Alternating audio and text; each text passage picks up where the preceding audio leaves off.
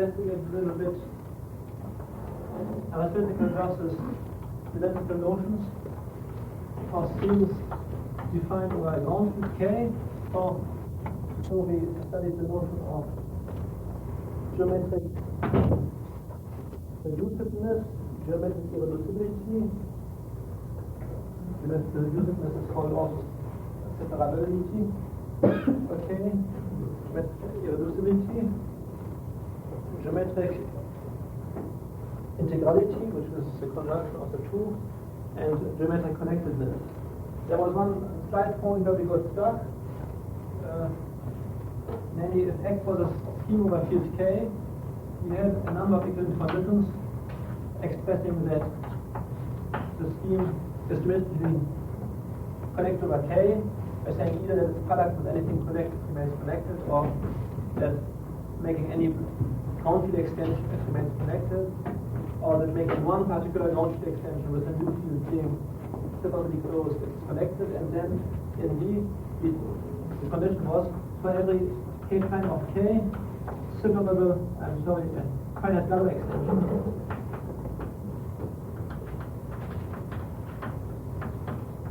xk prime is connected. And we wanted to prove that this implies the other property, and for this we have to prove that it implies that if K1 is a separable closure, namely the direct limit of, and therefore the direct limit of finite Galois sub-extensions, then the condition written down here, which just means that all of the xki's are connected, implies that xk1 is connected. And that's very much the type of situation we have looked at just 10 minutes ago.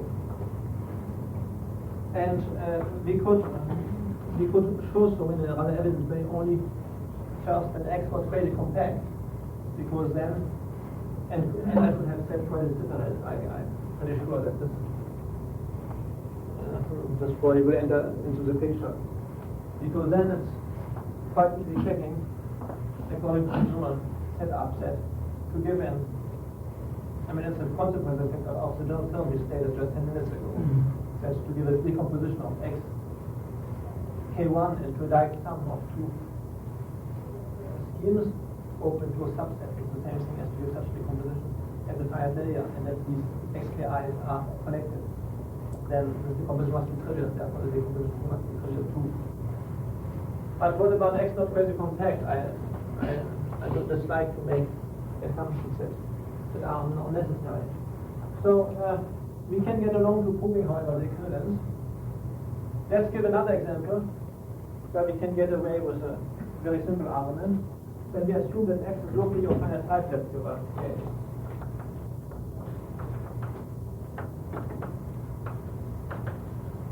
So when xk1 also is locally of finite type over K1, all the schemes involved are therefore locally concerned and therefore locally connected.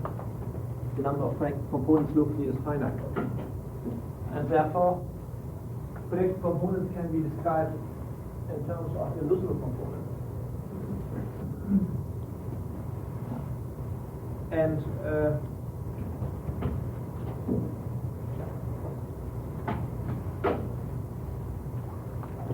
yes, in this case, what we could say is the following: if you have a subset U1 of xk1 that is both open and closed, look at its image, let's say ui in xk I for every I. Then this is, now we have to use some small text that we will not yet prove nor stated, namely that these condition morphisms must be closed morphisms. This comes from the fact that k1 over ki is integer. Every element of k1 is algebraic over k and hence over ki. This is an integral morphism. And this, therefore, after making a base extension, it's again an integral morphism. And integral morphisms are always closed morphisms. That comes from closed set to closed set. Alright, so ui is a closed subset of xki. And on the other hand, because this morphism here is flat, this morphism is flat, and a flat morphism, that's also something we will see a little later, they have the property that for every 2 points that correspond, the spectrum of the local ring here goes on to the spectrum of the local ring here. Because the morphisms or the localized schemes are projected. And therefore, as this subset here is an open subset and therefore stable under taking generalizations, as it contains a point, it contains the local scheme associated with this point, it contains all generalizations of this point. The same will be true with the subset Ui of xki. So this is not only a closed subset, but it has one of the important features of an open set, namely, it is stable under generalization. Because it's an image of such a subset. One which has a product and will often here state. Alright? But because xki,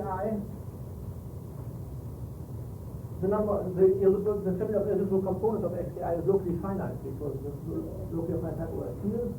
Therefore it follows that any subset that is stable under generalization and which is closed must be also open because if it contains a point, it contains the generic point of all irreducible components contained in this point. And therefore it contains the closures of these generic points, therefore it contains all irreducible components containing this point, but they make a neighborhood of this point. So therefore, this subset Ui of xki must be not only closed but also open. And therefore either it must be empty or the whole space. Now if it's empty, then Ui1 must be empty too, and we are true.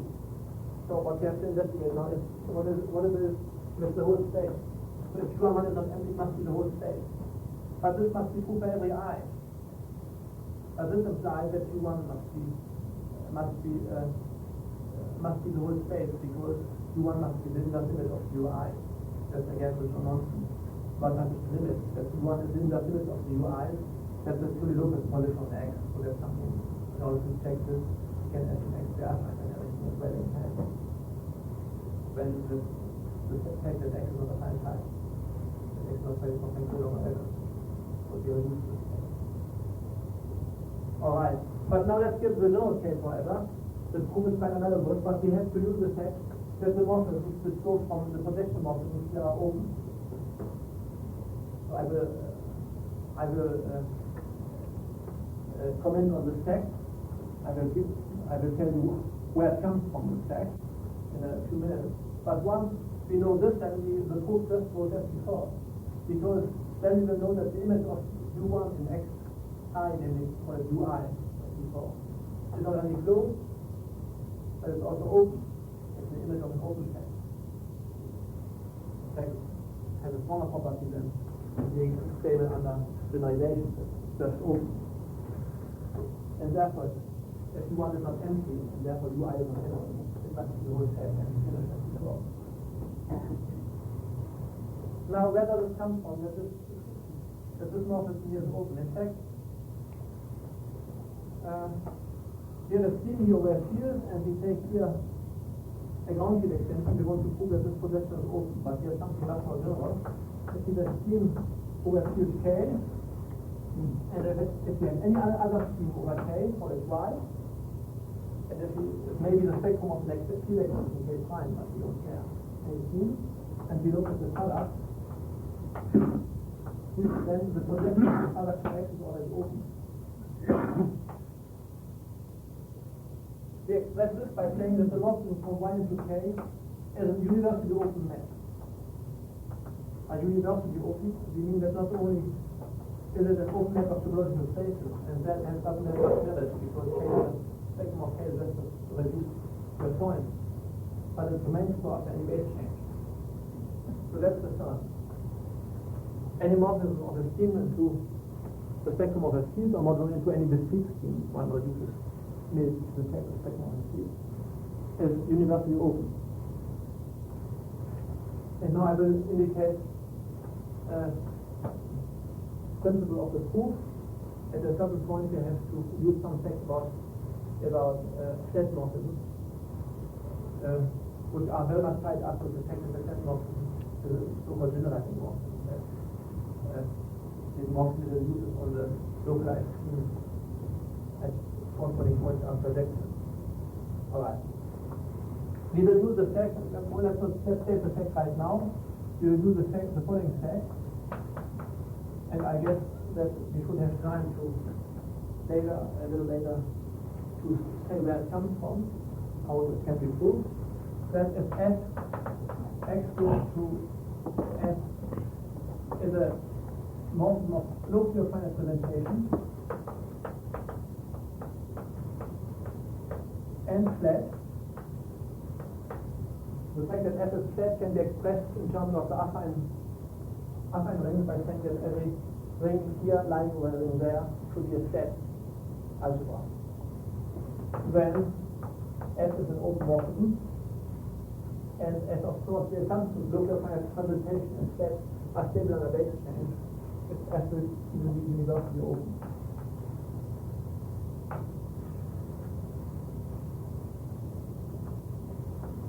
So we will admit the statement here for the time being, and I guess we will be able to prove it a little later in terms of known Jacob-Wilson algebra and some symmetry that we will do. And now this already shows us that the statement here must be true. And why is local finite representation over space? So why is that set over here? But do everything is correct. And if that local finite representation over K, or wants to get local finite over K, then it must be universally open, and therefore this also must be open. And therefore we have now to make a method to limit in order to prove the Zimmer case. Now, we can, of course, in order to prove that the morphism here is universally open, that's a pure local condition on Y, and therefore we can assume Y to be affine, let's say the spectrum of the ring B. All right. And on the other hand, we have to prove that this projection is an open morphism for every x over K, and since we have a local affair on X, we can assume X to be affine to the spectrum of an algebra A over K. And therefore we are now reduced to a problem of commutative algebra. We have two algebras over K, namely A here, maybe we give other names. Maybe this would be good as being a range extension, kind of. Okay. Well, let's see if this is correct. Two algebras A and B over K. And I look at the tensor product as an algebra over A, and want to prove that the spectrum of this map to the spectrum of this is open, or what I want to the same. We switch rotation, I think that's how it is in my notes, that the spectrum of this map to the spectrum of this is open. Alright, so we want, let's prove it here that this morphism here is open.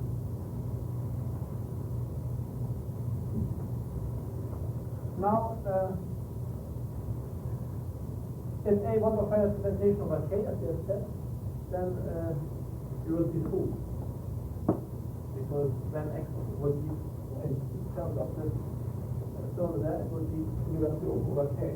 And therefore, we try to reduce to this case by making a method to limit. And I get A as being the direct limit of the subalgebra of A that are finite type over K.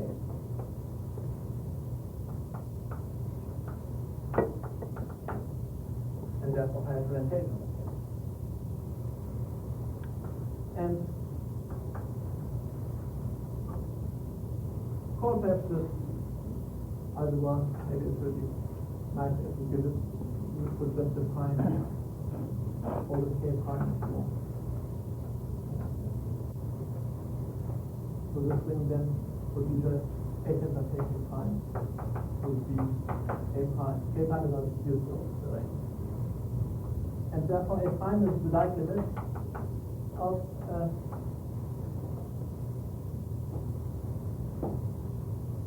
the subring A prime I, which are finite representation of A prime, because A is finite representation of K.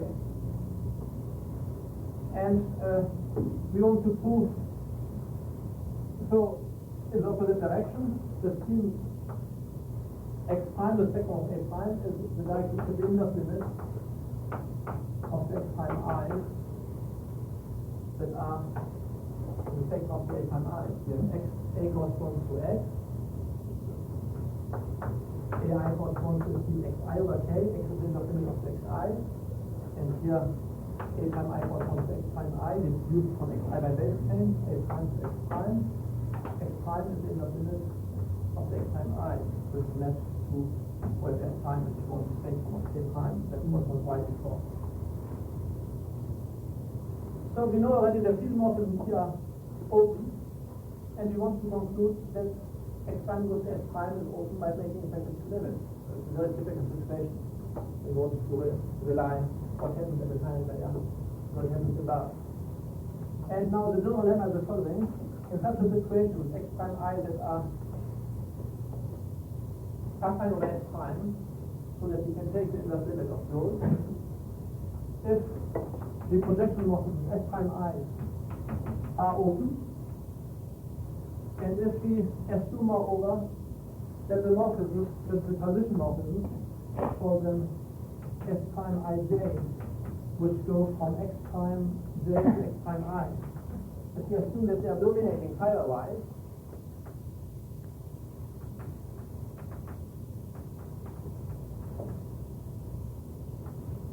then that the morphism S prime is open too. So once we have proved the lemma, we have proved.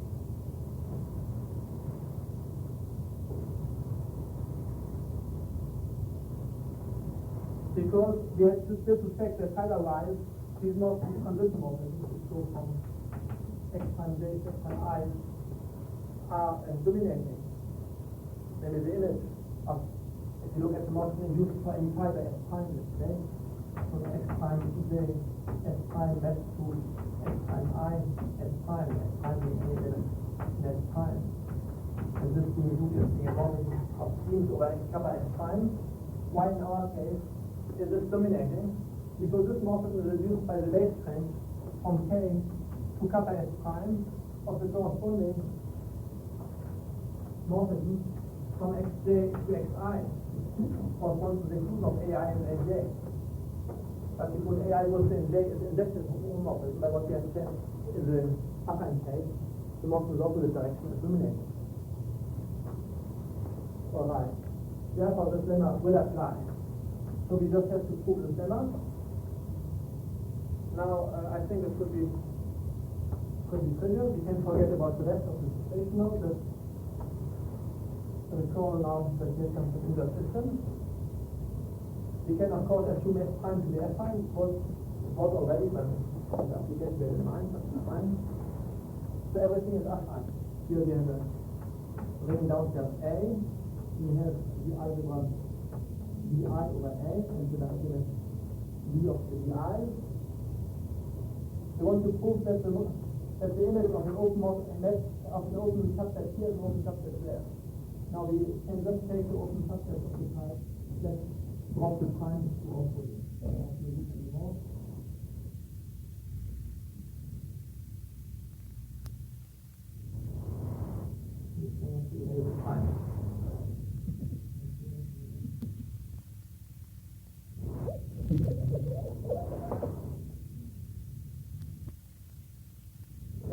So we just have to prove that if you have an element P and V,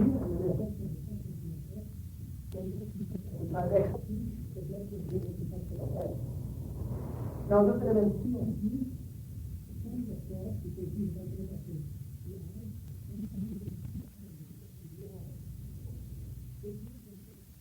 that X is in the image.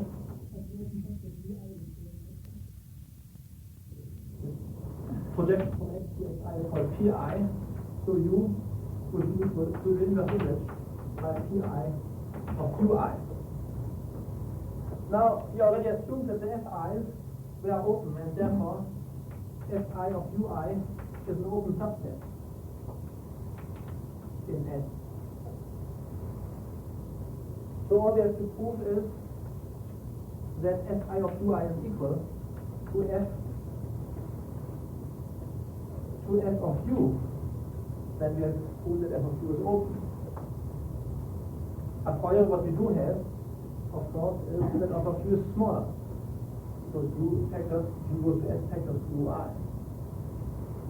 So what you have to prove is that that any point in here belongs to there. So let's take a point S in Fi of Ui, and let's prove that it belongs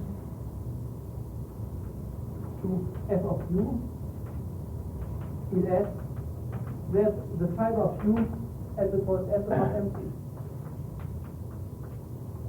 Our assumption was that the fiber of Ui at S is not empty.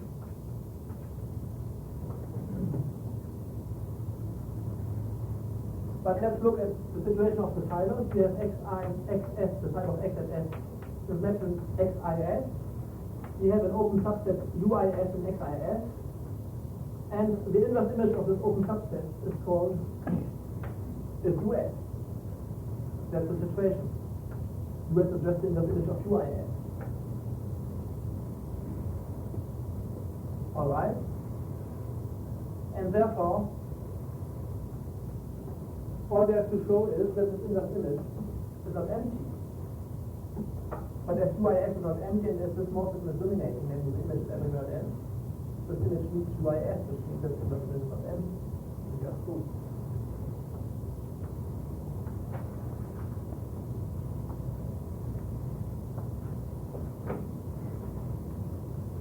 So that gives us a nice example of morphisms that are open.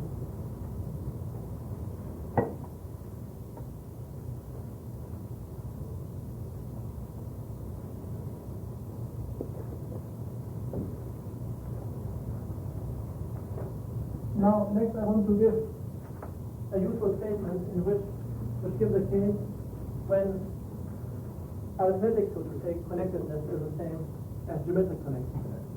So the situation is the following: that X3 has over field K, and if C is another over field K endowed with the morphism F from 0 to X. And assume that X is connected and that Z is geometrically connected and not empty. So that's what we could call geometrically zero connected. A zero connected scheme is a scheme that is connected and empty. A zero connected space is a space that is connected and not empty. And a zero connected scheme is a scheme with the underlying vertical space. And geometrically zero connected means that as zero connected remains for aesthetic, but non-emptiness of boxes anyhow something stable under and under these conditions I say that X is connected, that X is geometrically connected. So provided we can map into X a scheme that is geometrically connected and not empty, then the connectedness of X implies already the geometric connectedness. For instance, if X has a rational point over K, then we take for the spectrum of K itself, which certainly is perfectly connected. And then connectedness of X implies geometric connectedness. By the way, there's an analogous statement which is really proved exactly the same way. If X is irreducible, and if Z is geometrically irreducible and not empty, well, that implies already not empty, then this implies that X is geometrically irreducible.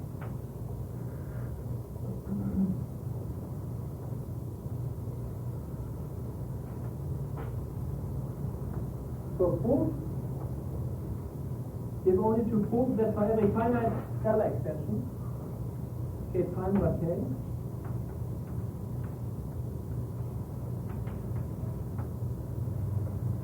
X K prime, deduced from X by base by field extension, is connected, or in the second case that was considered to prove that it's irreducible. Now let's give the proof in the case of connectedness. The case of reducibility is exactly the same. So let's consider the Galler group of to the extension k prime by k. Then the other group phi operates by automorphism of k prime, and therefore by automorphism of the spectrum of k prime, because of the dictionary, and therefore it operates by automorphism on the product x times the spectrum of k prime, which is xk prime. So xk prime is a scheme on which phi operates. In a way, in fact, compatible with the projection of xk prime to xk prime. Because taking a product is something controllable into the two factors. So let's keep this in mind. And by the finite group over. We put a finite extension here. Now let U be a subset of xk prime which is open and closed. You have to prove that U is either empty or the whole thing. So assume U is empty, we have to prove U is the whole thing.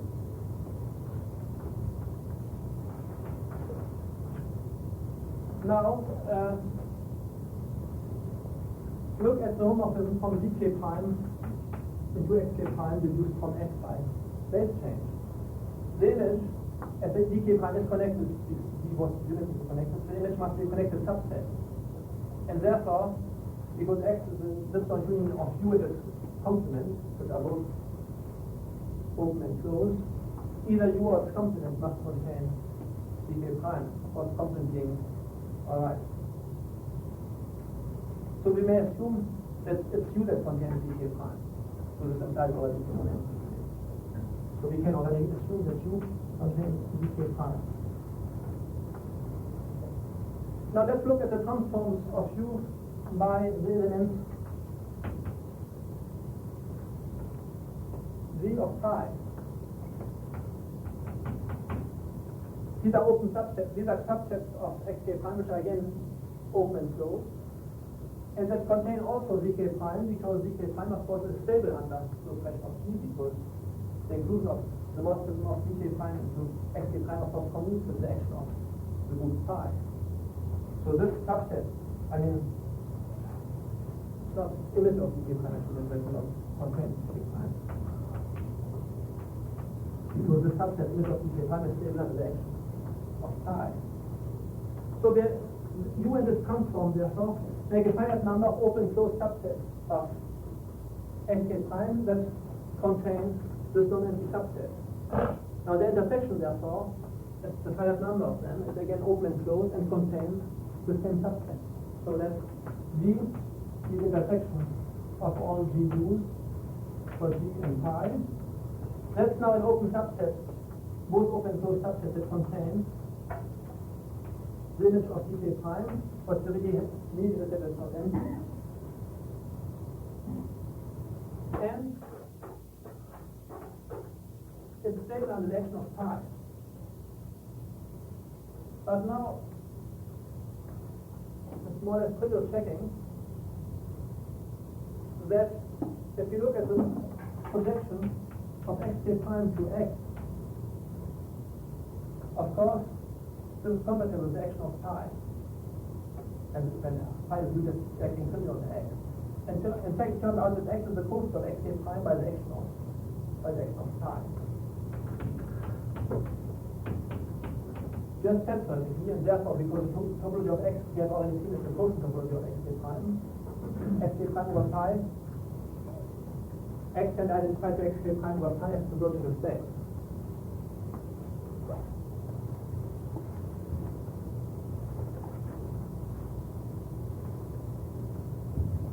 So, if you want to check it, I mean, that's really not hard, and it's something essence which you can do when x is affine. You have the local space on x. Let's not do it here. It essentially becomes a very critical particular case, very particular case of defense. But this means that if you have, this implies that if you have to get a subset of xk prime stable under the action of phi, is the same thing as to get a subset of x. These are exactly the subsets of endless images of subsets of x. And to say that such a subset is open and effectively closed means that the subset of x which corresponds to it is open or closed. And therefore, this subset V can be viewed as being the inverse image of a subset of x which is both open and closed. by the way, which is not empty, because D is not empty. Therefore, this subset of X must be the whole of X. And therefore, V must be the whole of Xk prime, and as U contains V, U must be the whole of Xk prime. And we are true.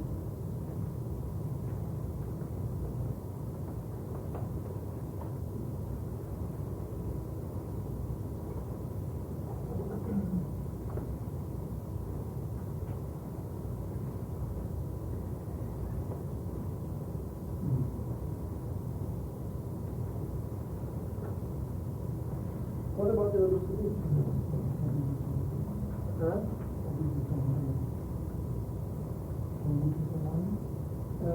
I now wonder whether I didn't forget some extra assumption in the reducibility. I begin to write it down. Let's see. Because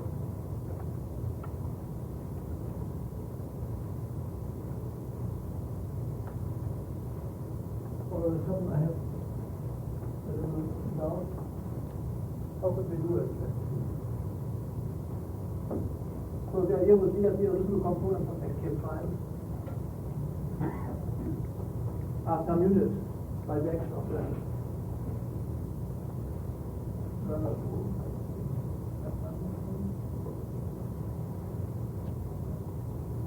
and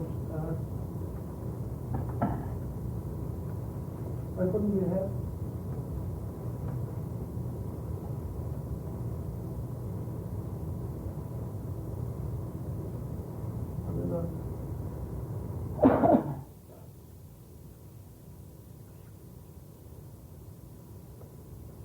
let's put an interrogation mark over I may have forgotten part of the assumption because I can reconstruct now. I can't reconstruct the two.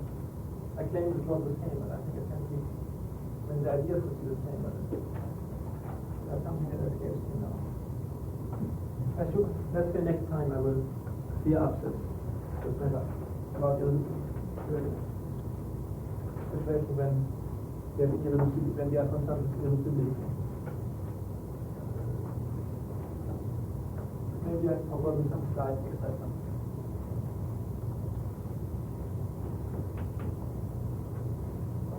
So let's give an example. Let X be a group scheme over K. So in G there sits an element rational over K, the unit element, which is a morphism of spec K to G. And from what we have just said, it follows that if G is connected, then G is geometrically connected because it has a rational point over K. Now, more generally, let's look, not assuming G to be connected necessarily, let's look at the connected component of unit elements. So that's G naught.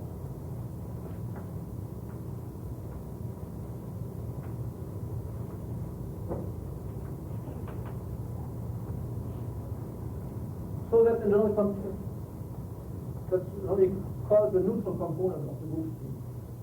G.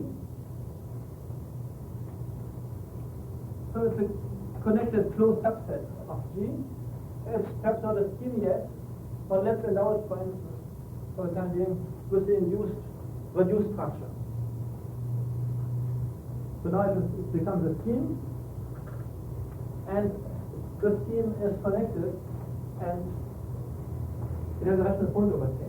Therefore, in terms of our it must be geometrically connected. So G naught is in fact geometrically connected.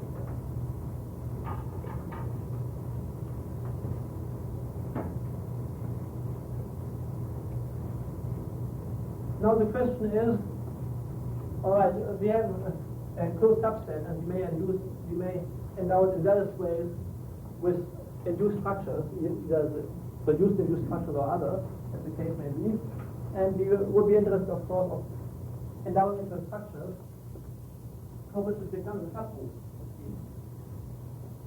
so that it becomes, let's say, a subscheme which is stable under the composition law. Now, there are two different situations in which this can be done, and the two processes are essentially different. Assume that G0 is open.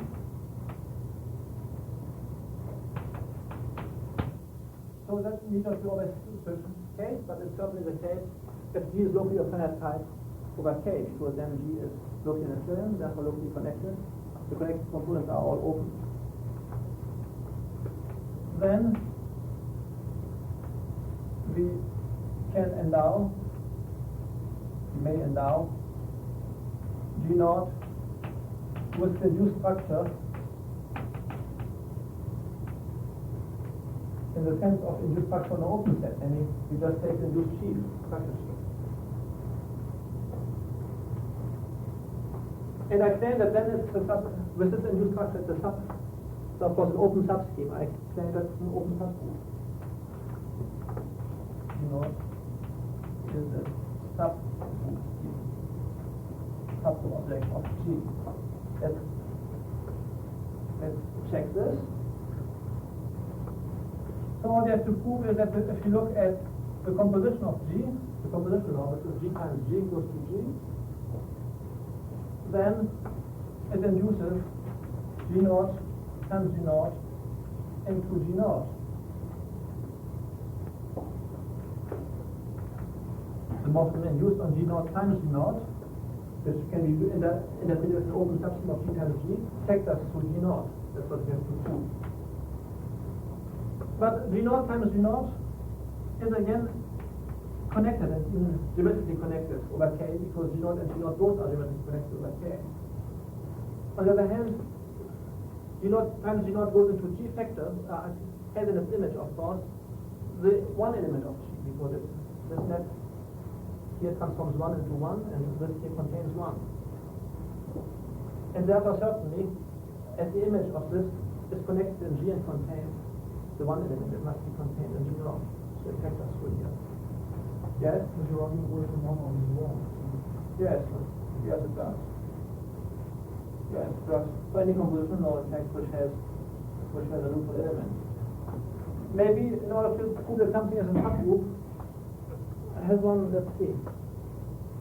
Yeah, one has to prove also that it's stable under passing through under symmetry. So we have to prove also that the symmetry G goes to G minus 1, which is morphism from G into G, transforms G0 into G0, and we assume that we have group laws. But it's the same thing. G0, the image of G0 in G is a connected subspace of G that contains the origin, and therefore it's contained in G0. So that's what mainly happens, you see. Of course, most group schemes that one works with are of finite type or local finite type over the ground field, and therefore G0 is open. And then what is most handy is to take a loose structure to get now a connected group scheme, finite type G0. But let's look now at another case, which is also interesting.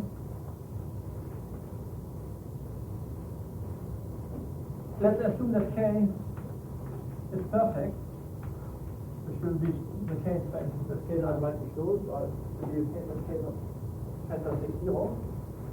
And let's now take G0 with the induced reduced structure called the G0 red.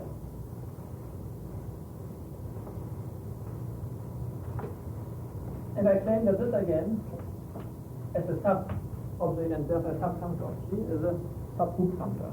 Or it amounts to the same. It is stable by the composition law and by passing to the symmetry, by the symmetry. So let's look at, therefore, at what is induced by the composition law of G.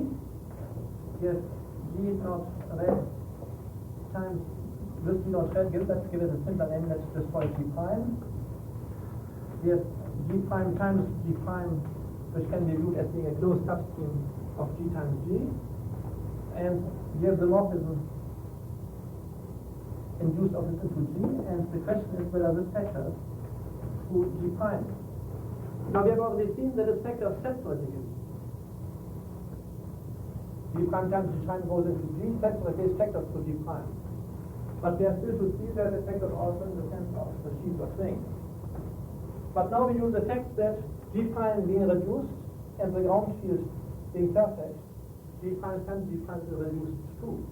So G prime will be in fact separate over K, and therefore the product G prime times G1 is separate and therefore reduced. So this here is reduced. Now this is a pretty trivial fact that if you have a morphism of schemes x goes to y, like here, and here a subscheme y prime of y, and if x is reduced, then in order to check y prime is a subscheme, in order to check that x goes to y factors to y prime, of course the calculation will be unique because the subscheme is a subobject. It's sufficient to check that it factors separately.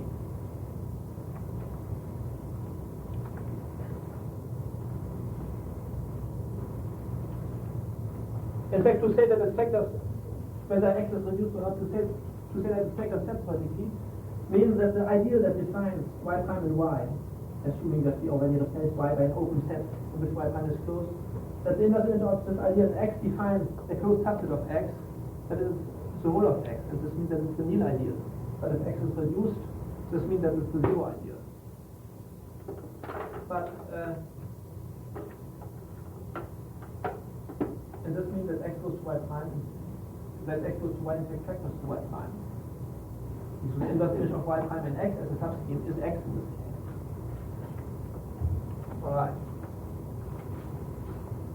Therefore, if K is perfect, then G naught red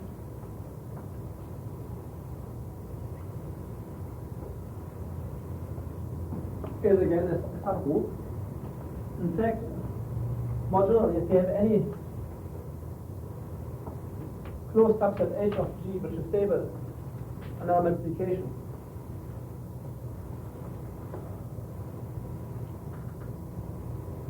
namely that H and endowing it with a reduced structure, that just means that H times H going to G factors separately to H. If now by K is perfect and H again being endowed with a reduced structure, then this will imply that H is stable under the convolution law as a subscheme, as a subfunctor. So G is a monoid, H is a monoid. Now the same argument will apply to proving that we have subgroups when G is a group in fact. Then we have to prove that the symmetry which goes from G to G match H into H. We assume it to be true already separately. For instance, this is true when H is equal to G naught. And if H is reduced, this implies already that's true also for the corresponding scheme. For the subschemes, for the equal subset. And so we have a subgroup. Let's give another example, which has nothing to do with taking connected components.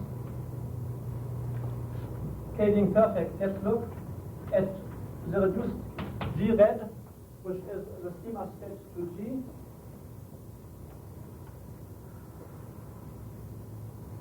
And to the nil radical of its sheaf of ideas, of its sheaf of things. So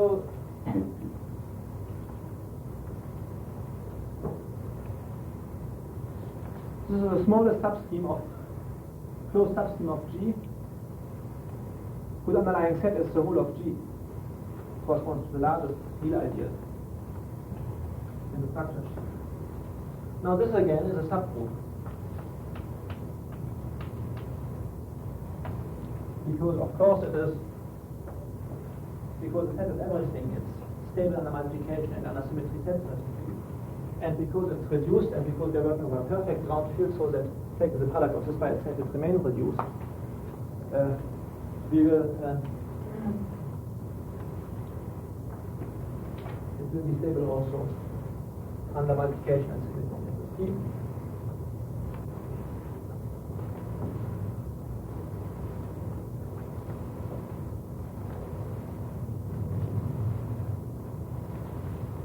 Now let's come back now to the general situation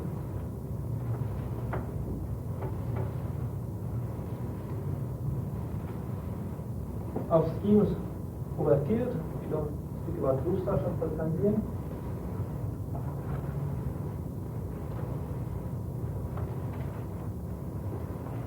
I want ultimately to say something about the case of schemes over fields that are not geometrically connected, and to say something about the set of geometrically connected components that can occur. But in connection with this, I would like to make explicit something pretty important, namely, over any cube K, the classification of Étale schemes over K.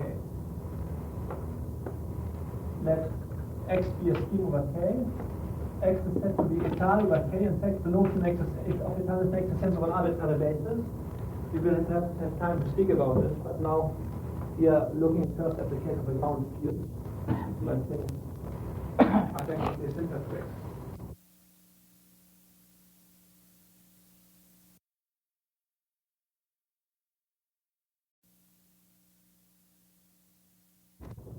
The Western Union is just the sum of schemes over K each one reduced to just one point. That's what it is. That's like sum of local schemes. And P, so X is just the sum of the subschemes reduced to a point. And now I have to say V something about how these points look like. So these correspond to rings, O capital X, small x. So this could be a local ring having just one prime ideal equal to its maximum ideal. And I want this to be in fact a finite separable field extension of K. So that's the definition which may seem a little technical. So I want X to be reduced.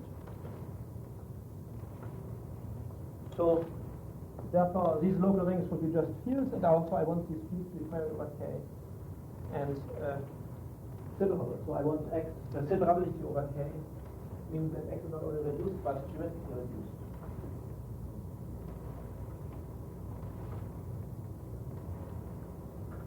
Alright, now this condition, which looks a little technical, can be replaced by the following. Assume that we give already an extension K prime of K, which is algebraically closed.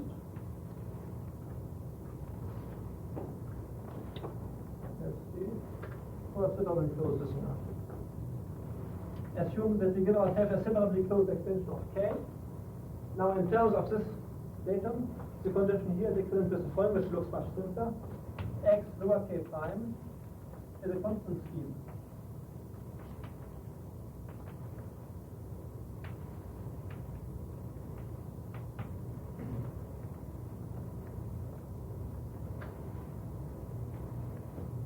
So, I mean, now geometrically things become extremely clear. The Étale schemes over K are those which become constant after making a base extension to a separably closed field. If it's true for one separably closed field, it will be true for any other separably closed field extension. Now let's prove this equivalence.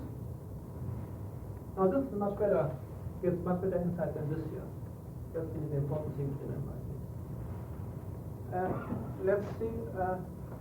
Alright. Of course, if X is discrete, this doesn't mean necessarily that it remains discrete after any ground field extension. For instance, X may be a section of a big field here. For instance, a purely transcendental extension of K, of transcendental degree not zero.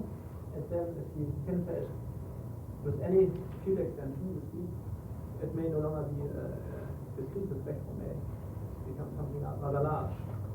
But X being the sum of these schemes, X lower K prime for any field extension is the direct sum, because direct sums commute with making base changes, of X tensor K prime, and Kx now is the spectrum of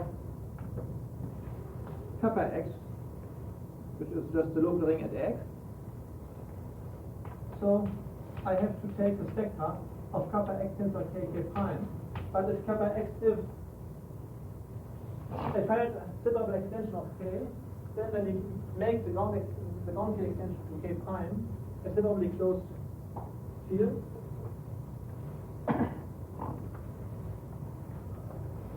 then this becomes, well, we said first that we take any extension k prime.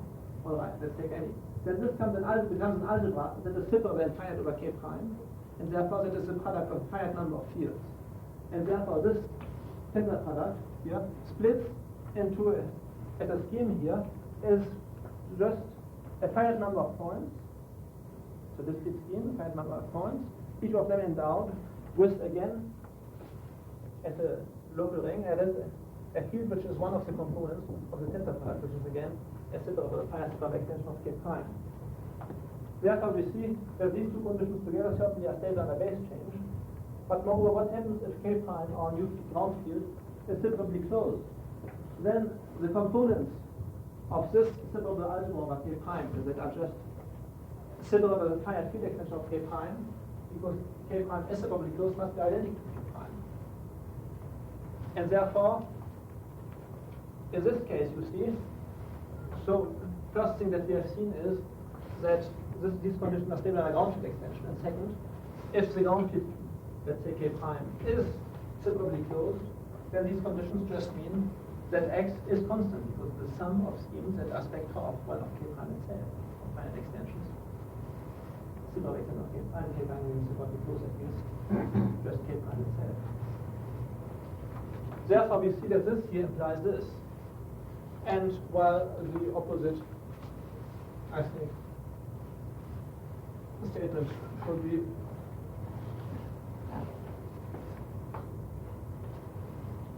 easy enough.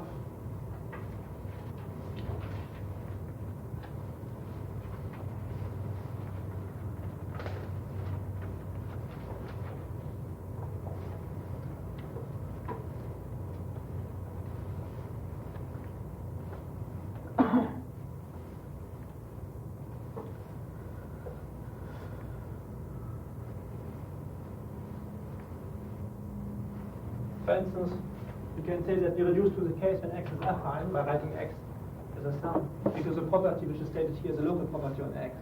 So we prove that it's true when we have this here. It's enough to show it when x is affine. And then it just means the following: if we have an algebra A over K, and if A tensor K prime and A tensor K K prime after field extension becomes, well, in fact, a product of copies of K prime, it would be enough to know that it becomes a product of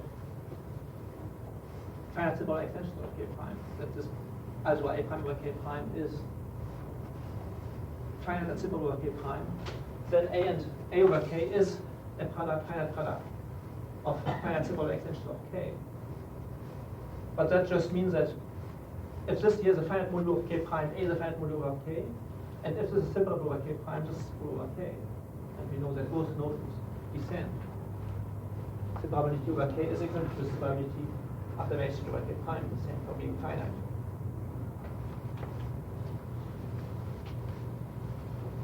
So, therefore, etalness just means that geometrically it's constant.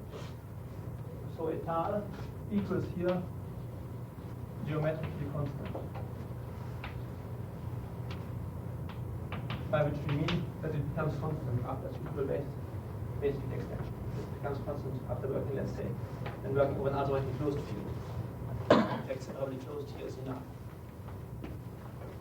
And the question now is to classify these schemes X over K. And in fact, this classification is essentially Galois theory, except that the way Galois theory is usually stated is not geometrically enough to be readily usable for our purpose. So one has to state it in a more geometric way, which I will do. So let's look at the category of all etal schemes over K. I want to determine it. And in order to determine this category, I will choose a separably closed extension. of k prime. We may, for instance, take a separable closure of k or an algebraic closure of k. Doesn't make a difference. And we will look at if we took something larger than the separable closure of k, we will introduce also k bar, let's say, the intermediate, which is the separable closure of k in k prime. So that k bar now is separably closed also. And moreover, k bar will be algebraic and separable over k.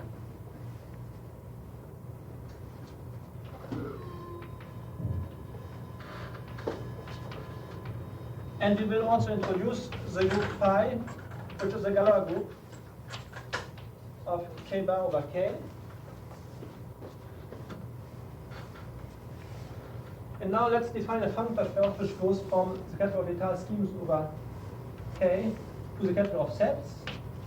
This functor associates to every État scheme x over k, the set of points of x with values in k prime.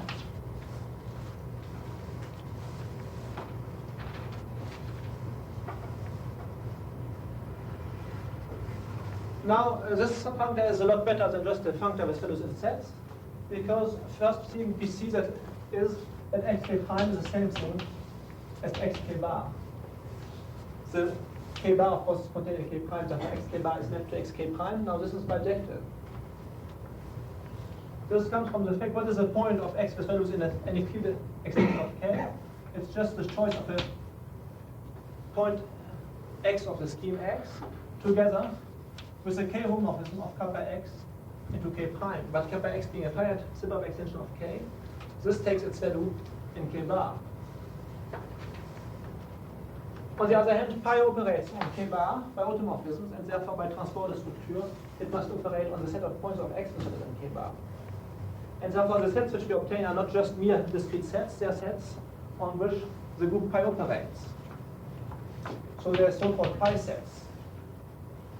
Now we have to recall also that this Galois group pi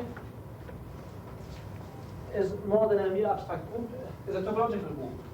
It has a topology to it, which is obtained by writing k bar as the Dirac limit of the finite sub-extensions of ki of k bar that are Galois, and then pi appears as being the inverse limit of the automorphism groups of the ki's over k, which are finite groups pi I. So pi appears as the inverse limit of an inverse system of finite groups, built inverse system of finite groups. So it's a profinite group as one says it. Endowed with the inverse limit topology is a compactly disconnected group. And we see at once that the operation of pi on such sets are continuous operations.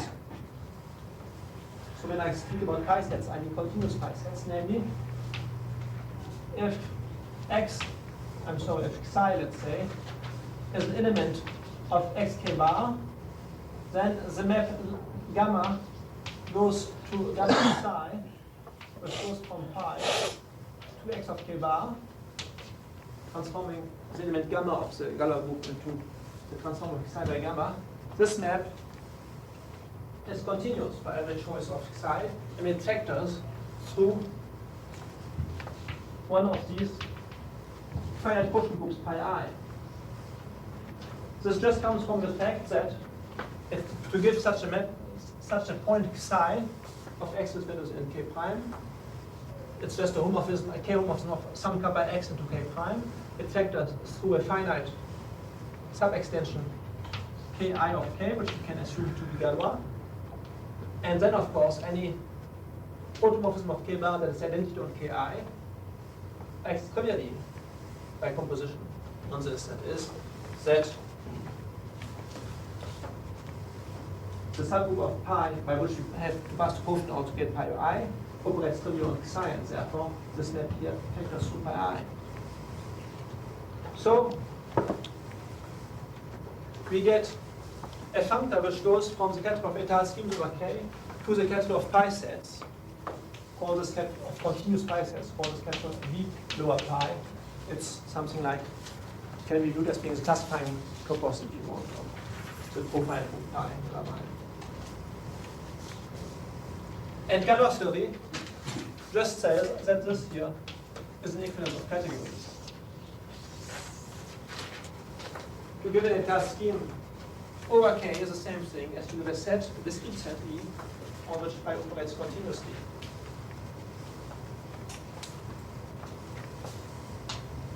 Now, when we have said that something is an equivalence of categories, we have said a great deal, because that means that the operations that can be described here in terms of, intrinsically in terms of the category, exactly correspond to the corresponding operations here. Now, this was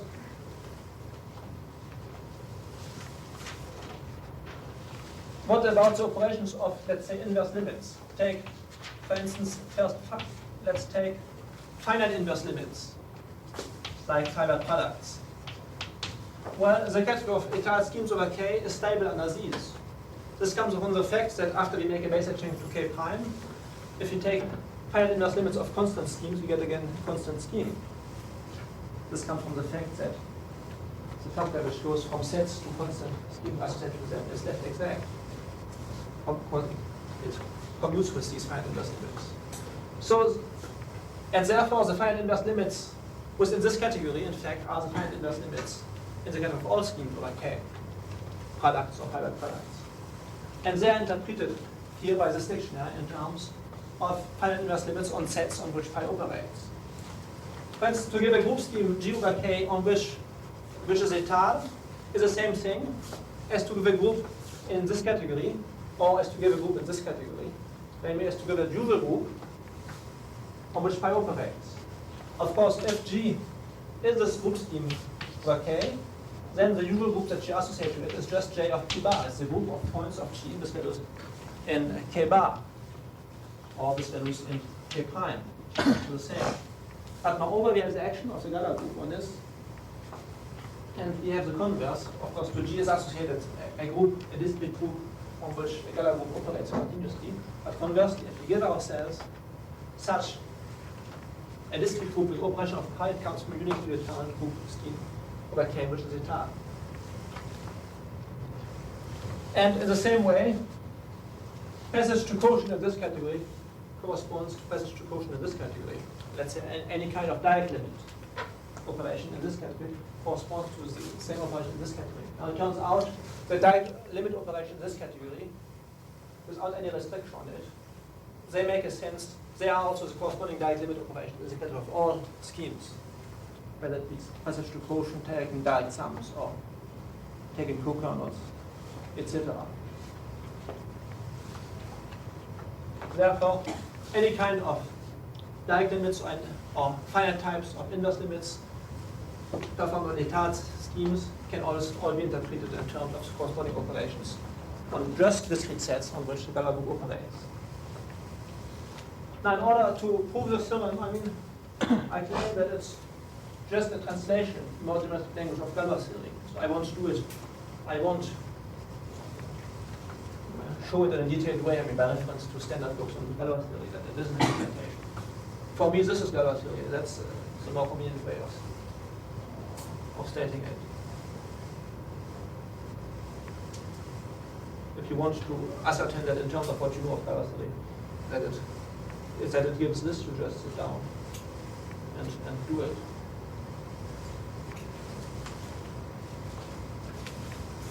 There is quite an analogous dictionary. If we are working not over a field as a basis, but if we are working over an arbitrary ground scheme, and if we take étale coverings of this ground scheme, then we have the notion of the fundamental group of the scheme, and everything works just as nicely. In a way, Galois theory should be really viewed as being essentially of the same type as the Poincaré theory of covering spaces, topological covering space, or topological space. So the covering space here would be the topological space of which we are taking coverings would be spec K here. And in fact, this comes out very clearly when we take the theory of fundamental group of a general scheme or moduli of a general topos, you see. then which specializes both into the Poincare theory of covering the topological space and the Galois theory for finite separable extensions of a given field.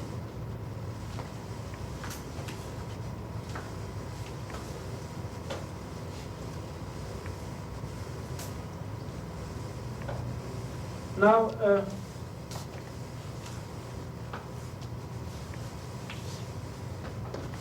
maybe we should emphasize this point. Assume that K prime is a field extension of K, which is, for simplicity, as we are in this context of étale schemes, which is a finite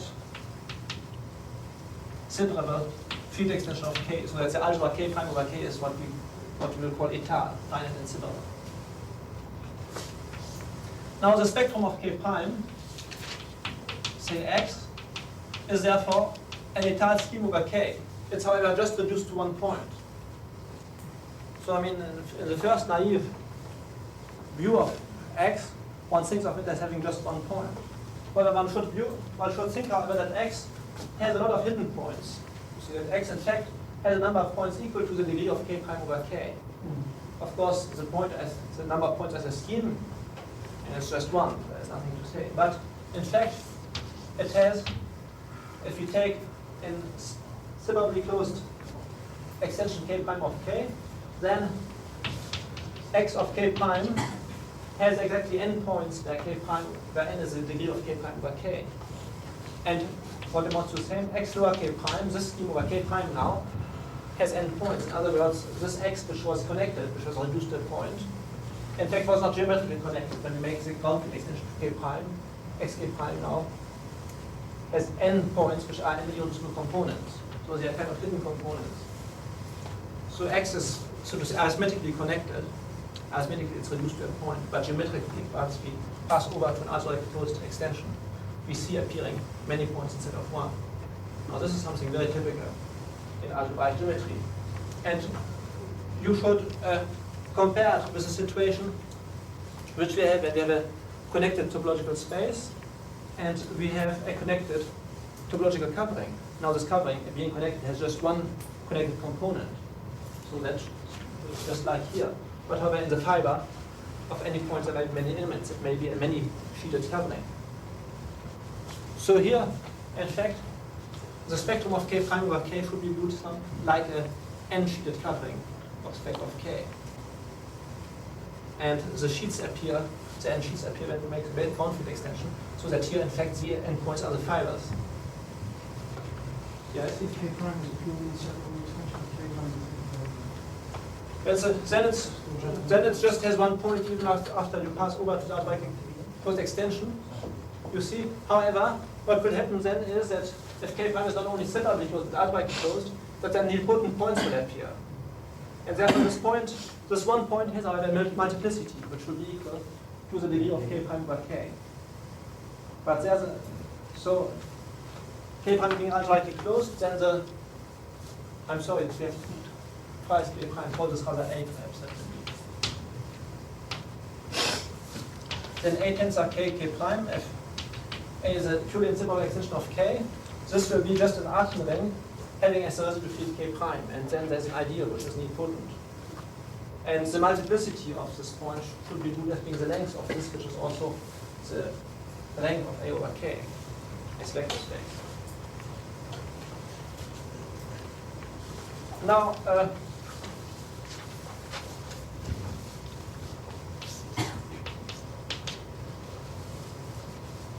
in this dictionary, we want perhaps also to do the following.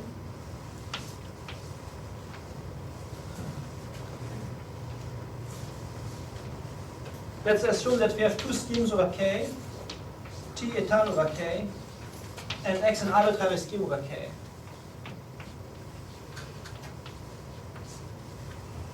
And we want to describe all possible morphisms from X into T.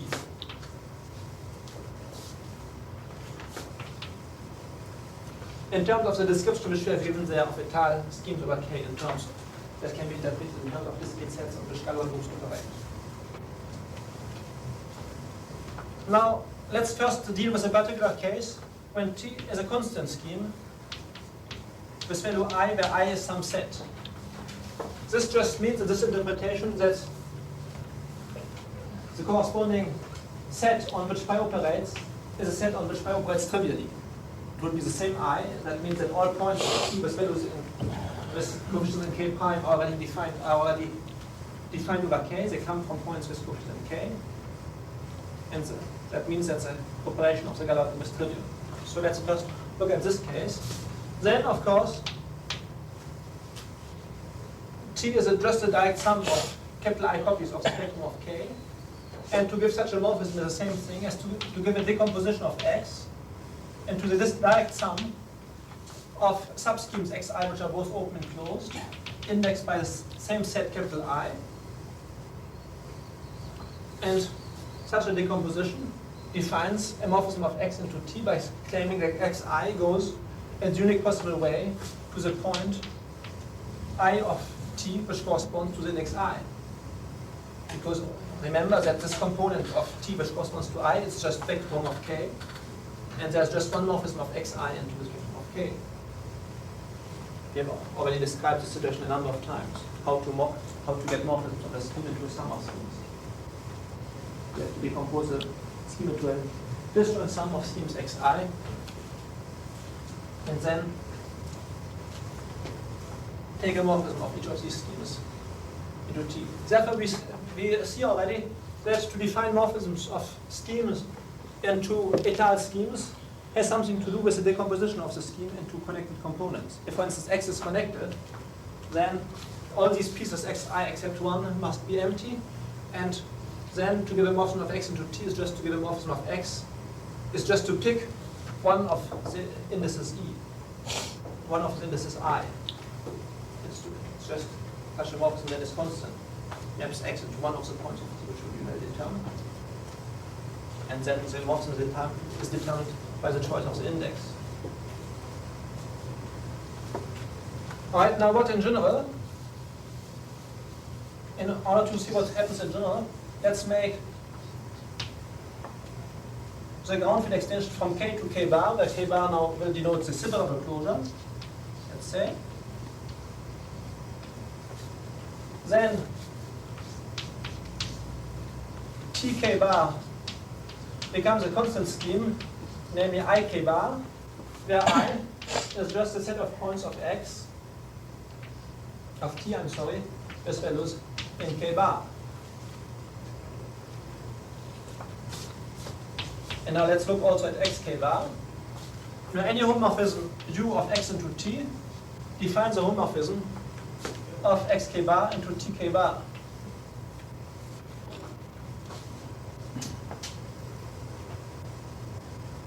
And therefore defines a decomposition of Xk bar into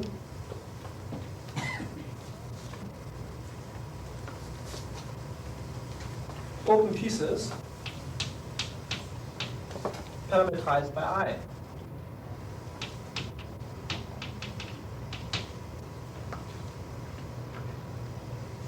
Each of these is mapped into the corresponding component of this constant thing.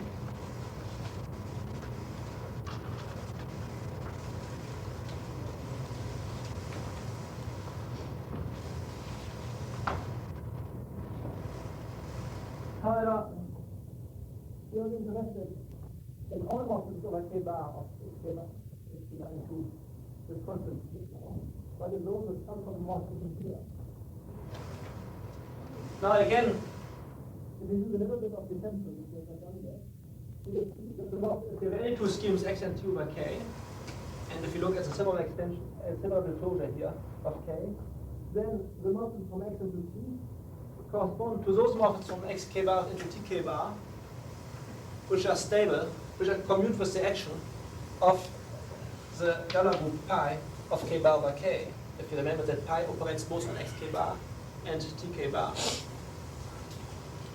And therefore, in principle, we have a way of determining all morphisms from X into T in terms of the way in which Xk bar decomposes into irreducible components and the way in which pi operates on these irreducible components. Now we can, in order to formulate this relationship, I think the best is to construct a scheme over T associated to X, which will be, so to say, universal for all possible morphisms of X into etile schemes. And this scheme will be able to call this scheme of connected components of, the scheme of geometric connected components of X. And now let's see, do I have time to do this? I guess maybe it takes us 5 or 10 minutes, it's all right. Before I go on explaining this construction.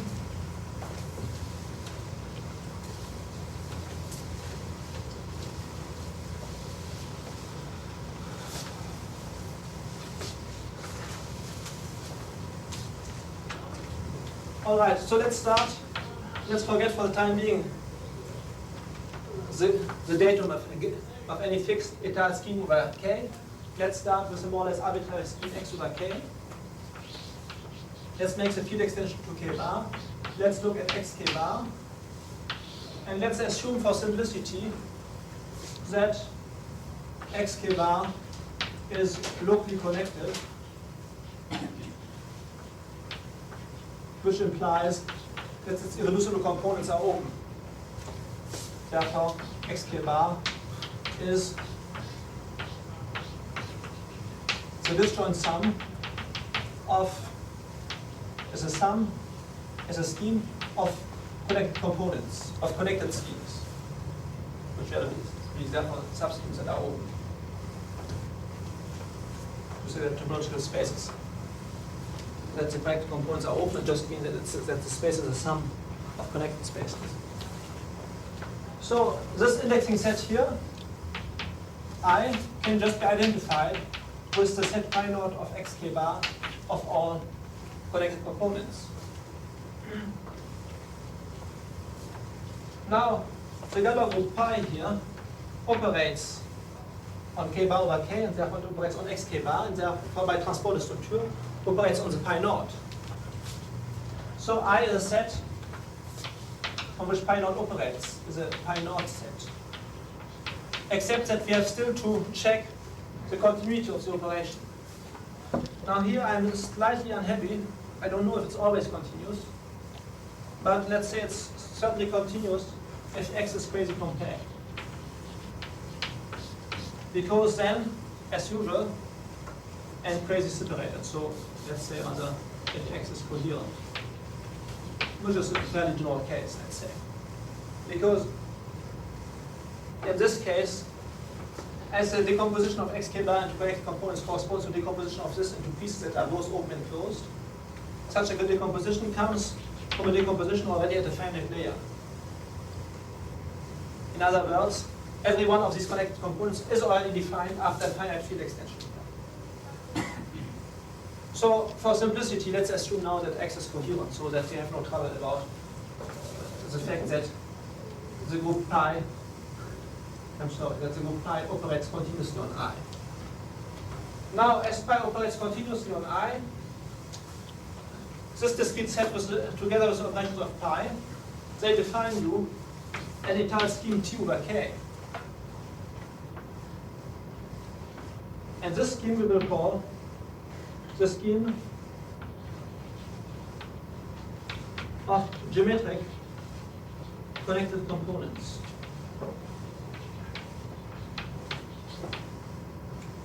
Of X over K, for a reason that will appear in a minute. Of course, anyhow, these points of T with values in K bar are just the elements of the set I. They are just geometric connected components of X and connected components of X K bar. So this already is part of the justification of the terminology. Now I will define a morphism of X into T in such a way that the fibers of this morphism will be geometrically connected.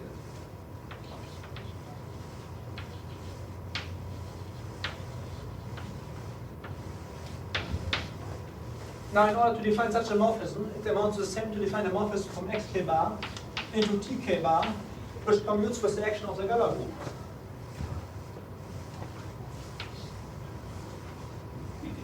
But Tk bar, by the construction of T, is just the constant scheme with values I. The operation of pi on I was just used in order to determine in which way this constant scheme over k bar was to be descended to k. And of course, we have a morphism from xk bar into tk bar, which just corresponds to the canonical decomposition of xk bar into its connected components. That's true for every topological space. You see, the topological space is mapped into the discrete space corresponding to its pi naught, at least if the topological space is locally connected. And this, of course, this map on the underlying spaces, of course, goes together with the morphism of the schemes, because here, in fact, the structure sheet is just a repetition of k bar at every one of the points, and hence this scheme is a scheme over k bar. All right, so we have this morphism. I mean, that's just a particular case of what I said there about determinations of morphisms of a scheme into a constant scheme. And because the way we did things is completely canonical, you see, it's compatible with transport structure, therefore this morphism commutes with the action of pi, and therefore corresponds to morphism from x into t. And of course, the morphism here is surjective, and therefore the morphism here was already surjective. So it's a surjective morphism. Surjective morphism. I claim that here the fibers are geometrically connected. But that's a property. In order to check it, you have to check it only after base extension, because of something to be overfield to be geometrically connected. The ground field would be a positive field of a point of t. That's something which is stable under, this condition that doesn't change when we make a ground field extension. So you can make this ground field extension, and you just have to check that the fibers here are geometrically connected. But the fibers here are just the connected components. They are connected, and because k bar is simply closed, it's also geometrically connected. Therefore, we see that any scheme X over field K, provided we make a slight restriction like coherence, for instance, but then there are examples where it works also without X being crazy compact.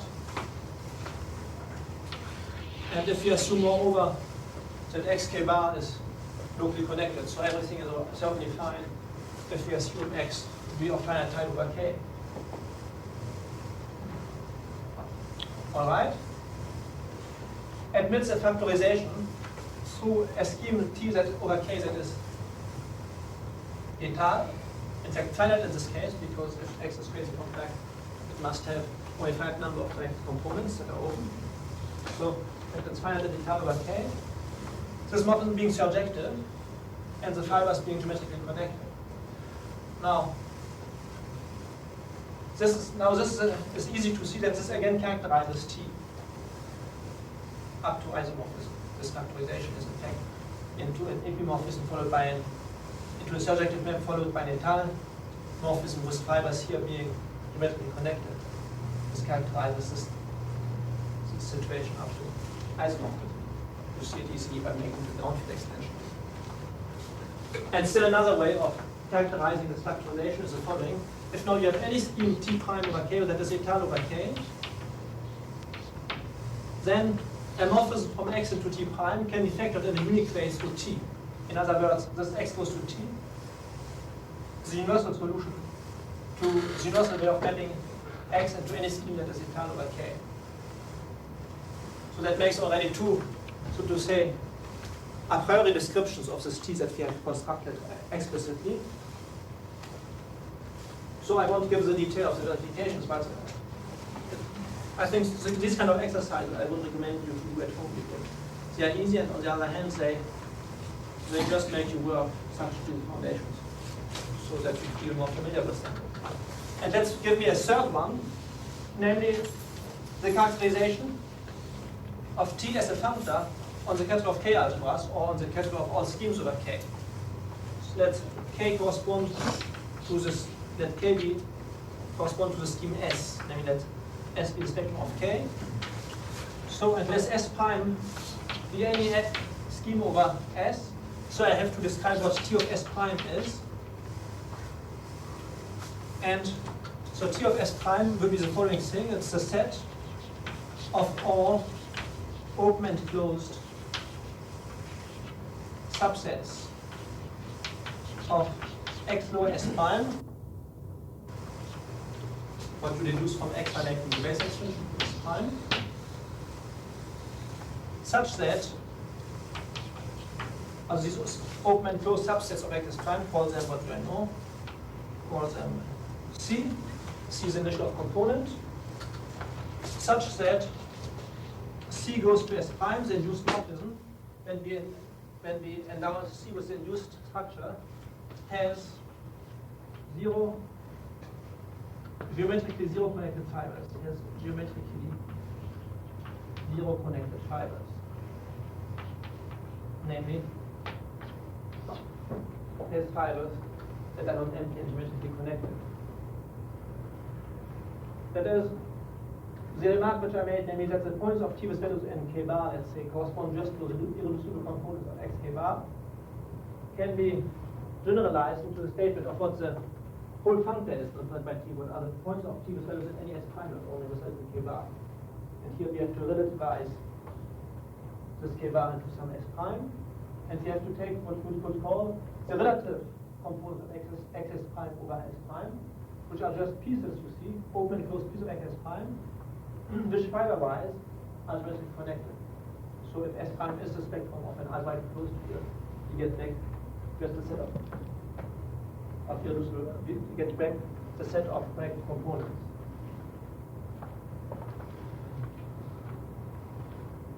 So this, I think, is the most complete description one could give of the geometrically connected component of x for an arbitrary x. It's just embodied in the situation I had described.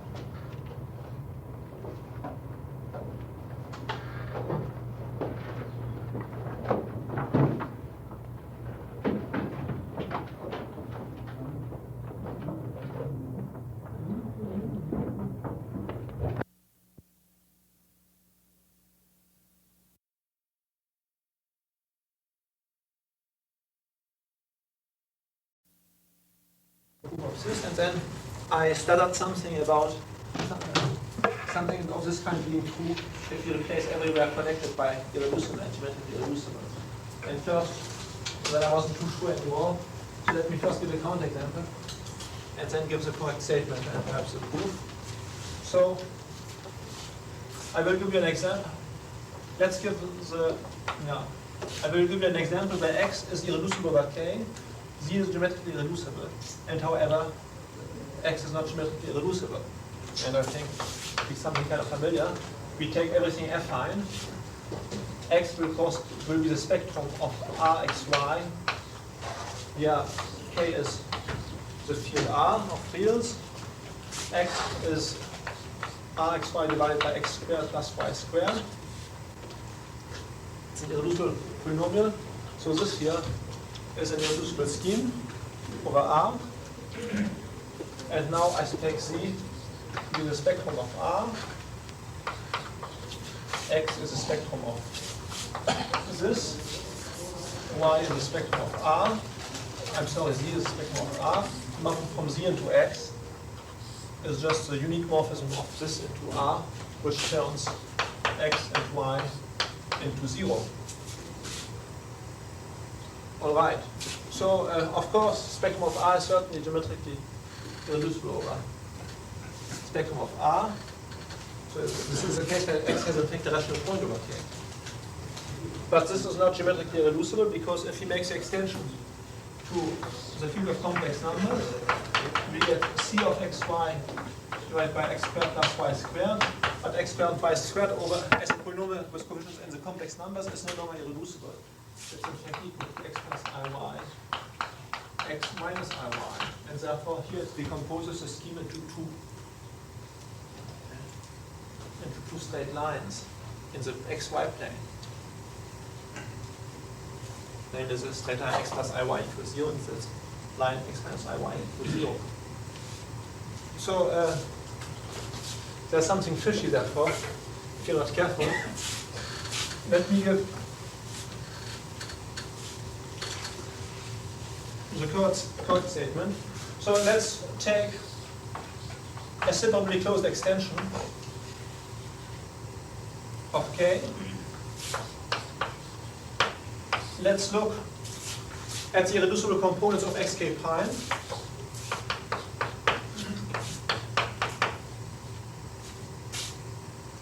And let's look at the twofold intersections. X prime I intersects x prime j.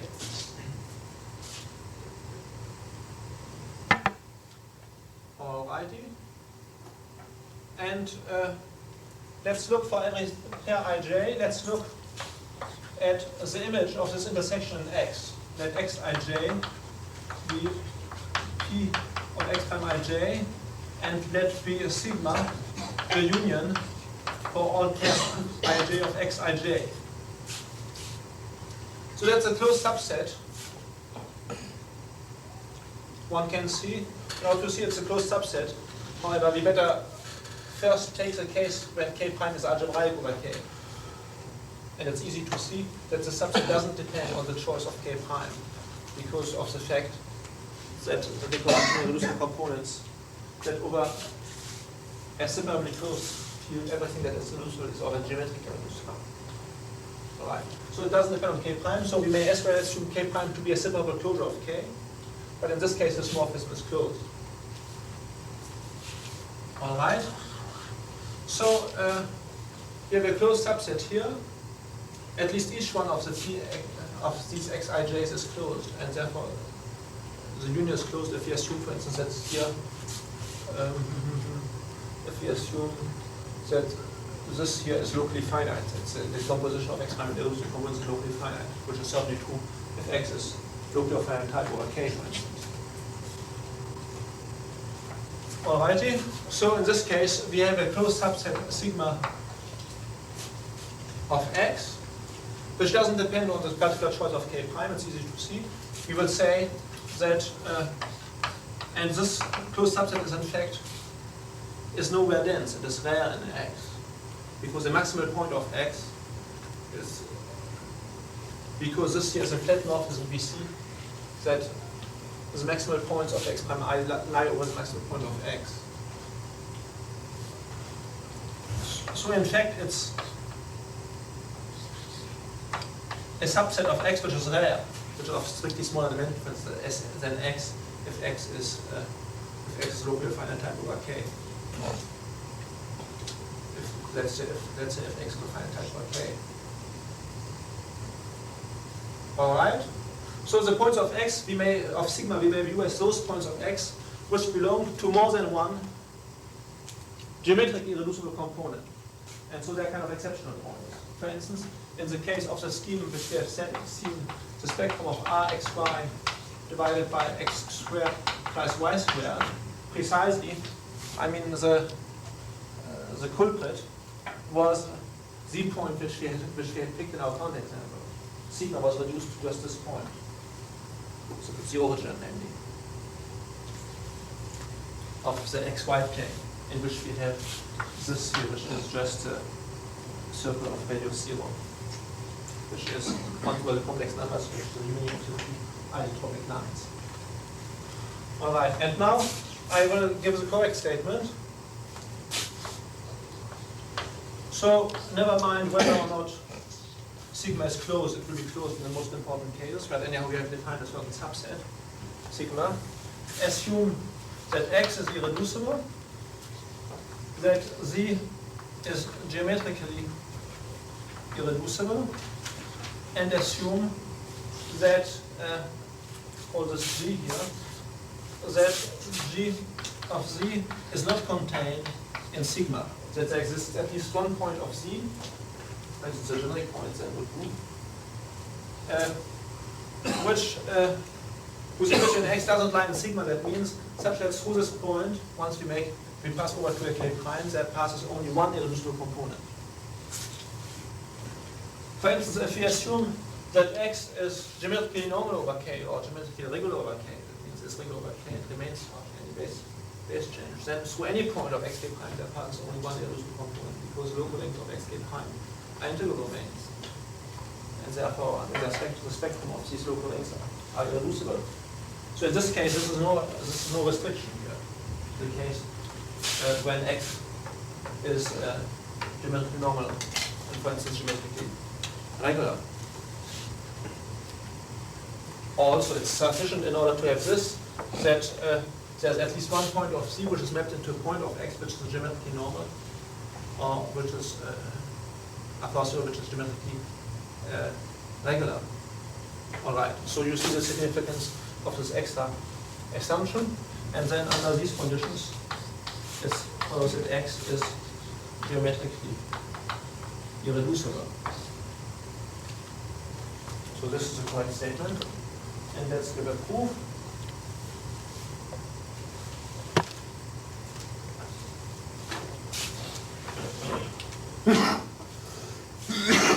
So we just do as in the correctness case now. All we have to prove is that for every Galois extension, finite Galois extension, call it this extension K1 if you want. If we look at what we obtain by base change, X1 over K1, then X1 is irreducible. That's all we have to prove.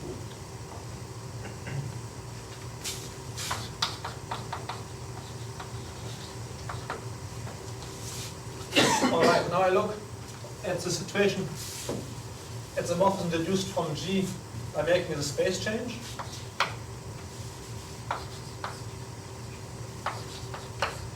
From Z1 to X1.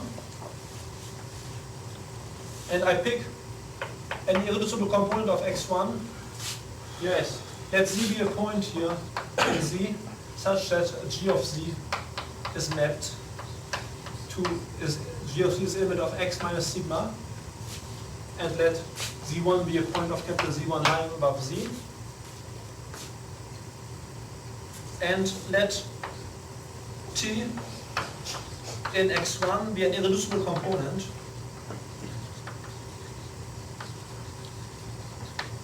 such that T contains G of Z1.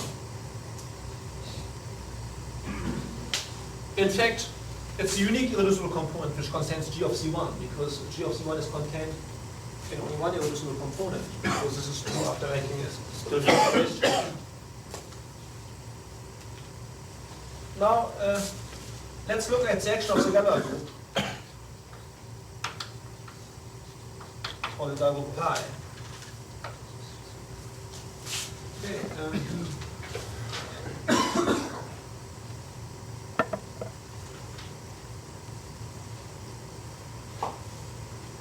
I will rather say the following. I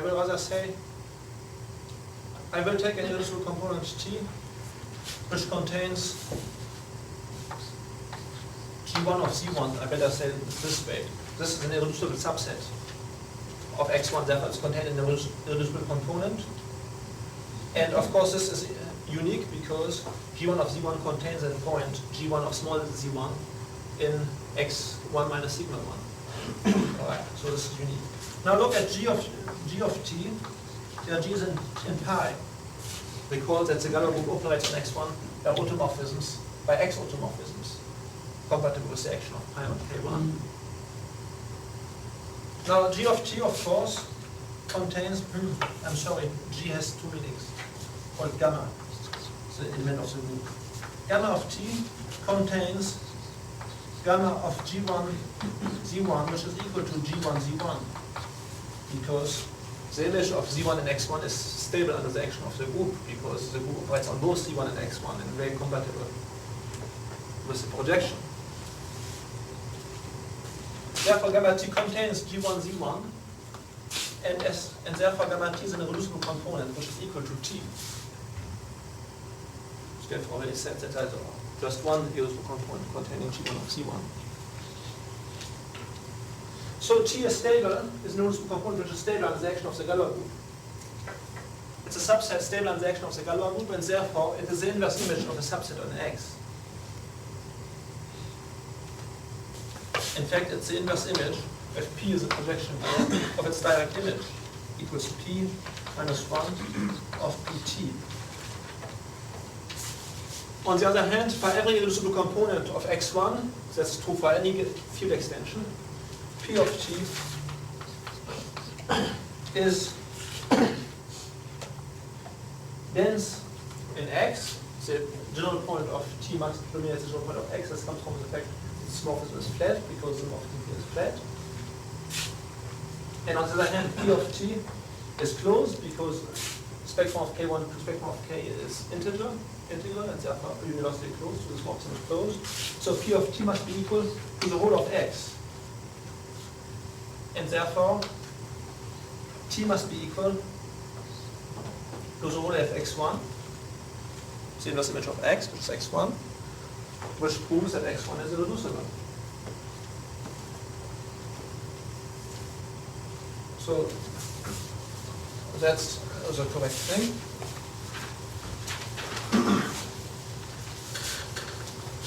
Now, before going further, I want to emphasize slightly on this dictionary between étale schemes over K and sets on which pi operates. So to a scheme X over, étale schemes over K and sets on which pi operates, and discrete sets on which pi operates discretely. So let's say that X and E correspond to each other, and I will set up the dictionary a little more because it's quite an important dictionary. X quasi compact, that's equivalent. We're saying that X, let's have start with connected. Yes, that would be better. Let's say X is connected if and only if. So that means the same thing as irreducible. Recall that X is a disjoint union of points, each which are open subsets, each endowed with local ring, which is an étale extension, finite symbolic extension of K. So connected or reducible, that's the same thing. Or else the spectrum, that it's isomorphic to the spectrum of a field capital K over K, where capital K is finite extension over K. All this is equivalent. This is equivalent with saying, now if you look at the right side of the dictionary, that pi operates transitively.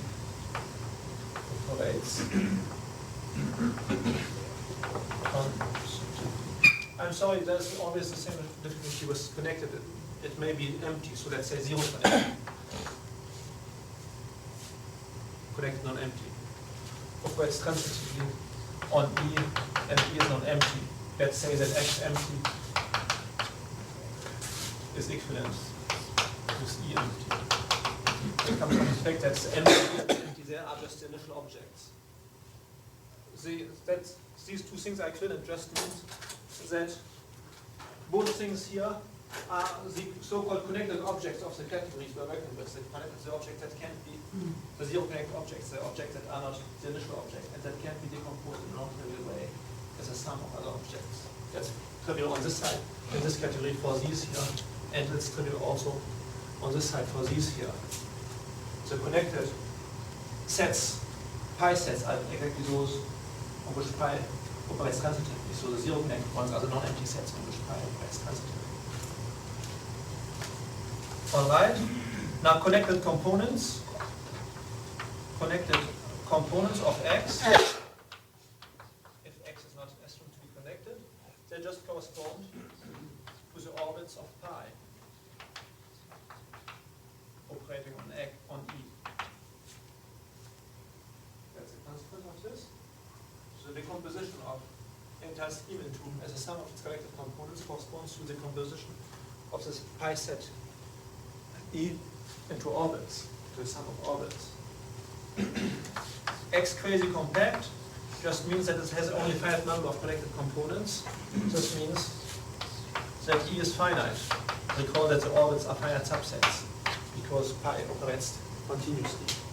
E is a finite set, if and only if X is quasi compact.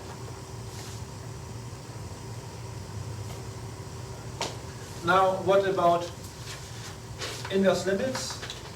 So finite inverse limits of schemes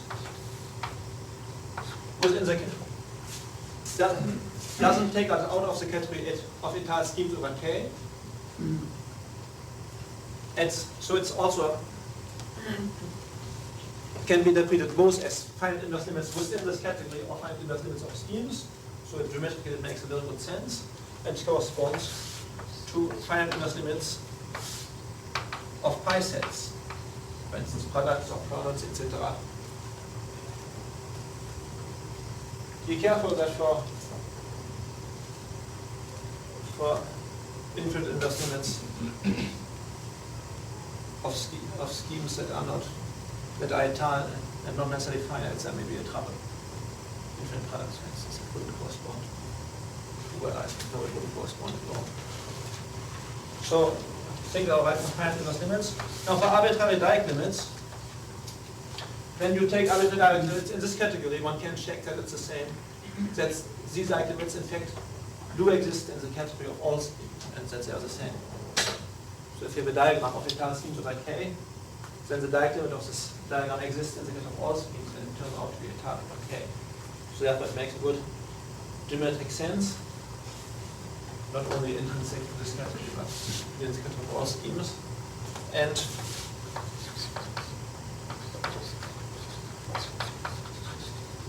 it just corresponds to Dieck limits within this category here. So that's in a way how one proves that the Dieck limit exists in the category of sets. One takes the Dieck limit from here. It defines an étale scheme over K by the dictionary, and one proves that this étale scheme is an Dieck limit in the category of all schemes.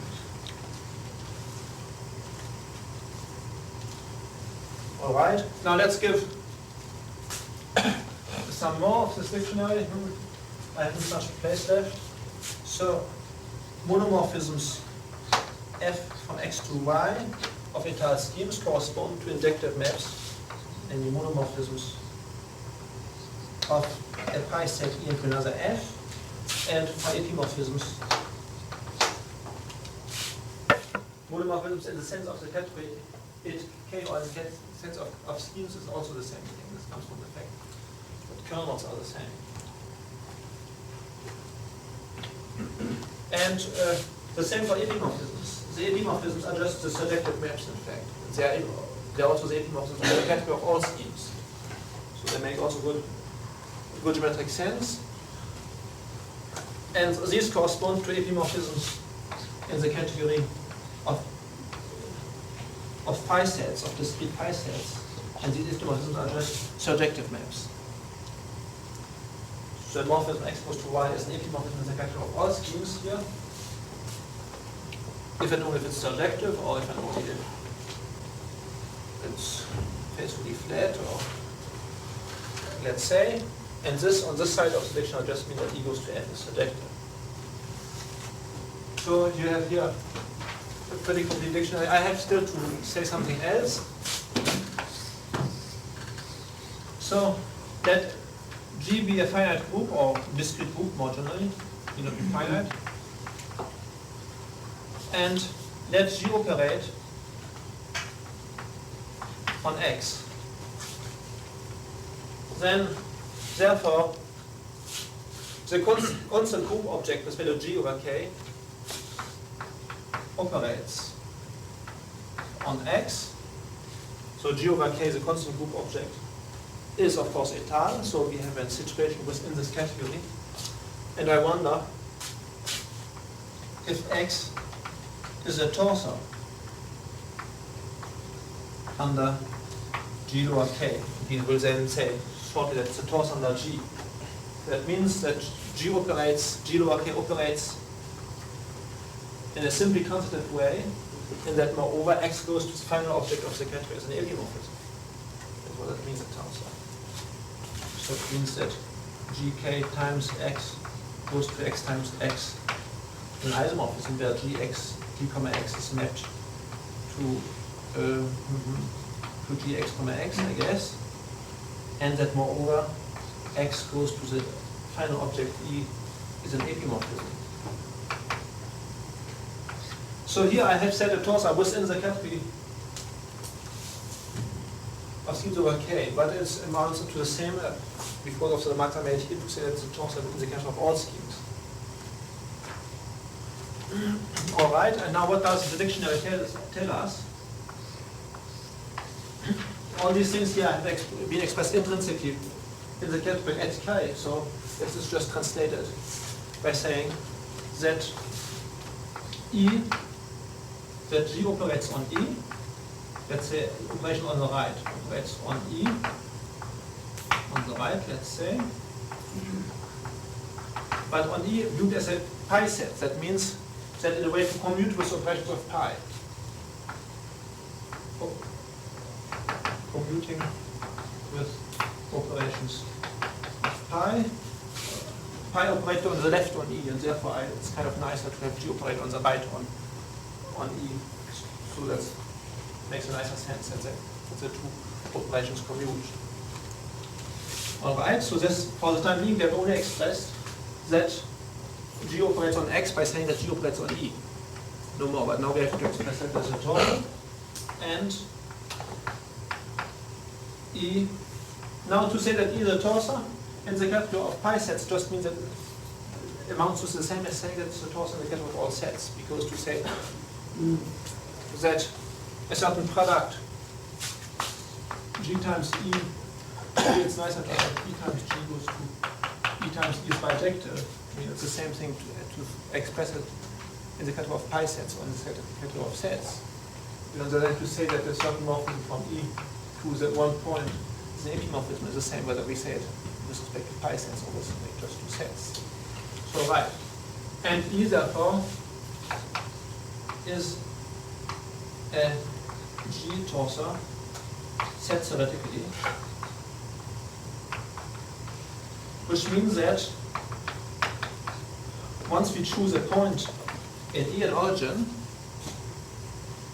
so that implies that E is not empty, that E is isomorphic to G operating on itself by right translations. So choosing an origin in E, this just means, which is of course an arbitrary choice here, and we have to be careful about this, we cannot destroy the neatness of the situation.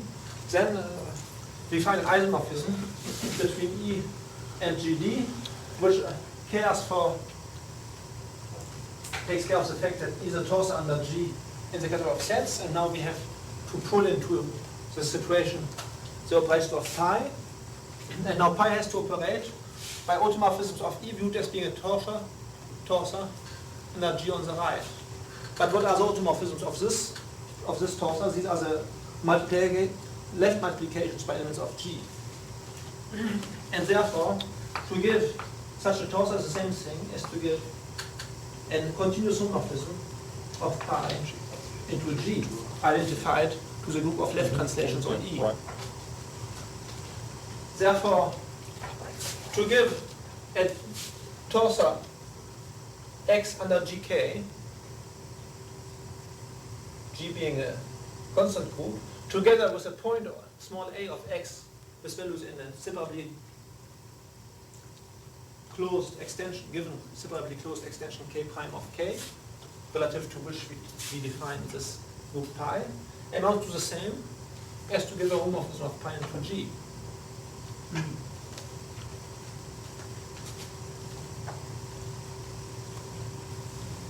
So this is, you see the Gala correspondence between torsors with a fixed geometric point under this group and homomorphisms of the Gala pi into G. Of course, the torsor is connected if and only if the morphism from pi into G is surjective. And the connected torsors just correspond to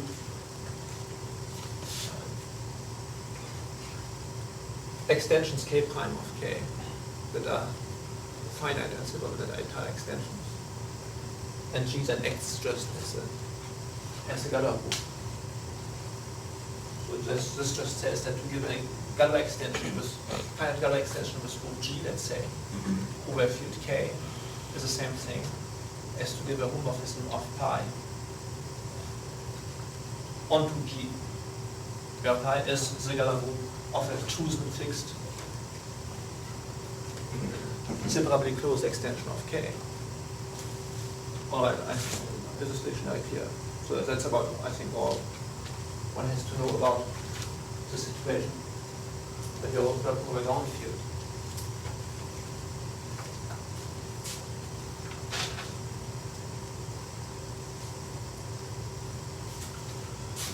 So what we did also like last time was to study the set of geometric connected components of a scheme X over K.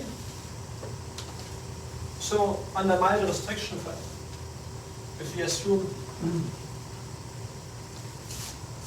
K prime being a separately closed extension of K, for instance, a zero closure, if we assume that the reducible components of xk prime are open, that xk prime is locally connected, and if we assume that these reducible components are defined already over finite sub-extension of k prime, which is true certainly if x is crazy compact, then we have defined a canonical morphism from x into some scheme T. It deserves, by the way, a notation for the scheme. I would call it pi naught of x over k. It's something like the relative pi naught. The usual pi naught of the vertical space is just either a discrete set, or sometimes, if the space is not locally connected, it will be an inverse limit of sets. It will be a pro-set. For instance, it might be a pro-finite set, so it would be a totally disconnected compact set. But in our case, here we have a scheme X over K, and we are looking at this bit relative over K. And now that we can define a pi naught, which will be another scheme over K. In this case, which we are looking at eta over K, which we denote by pi naught underlined. Underline means that we have a scheme over K or a function over K. X over K. And in fact, it's characterized by the fact that this here is eta over K, and that this morphism is, as we say, geometrically zero connected, namely that the fibers are geometrically zero connected, namely not empty and geometrically connected. So that's a characterization of this morphism. And how did we construct this T? According to our dictionary, to give such a T the same thing, to give a eta scheme over K the same thing as to give a set on which pi operates.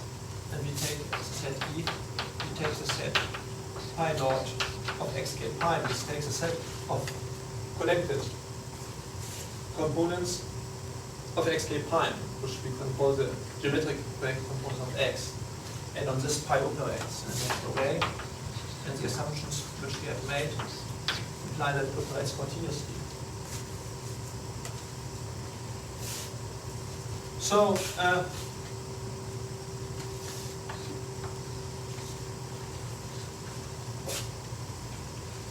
we see that the connected components of X are one-to-one correspondence with the points of T in this situation, because T, you see, is just, a discrete set as a topological space, and the fibers of X over T are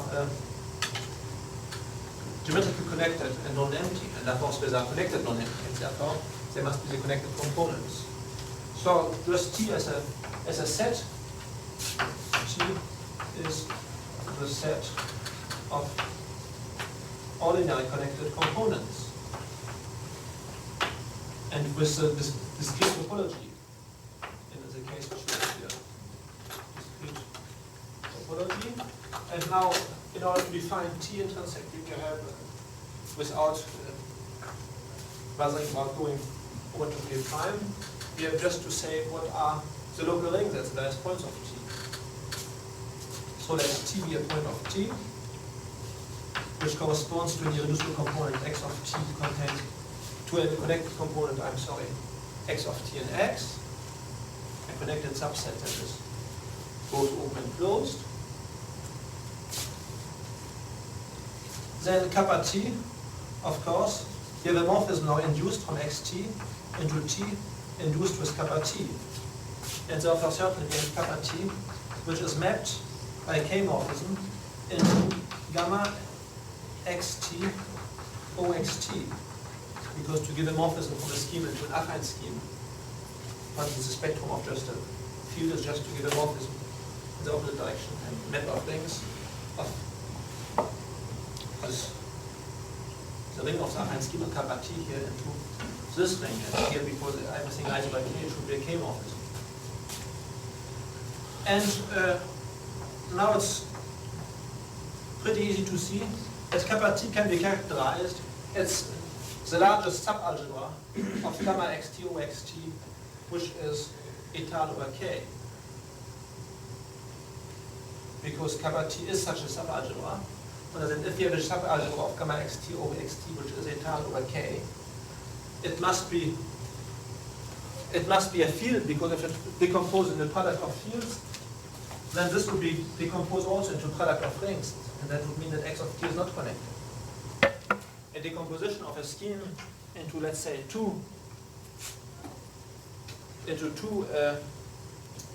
as a sum of two open subsets, disjoint sum of two open subsets which are not empty each, corresponds these decomposition and one-to-one correspondence with the decompositions of the ring of sections gamma x over x into non-trivial as a product of two rings. Because to give such a decomposition is just the same thing as to give a function which is 1 on one of these open sets and 0 on the other. So this is one of the two idempotents. The other is the complement to 1. All right. Therefore, any etal subring of this here must be a field, and this kappa T is such a field, and if you have a larger one, if you had a strictly larger one in between, this would be contrary to the fact that x of t is geometrically connected, because it would have at least as many geometrically connected components as the degree of this intermediate field. So this gives a reconstruction of the scheme in intrinsic terms without looking directly at field extensions of that such as K prime. So I think it's pretty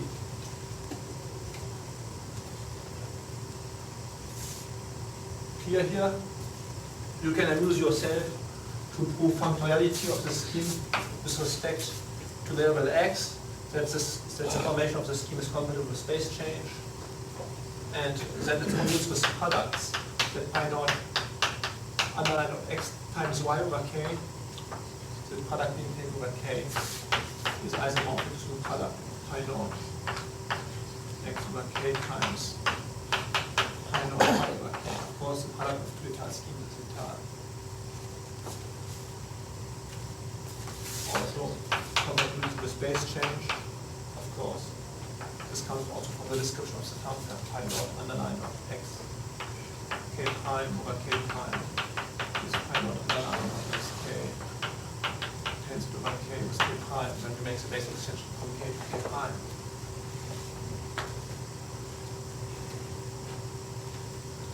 In fact,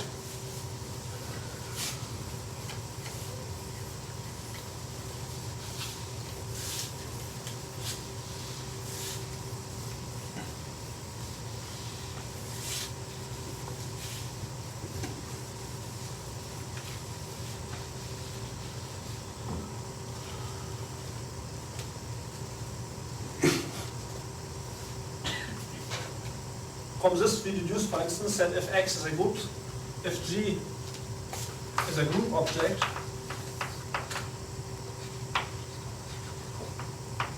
over K, and so for simplicity we will still assume that G is locally of finite type.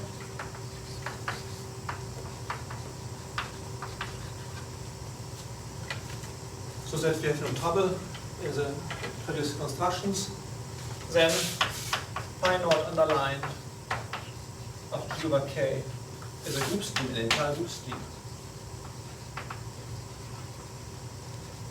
This comes from the fact that the pi naught underline function commutes with products, therefore it transforms group objects into group objects. The same for monoid schemes or anything like this. Now, once we have the notion of a quotient group, it will be quite easy to see that this is just a group scheme G divided by G naught, where G naught is a connected component induced with the endowed with the induced structure, G not being an open subset of G.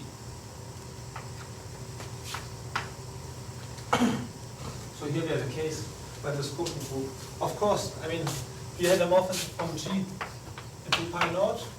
This is surjective, and it's certainly flat also, you see, because everything over the entire scheme is flat, when the entire scheme over K is flat, because the local rings of the scheme are just fields, so everything is flat over field.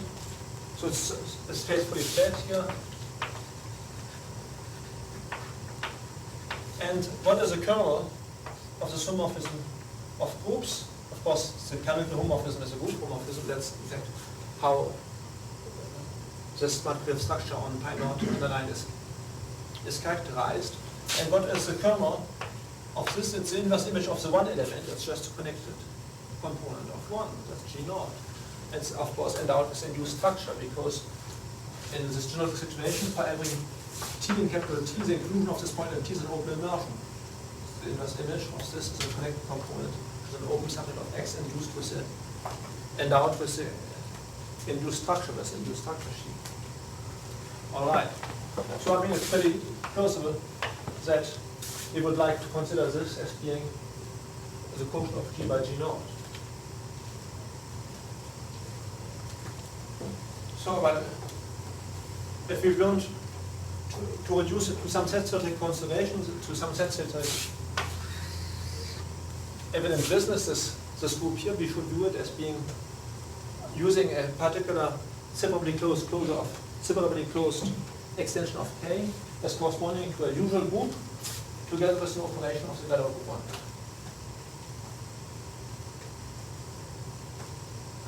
So it's something like a twisted function. Twisted discrete. So this is about connected irreducible components, connected geometrically connected components in the more common case of schemes which behave as nicely as schemes that are locally of finite type.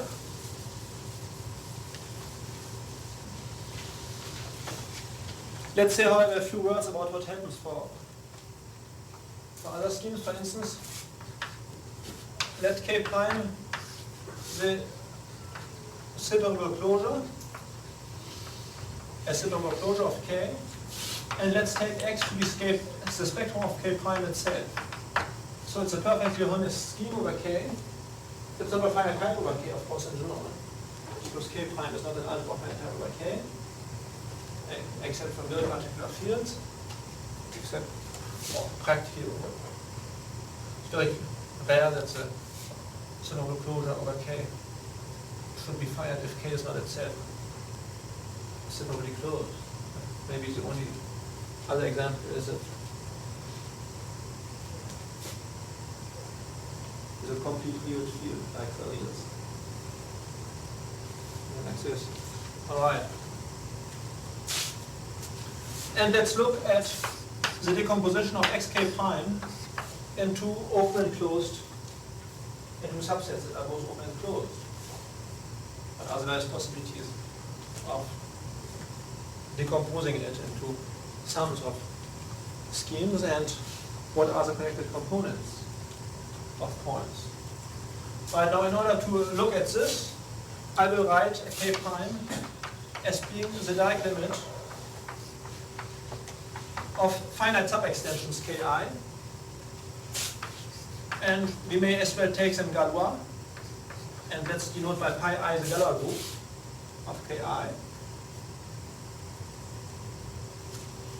And therefore x, the spectrum, is the inverse limit of xi, where xi is the spectrum of ki. And when I look at xk prime, this will be the inverse limit of xik prime.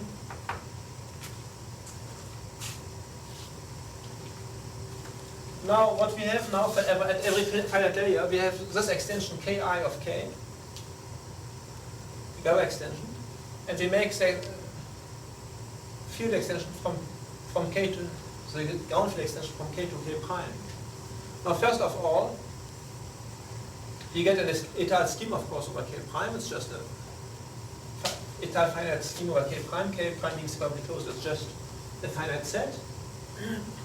This finite set is a set of all morphisms of Ki, of all K morphisms of Ki into K prime. So in this finite set, we have already one fixed element, namely Z given the inclusion of Ki into K prime.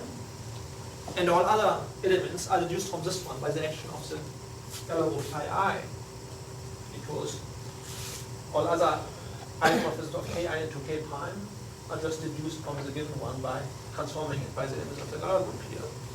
Therefore, xi K prime can be viewed as being just the constant scheme over K prime, whose underlying set is pi I. We have defined a canonical isomorphism between xi K prime and this constant scheme. Alright, when we pass to the limit,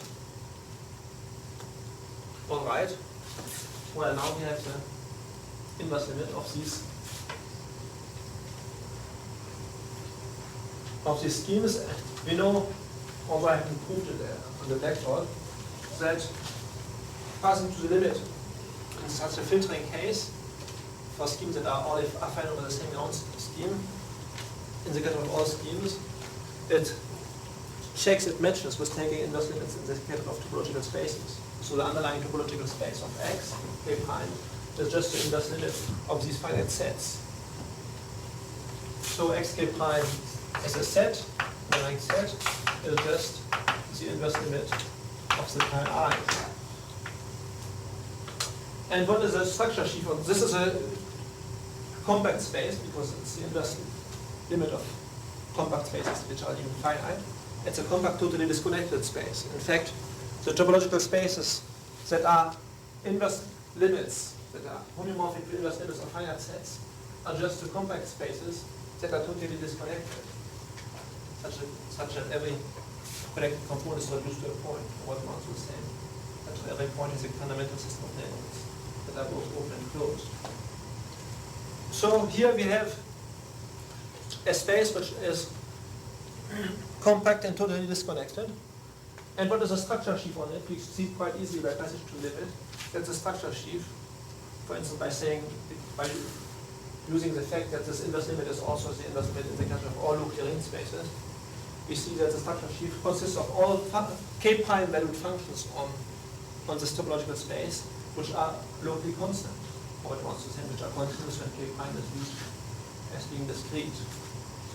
So I mean, we have a complete grasp of this here, and the connected components of this are just the points because it's a totally disconnected space. So pi naught of xk prime is just, by the way, the inverse limit of the pi i's is just the scalar group pi of k prime over k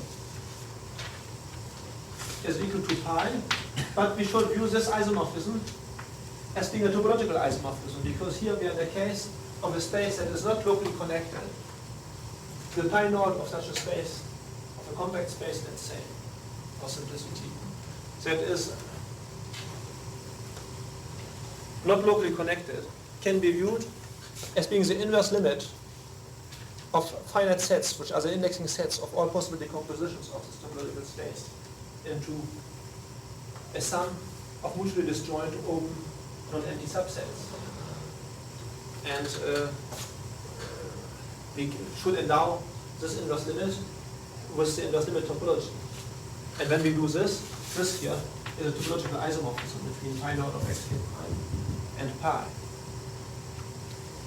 So we see on this particular example, which is kind of instructive, that even for a scheme that is already connected over k as x is, when we look at the, but if it's over finite time over k, no, you look at finite time over k. If you look at the set of geometric connected components, I mean, this set we should no longer view as being a discrete set. It has a tendency to be a compact set, and we obtain it in some way by passing to limit.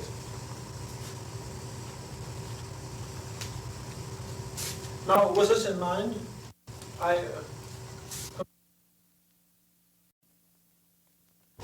So let's just say what kind of things should come out.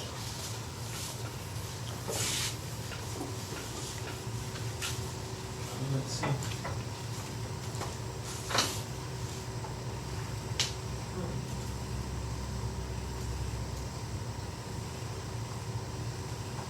Maybe no, it would be very short because we can't calculate.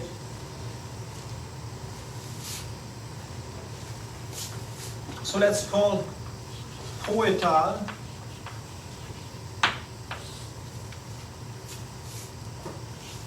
a scheme x over k such that x is the inverse limit, isomorphic to the inverse limit of schemes xi, each of which is finite and etal over k.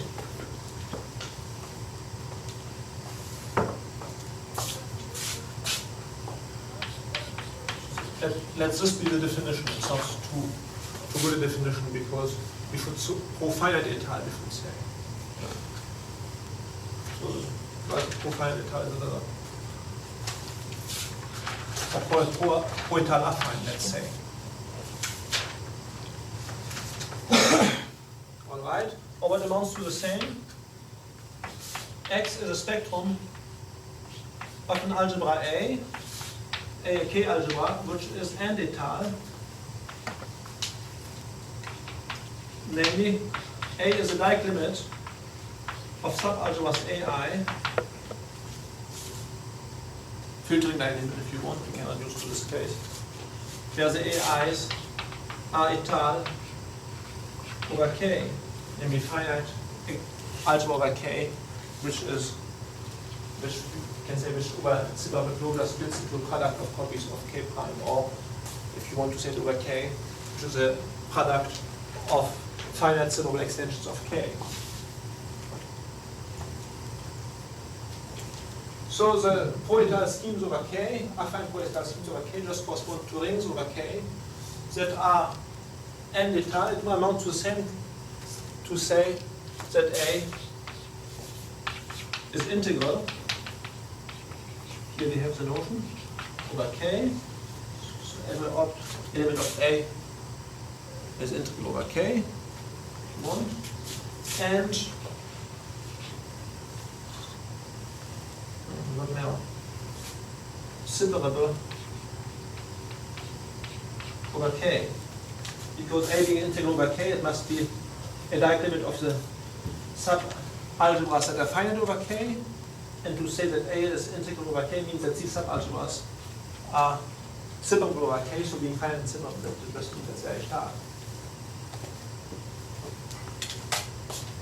And therefore, pro-etal affine means also that X is integral plus separable plus affine over K. Alright, so you have here. Now these notions descend, namely, if you have a field extension of K, then X is pro-etal affine over K if and only if X prime is pro-etal affine over K prime. That comes from the fact that the ingredients like being integral, separable, and affine descend. Well, we have not really proved it yet, but this will come with, it's a very easy particular case of descent theory, which says that if something is true after we get basic step, that was true before.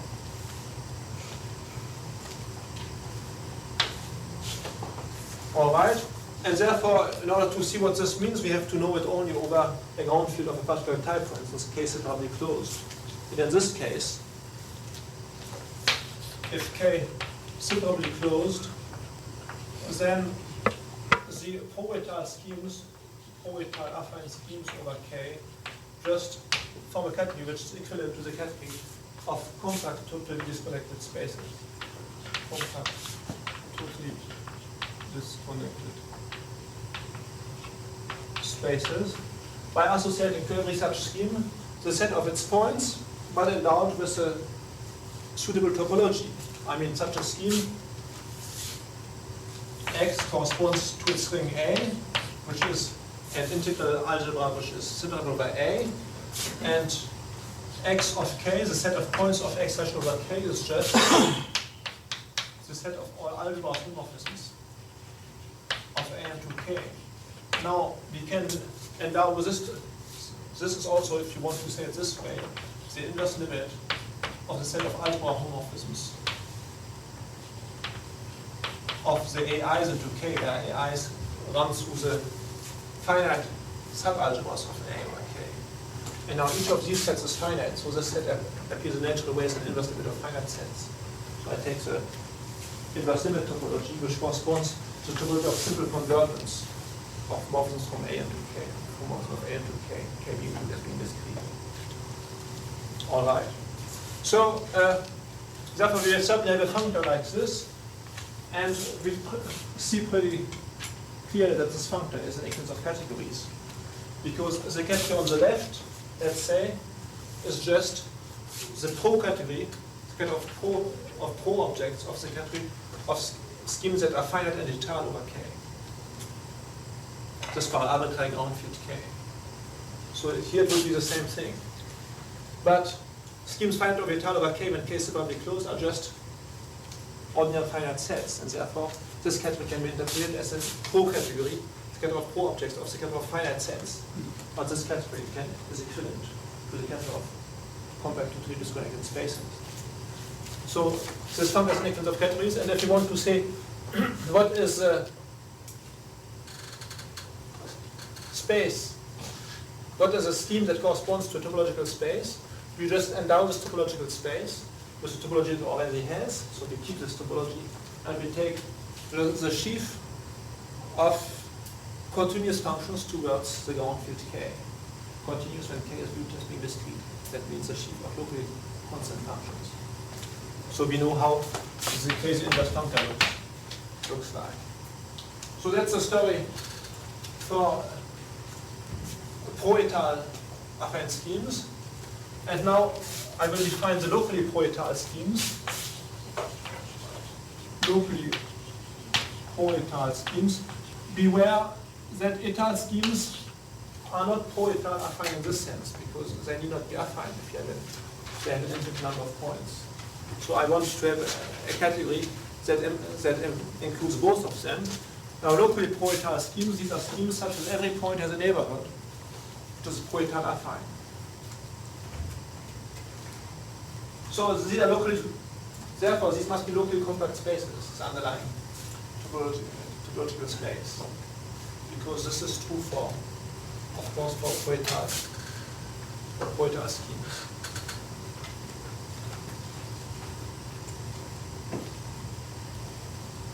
All right, and now the exercise, maybe I won't indicate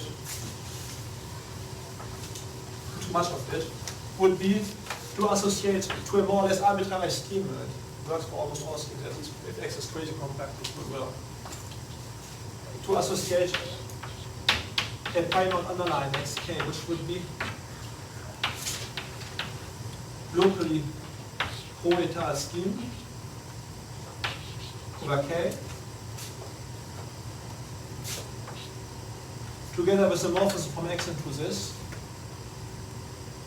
which should be either can be defined as being universal for all morphisms of X into locally pro-étale schemes over k, or else by saying that this morphism is surjective and has fibers which are geometrically connected.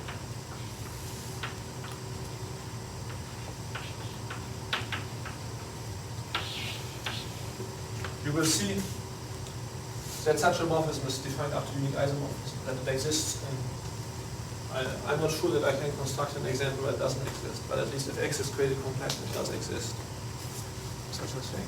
Perhaps if I'm being very vicious, one can construct an X where we can have such a thing. I didn't really try for this. And let's say whenever it exists by the X, it exists also after base change, and this base change formula is true if it exists for X and Y, it exists for this product, and this formula is true. And we have kind of right. And what I have said in the case of a discrete relative pi naught, various comments I made can be carried over to this relative case. So I think if someone who would like to exercise, I mean, the base, if they have, if the fundamentals are right, if they have it well in hand, I think it might be a good idea to try to do this exercise. So far as I know, it hasn't been written down anywhere in the literature. But, I mean, I can give you a number of examples there you meet with these things. For instance, in the interaction with group schemes. Let's say if G is an arbitrary group scheme, let's say, then G over G naught should be defined as pi naught of GK. It may not be discrete, it may be locally pointer. But of course, if G is locally of finite type, then we are in the case we have used before.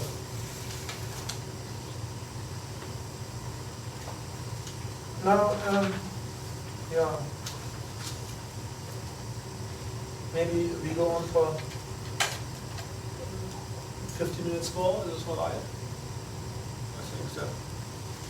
We kind of start late in this album. So this is more or less understood.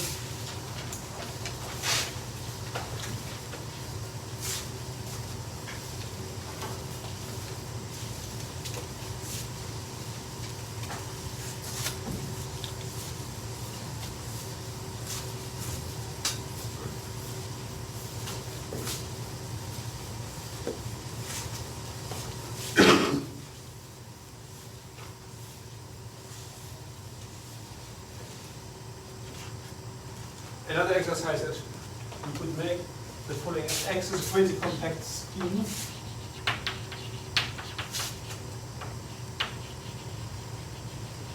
And X is a point in X, then the connected component of small x and capital X is the intersection of all open and closed subsets that contain small x. So things work as nicely as in the case of compact space, although X is certainly not compact. X is maybe very far from compact, being very highly not symmetric.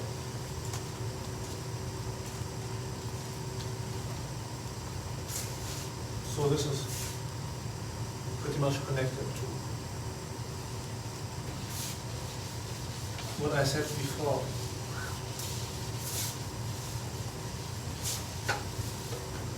Now let's go in a little bit speaking about geometric properties of schemes over fields.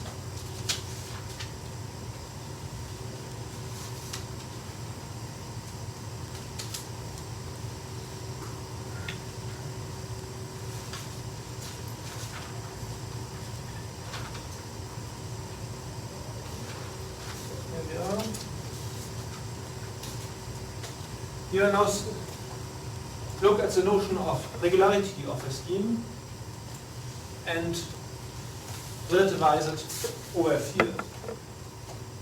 So the main statement that we have to use, which is a preliminary statement of commutative algebra, is the following. I will state it in terms of schemes. That can be a perfect field.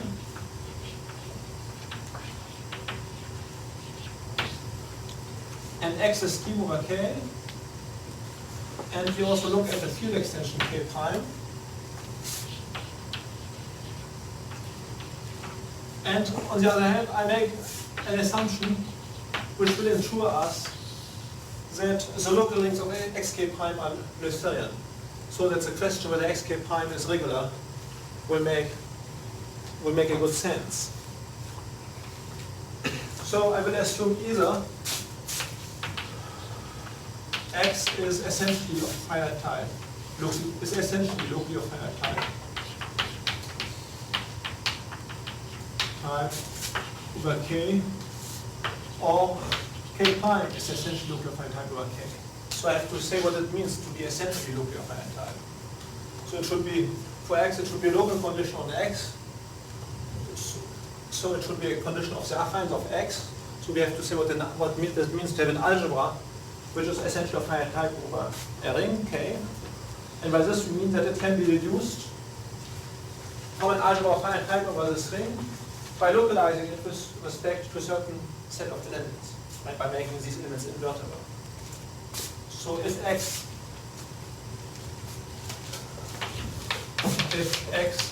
is a spectrum of a K algebra, then this means that A is isomorphic to B T minus 1 with B of finite type over K.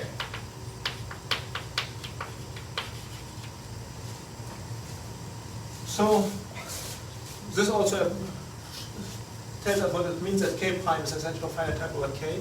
It means just that as an extension it is of finite type over K. If it's a field of fractions of an algebra of finite type over K, it means that it can be denied as an extension by finite elements. Be careful, that doesn't mean that that's not the same at all as saying that it's denied as an algebra by finite number of elements. For instance,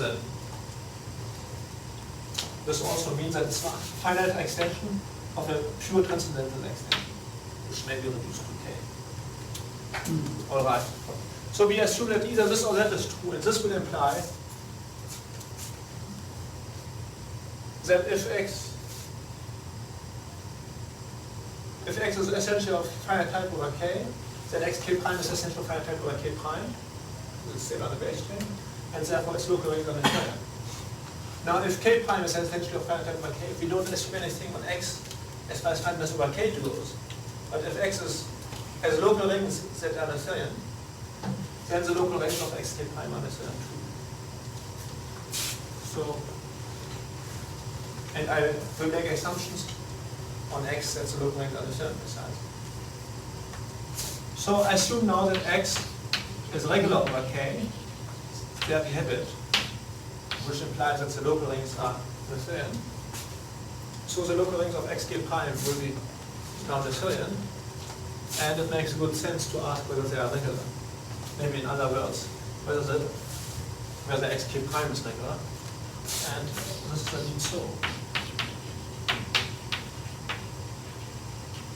So if you have a regular scheme over K, and if you make some mild finiteness assumption, which will imply that after field extension to K prime, we get a scheme over K prime which has local rings that are Noetherian, then Xk prime will be regular again. Provided, however, that the ground field is assumed perfect. Quite an essential restriction here. You recall that when we introduced the notion of geometrically connected, geometrically reduced, geometrically integral also. The preliminary statements we had always to make the first assumption on the ground field K. Either being perfect or secondly closed, or rightly closed. Here it's perfect, that is the most natural condition. So that's the preliminary statement of commutative algebra which we have to use. It can also be interpreted in the following way by localizing X at a certain point X. If A is a regular local ring, which is an algebra over K, and if either A or K prime is essentially of finite type over K, which will imply that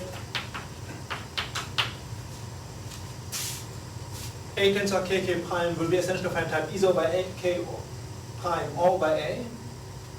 In any case, it will be Noetherian. Then this here, which is a Noetherian ring, is regular. But again, K being perfect. So tens ring, making a ground field extension a regular ring with a small finiteness assumption, so to ensure that the tensor product is Noetherian, we get again a regular ring. So this here I consider as being statement of commutative algebra, which I'm not going to prove here. I think that you'll find it in EGA, or I guess maybe in some way. Larry's book should be in there too, some way or other. So this we will admit. And now we go on making the usual story about relativizing a notion. Here's the notion of regularity. But in order to make the story, one has always to play with finite conditions either on X or on the field extensions considered. And for our purpose, let's make the choice and let's assume that X carries the finite assumptions. So now let's give a sum K any field of the position, let's say, and X a scheme which essentially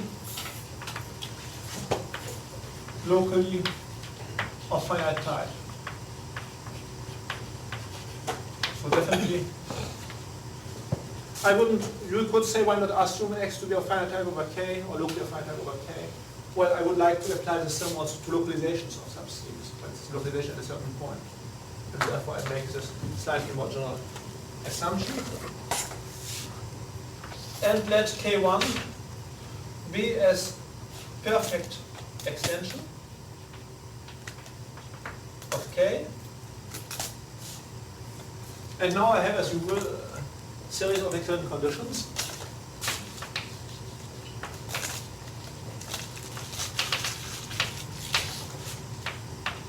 A for every scheme Y over K, if Y is regular, then X times KY is also regular.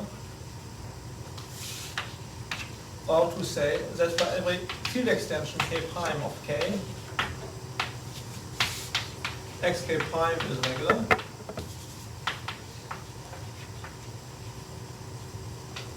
Or to say that for the particular field extension that we have here, xk1 is regular. Or D, that for every finite radical extension, let's say finite radical extension K prime of K, xk prime is regular.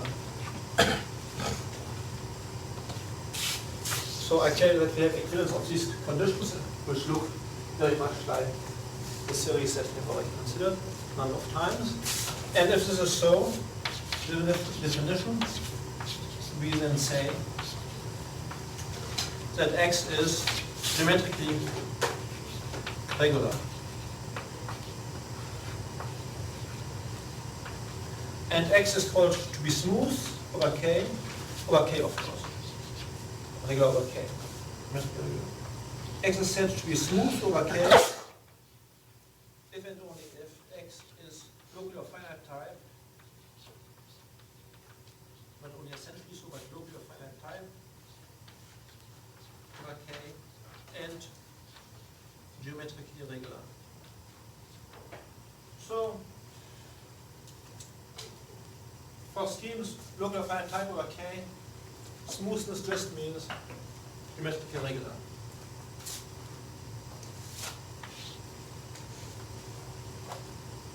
This is kind of an ad hoc definition of smoothness because there's a more general definition of smoothness of homomorphism, which when this place is the spectrum of a field would reduce to this one. Not sure if you will have time to speak about this.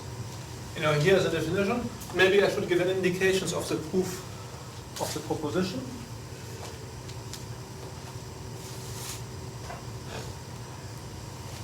Yeah, it's a little, it introduces a little more of commutative algebra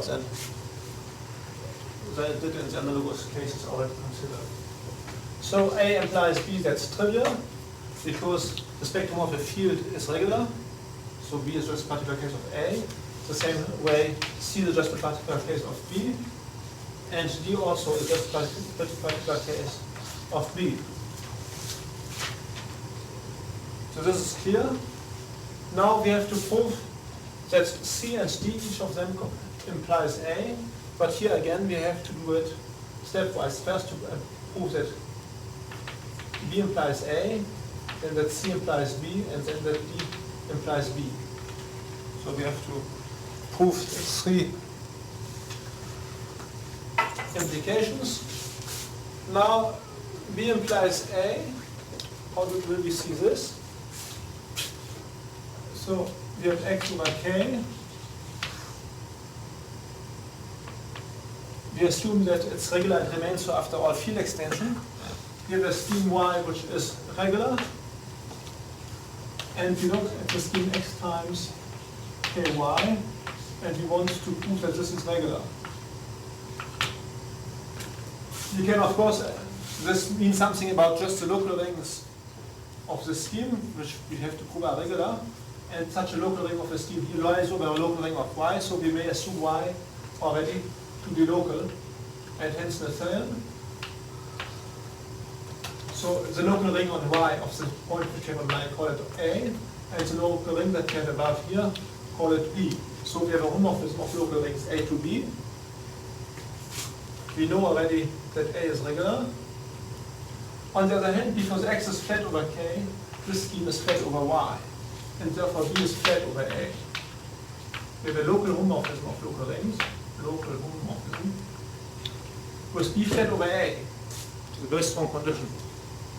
Out of this one can squeeze a lot. And moreover, what about let M be the maximal ideal of A? What about B over MB, which is just a tensor product of B tensor of A with the residue field kappa M, kappa A of A? Well, you see immediately by that this local ring here, the quotient of a local ring is a local ring, is reduced, called the point over which we are applying, call this capital Y if you want. So kappa of A is just kappa of Y if you want. Alright? This is obtained by taking the fiber of X, by making the ground field extension from K to kappa Y and X. That would be the fiber of X times Y over this point Y. And taking the local ring of this at the point Z that we are considering in here, which lies in this fiber. And because we already assume that after ground field extension here from K to kappa Y, that the X remains regular, that's the assumption B, it follows that B over MB must be a regular local ring. You know, all we have to prove is the following. If we have a local homomorphism of Noetherian local rings, such that B is flat over A, such that A is regular, and that B divided by the maximal ideal of A is regular, then B is regular. So that's all we have to prove. And now we just use the definition of regularity. First, what does it mean that A is regular? That means that we can generate M by a sequence of elements x1 up to xn, which are an irregular sequence, such that x1 is a non-zero divisor, x2 is a non-zero divisor modulo A, etc. Alright? But if I now view these elements xi as being elements in B, because B is flat over A, the fact that the xi's make an irregular sequence implies that they make also a B-regular sequence.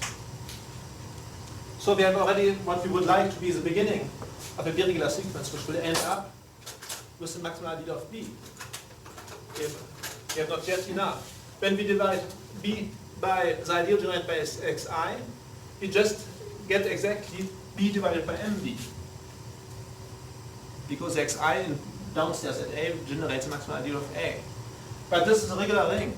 Therefore we can go on and add now to this another regular sequence, so that now we end up with maximal ideal of B.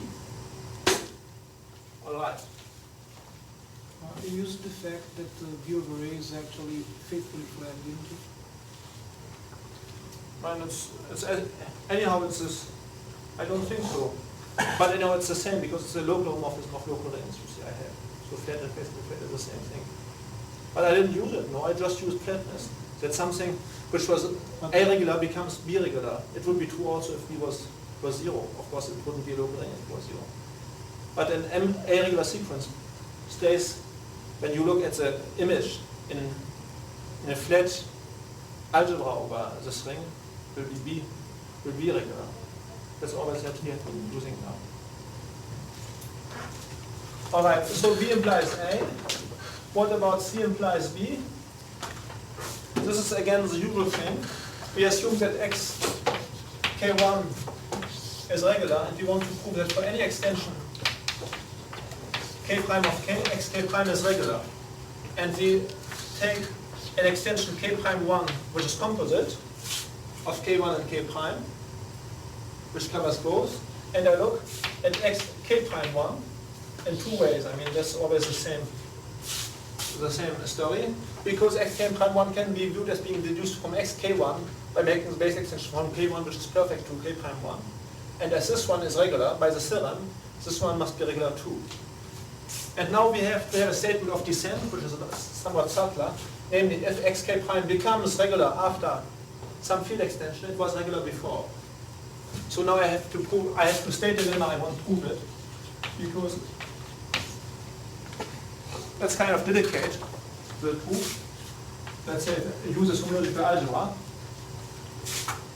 If A goes to B is a local homomorphism of local rings, Noetherian rings, and if B is Noetherian, if B is regular, I have to also assume B flat over A. If B is flat over A, then if B is regular, A is regular. So it's flat descent of regularity.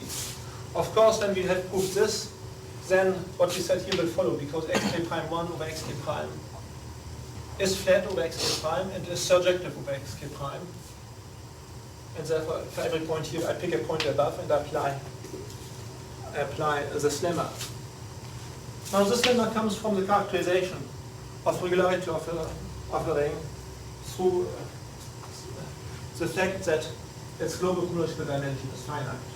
And what is trivial is that if the global homological dimension of B is finite, then the global homological dimension of A is finite by faithfully flat descent.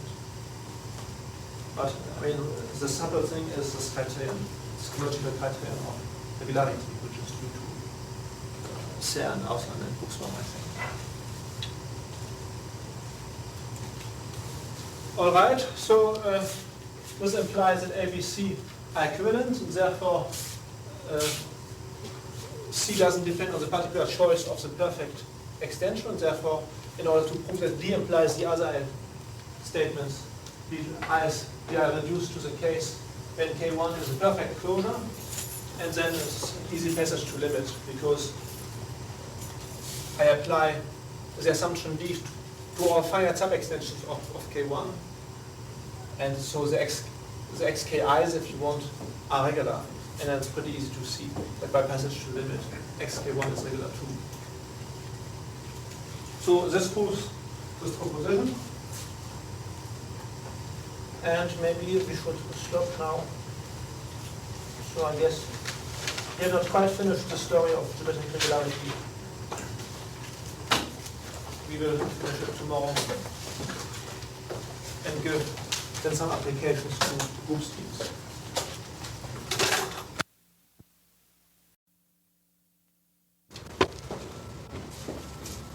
So we have to finish the safe algebraic groups. The 2 hours that are left.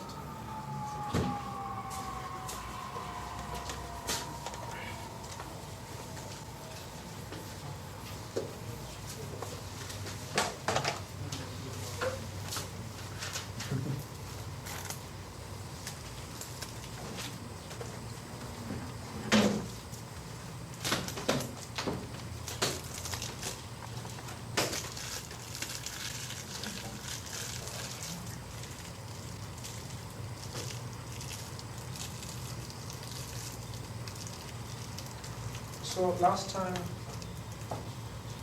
we spoke about schemes over fields that are geometrically regular over the field. Maybe I recall what we obtained so far. So we use the fact that if X is a scheme over K with K perfect, then the regularity of X over K is stable under arbitrary field extension. So that was the main. Provided, however, that we make a slight finiteness assumption, so that we know beforehand that in the scheme X prime the local rings are regular. So we will assume either that X is essential of finite type over K, or that K prime is essential of finite type over K. In fact, more generally, if X and S are two schemes that are regular, both lying over K, and that one of them is essential of finite type over K, then the scheme X times Ks will again be regular. So not being perfect. So that was the starting point. If X is regular, and S regular, and if K is perfect,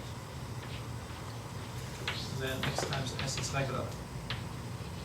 And using this starting fact on a special type of fields, perfect fields, we have deduced the notion of a geometrically regular scheme X over K, assuming, for instance, that X is essentially of finite type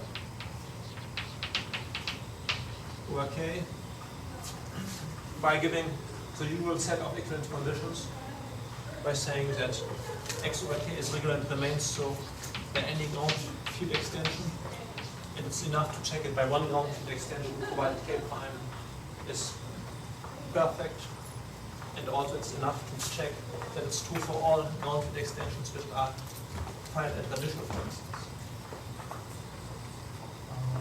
Can I ask, is there any sense to make something like that X is regular when it's not necessarily a scheme of a field, just interpreting by taking corresponding quotient for each prime? I mean the length of quotients. Yes, that's the definition. A ring is regular by definition if the localized lengths are the same local regular lengths. That's the definition. Have to say like for each quotient on the field it's approximately For each prime and here, you mean? yeah, which The localized length is regular. That's the definition of regular length. Yeah. And another question is you restricted that essentially a finite type of a field for the geometrical regularity, but is there any reason for that? It's in order. Yes, it's in order to be able to state our properties, our equivalent properties, without making on the ground field extension and restriction of being of finite type. You see. So I will make a little comment about the case when we don't make an assumption on X of being essential of finite type. Okay. All right. So we have the notion of geometrically regular, which is the usual strengthening of being regular, which is regular and remains of the arbitrary base change. And here really, in order to be able to take arbitrary base change, we better take X essential of finite type over K. And we will say that X is smooth over K if it is geometrically regular and locally of finite type. So it's a local condition being smooth, and locally it should be just as good. So you might expect not only geometrically regular but also locally of finite type. We over ground field. All right. And so as usual, geometrically regular implies regular, and the converse holds true for any X if and only if the ground field is perfect. Geometrically regular is invariant under base ground field extension if X is geometrically regular over K, if and only if X prime is geometrically regular over K prime. So the same of course for smoothness, because we know already that locally of finite type descends. Yes? Isn't there a definition of étale in terms of smoothness and flatness? Yes. Is this the same? Is this equivalent to the other definition that you gave for étale? Yes, I will come to this. We will call this the Jacobian criterion of smoothness. Well, maybe you won't recognize it. All right. And the product of two schemes over K that are geometrically regular, everything being essential finite type, is again geometrically regular. All right. So that's the first story. Now let's see what happens.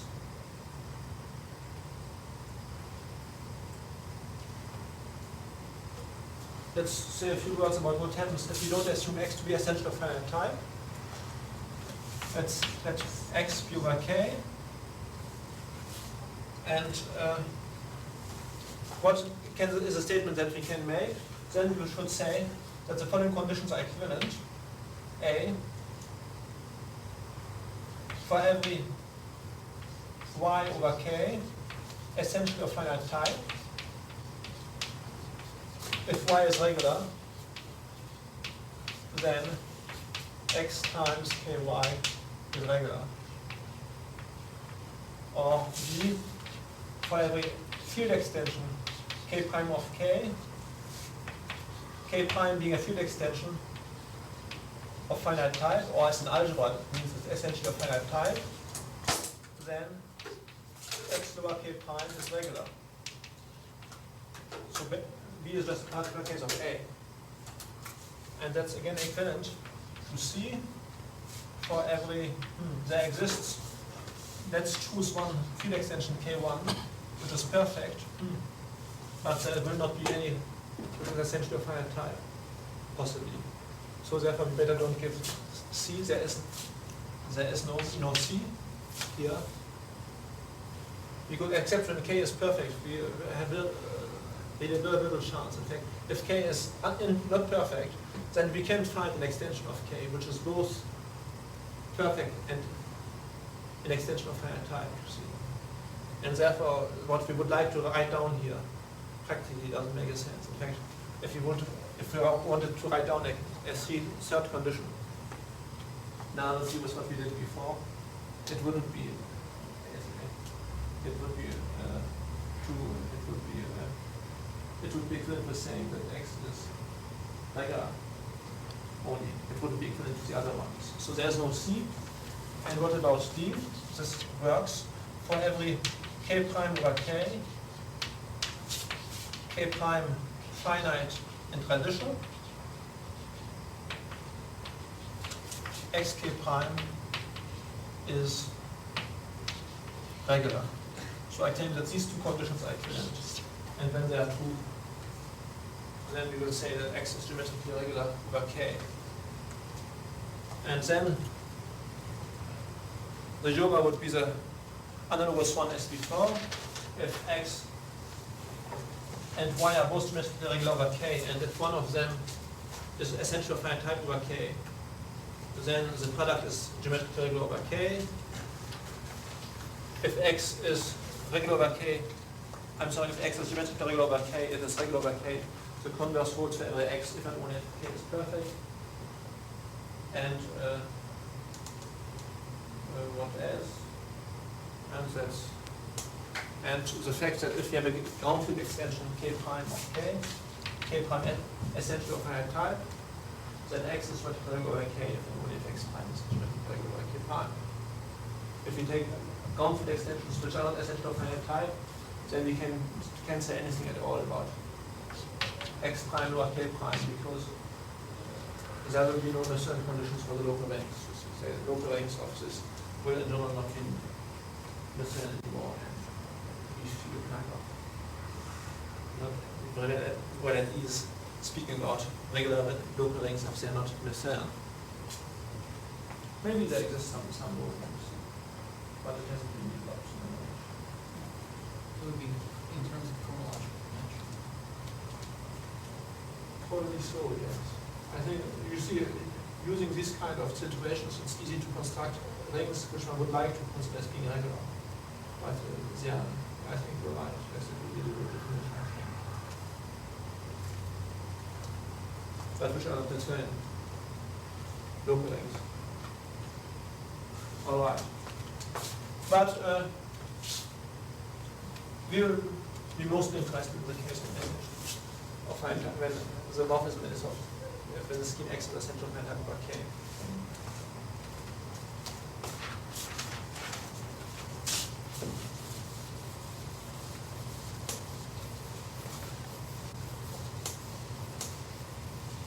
So the two things mix when we say that if you have two schemes over K,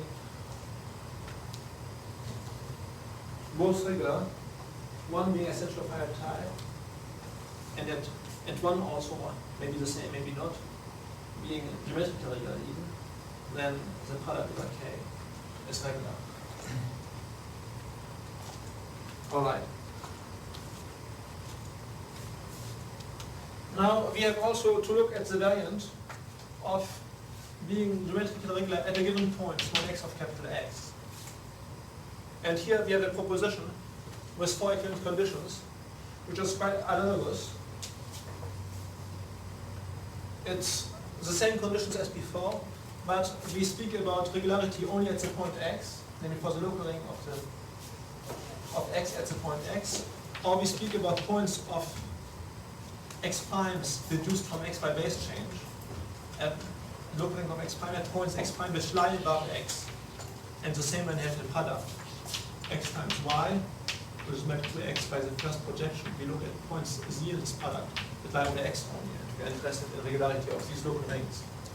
And with this proviso, I mean, we have exactly the same property, the same equivalence of four properties. And when they're satisfied, we'll say that X is geometrically regular at the point X. And now,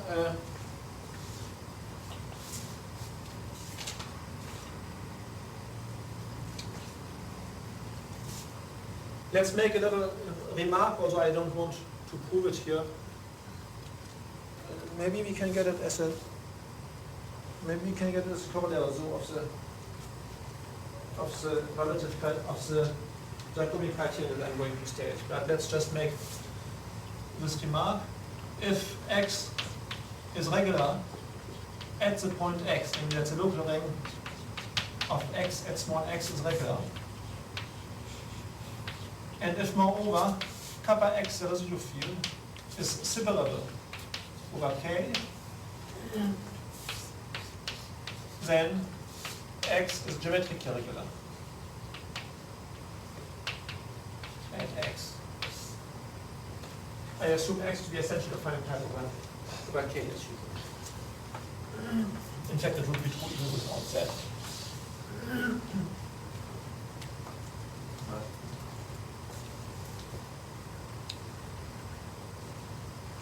For instance, if X is rational over K, then regularity of capital X at small x is the same thing as geometric regularity, or smoothness of X of finite type. Would be a finite type over K. And now, let's state the Jacobian criterion,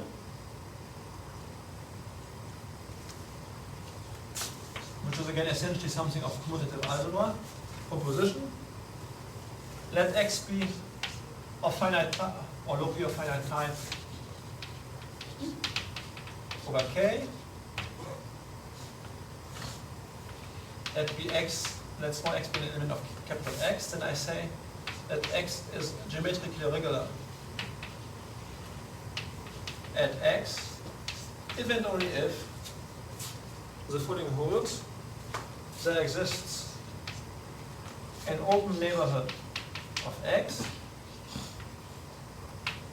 and a morphism from U into some standard affine space E and K of some N, F,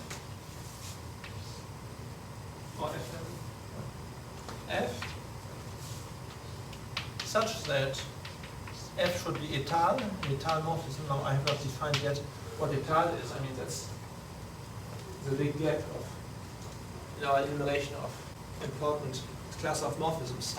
We have not spoken about étal, smooth, and neat morphisms. So let us define here what étal means. It means that F is flat or finite presentation locally of finite presentation, but we don't have to add it here because our schemes are already of finite type over field. So F is flat, and fibers are étale. So in case when everything is of finite type, as we may assume of course U to be affine, then it just means that the fibers are the spectra of finite products of finite set of extensions of small k. So when algebraically closed field, it would mean that the fibers are just finite discrete sets endowed with a structure sheaf just copies of the ground field k. That's what étale means. Well, no. I mean, intuitively, it means this. When we take the étale topology, it would mean local homeomorphism for the étale topology. For the algebraic topology, it wouldn't be so, you see.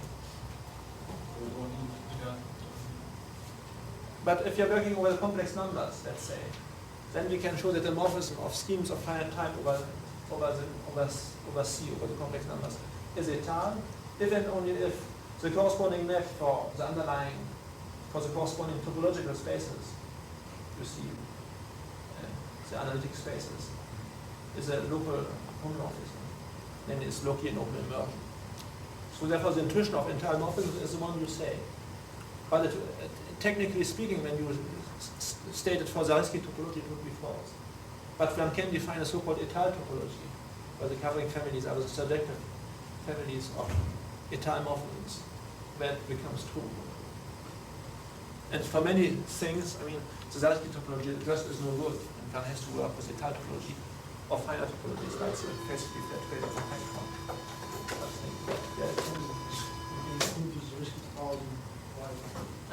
You can't include this risk topology in a certain sense by defining the thing that you just mentioned. Yeah. All right. So, but here, never mind, I gave a definition of étaleness, whatever it's worth. And the third is that regularity, geometric regularity at x, just is equivalent with saying that that some open neighborhood is étale over an affine space. By the way, geometrically regular at x, when f is locally of finite type, he will also call it smooth at x. And in fact, smoothness is a more common terminology. Here, it's a shorter word, it's nicer. So the smooth, x is smooth at x if and only if there is this open neighborhood of x, which is étale over affine space. And therefore, I mean, smoothness is kind of the composition of two notions. I mean, on the one hand, I mean, just the notion of affine, standard affine space, this should certainly be smooth. And on the other hand, an étale morphism should be smooth in the composition of two smooth morphisms. Therefore, smooth. But never mind, this here is a term, which is kind of a standard result. Let's give the indication of proof, perhaps.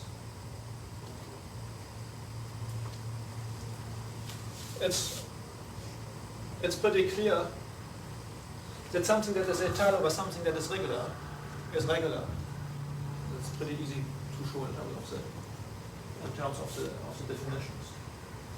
And on the other hand, as this, of course, ENK is geometrically regular because when we make any ground field extension, we get just standard affine space over another field.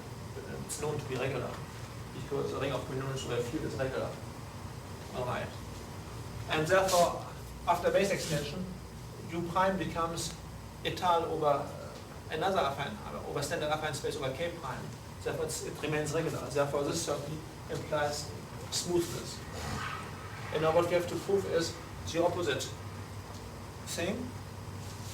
And here, let's see, can I give the proof here? Let's do it when the ground field is perfect, let's say. Let's show how we do it. Of course, then, after being able, after passing, if K was not perfect, passing to some perfect extension, we will see that this criterion will hold after we make this extension, and then there will be a little trouble to show that we could do the construction already over K. In order to do this, I mean, the most handy way is to use one differentials and to use really the Jacobian pattern in its usual form. But we have not spoken about one differentials yet. And I think we have no time to introduce them, although it's pretty simple, pretty easy stuff. So I think that the core of the proof really is already the case when it's over a perfect ground field, let's say, or even algebraic closed ground field. The descent will be pretty easy once we ground the formalism of differentials. All right, so let's do it over a perfect ground field, and in fact, then the residual field extension kappa x will be necessarily a separable extension. And now, in fact, what I will do is, in fact, prove this, gives an indication of the proof of this, over an arbitrary ground field again, not buzzing about. So I will prove that if we have a point x such that the local ring is regular at this point, and such that kappa x is separable over k, then we will prove that this here holds. All right. So this essentially will prove the thing. And what will we do? We take the maximal ideal in here, and we know that this maximal ideal is generated by a sequence of elements, the number being equal to the dimension of this local ring, essentially, for these elements f1 up to fp, if you want, which form an O regular sequence. And now when we divide by these, we have just the residual field, which is a separable extension of K. Now we use the fact of field theory. It's a separable extension of finite type, of course, as an extension of finite type. That the separable extension has a basis of transcendency of kappa x over K. Call this basis, if you want, h1 up to hq, where q is the transcendency degree. We can find a transcendency basis in such a way that kappa x is separable over the subfield generated by the HIs. Kappa x is separable even over K of H1, HQ, where the HIs form a transcendency basis.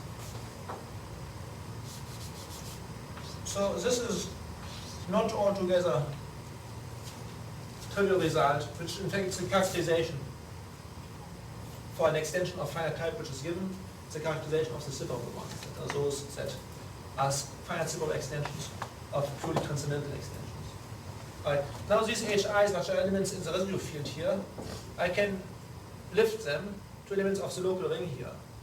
So that in number q, so these elements that lift them, I will call them fp plus 1 up to fp plus q equals fn, let's say, where n is, in fact, it's easy to see that n will be the dimension of the variety at the point x. You see, q here will be the dimension of the closure of the point x at which we are localizing. P will be the codimension of this closure. X is the general point of a certain Duskin variety. So that's how it is. And now I have n elements of the local ring. They come from the germs of functions on O, so they come from functions on a certain open neighborhood of x, call it u, and having n such functions, this defines as a morphism f equals f1 up to fn of u into en. And all I have to prove is that this morphism is étal, provided I restrict to a perhaps smaller neighborhood of x. All right. Now, how is this done? So we have to prove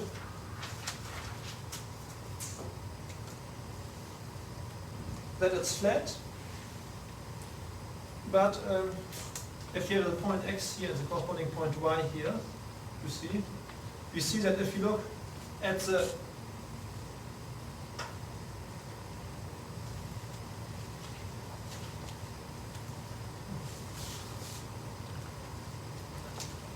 homomorphism between the local rings, here we have the local ring OX, and here we have the local ring A. See? I have to prove that OX is flat over A.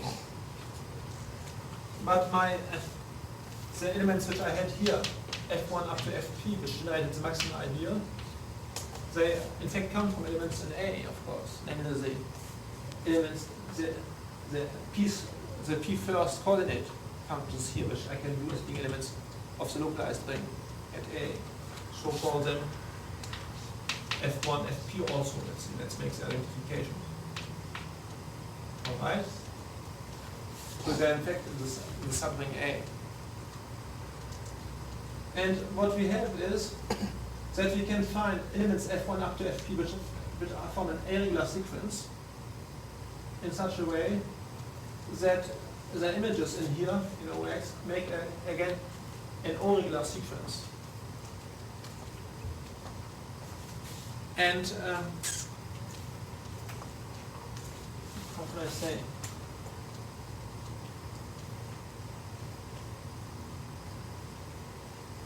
I'm first going to prove flatness now.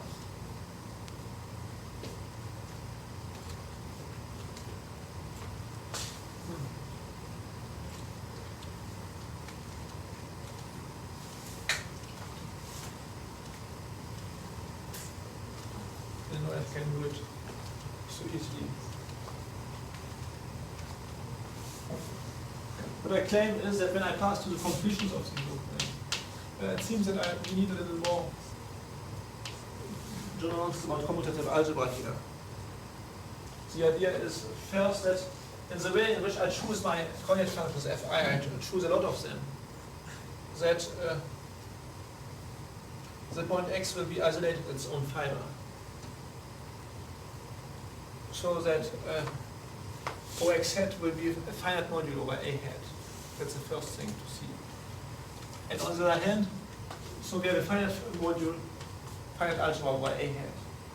And here we have elements F1 up to Fp. And they form elements of the maximal idea of A hat. And they form an A hat regular sequence because the Fi's form a regular sequence in the coordinate ring here, in the ring of polynomials, because they're just indeterminates. And this module has the property that this sequence remains regular with respect to this module. But then it's an easy lemma of linear algebra, that this implies that this module is in fact free, and therefore flat over A hat. So this is a regular complete local ring with these Fi's forming a system of parameters, forming an A hat regular sequence in particular. You see. Well, So the quotient of A hat by the system of the Fi's is the residue field. A hat is a power series It is. Well, we are not. No, that's not quite clear. You see, because. But there, it's an algebra. Well, okay, it's the complete. Oh yes, it is because of current term. In fact, it is because the residue field extension is similar here. Kappa x was assumed to be similar over K. So it's a power series ring. So with respect to the Fi's and the ground field being, in fact, some subfield of kappa x. In fact, here this kappa x really is the way in which I choose things. Here, yes, it's kappa x, which is the ground field. You see. Now you have a module over such a power series ring, and you know that the indeterminates of your power series ring form, if the module is M, form an M regular sequence. And this will imply that the module is free. The module is of finite type, of course. That's important. And this implies that the module is free. That's an easy. Excuse me, what you're trying to prove that O hat Is free over A hat, yeah. and you're saying that it's because it's finite over A hat? And that the elements Fi's and A hat form an O hat regular O hat regular sequence. sequence. Yeah. And the fact that O hat is finite follows from the isolation of X in its fiber? Yes. Yeah, I do see. When I took the Fi's, in fact, I took a system of equations of X bar, of the closure of X and X in the neighborhood of its generic point X. And when I added now the other Fp plus 1 up to Fn equals Fp plus Q, you see, this means that I kind of cut transversely. I mean, this is the generic picture, but in fact I think it's pretty evident, but does it mean that it's crazy finite at x? Well, it just means that kappa x to c is finite over. And we look at the fiber. Yes, that's it. No, I'm sorry. The residual field, if you look at this morphism here, you see here we have a corresponding point y. If you look at what the residual field is of E at the point y, it's just the field generated by the HIs. It's a pure transcendental extension of K generated by the HIs. And now the residual field extension from here to there is a finite extension, you see. So all we have to use is the following fact, that the maximal ideal here generates, the maximal ideal here, in fact it's enough that it generates an ideal that is primary for the maximal ideal, that contains the power of the maximal ideal. So that's what we have done in the first step. And second, that the residual field extension is finite. And this we have done by adding enough things so that kappa x is finite over kappa of h1, h2. You see? So therefore, OX is, as we say, crazy finite over A, which just means that OX hat is finite over A hat. And then we use a little thing of linear algebra about power series and things. Quasi finiteness corresponds to quasi finiteness of schemes. Yes. But never mind, I mean, we don't have to know it really. Yeah. Okay. All right. So we get in this case flatness, you see, and because we know that that's a story about flatness which I have not gone into, but we know that in order for this to be flat over A, we have to know only that O hat is flat over A hat. It's pretty easy, by the way, but maybe I admit it here. You have to show that the functor of basis from here to here is exact, and because O hat, we have to know, of course, the fact that the completion of a Liouville ring is faithfully flat over it. All right. So, as this functor of base change here is exact and faithful, we have only to know that the composite functor here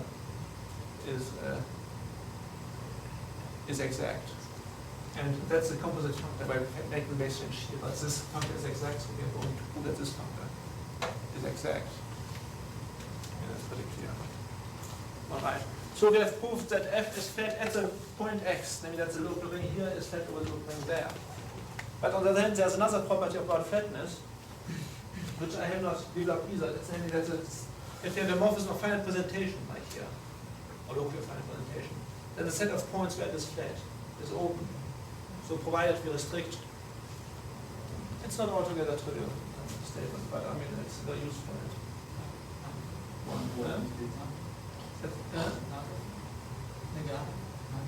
No, I proved that. Oh. No, that's not the kind of thing Nagata was interested in. But it's no, it's pretty different from Nagata type terms, in fact. About set of points where scheme some type of schemes are normal, so it's open. All right. So let's admit that because it's flat at one point, it's flat at the neighborhood. In fact, things would be a lot simpler. You see, we wouldn't have to use a comparatively delicate term like this openness.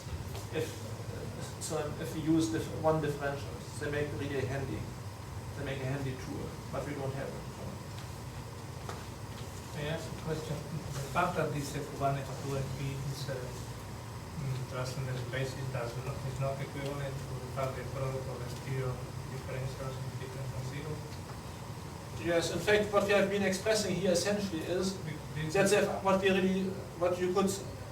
could use is the fact that the product of the differentials of the Fi's, the exterior product, generates the omega n. Yeah, this is the naive Jacobian criterion. Kind of, yeah.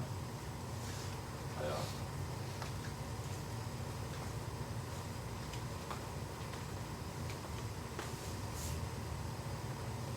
All right. So therefore the morphism is flat in the neighborhood of x, and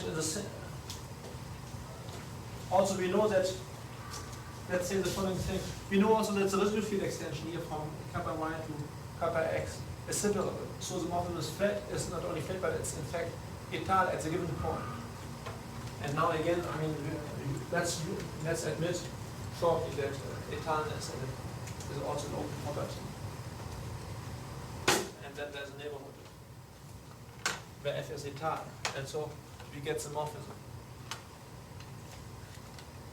So I'm afraid it's not too satisfactory because you see I just wanted to give an indication on it. One of the ways I can get it out, but it's kind of intuitive in a way. So one important corollary for us is that the set of points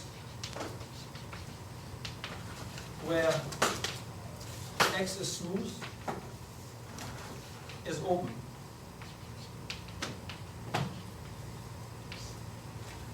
Because if it's smooth at the point, then we use this criterion, and then it will be smooth at all points of u, because at those points we have this étal morphism into standard affine space.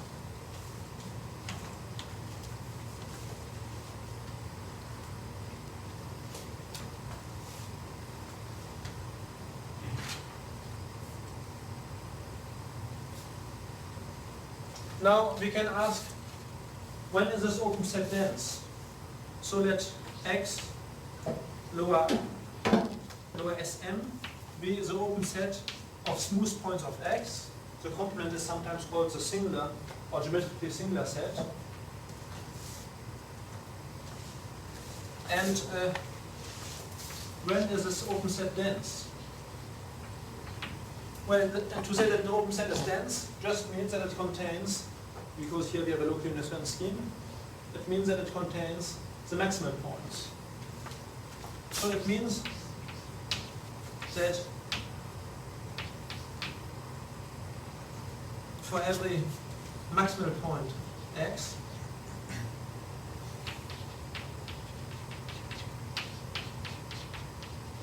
x is regular at the point x. Now this first means that the local ring at this point should be regular. Now this local ring a priori, because the point is maximal, will be an Artin ring, a local Artin ring. To say that it's regular just means that it's reduced to a field. That means that x is reduced at the general point. So this means that capital X is reduced at the general points. So we don't want to have neighborhood elements that spread out over a whole irreducible component. So that's one thing. And now when is a field extension? When is this geometrically regular? We see at once by the definition that this is so if and only if it's, well, by the definition now, we see that it's so if and only if it's a separable extension.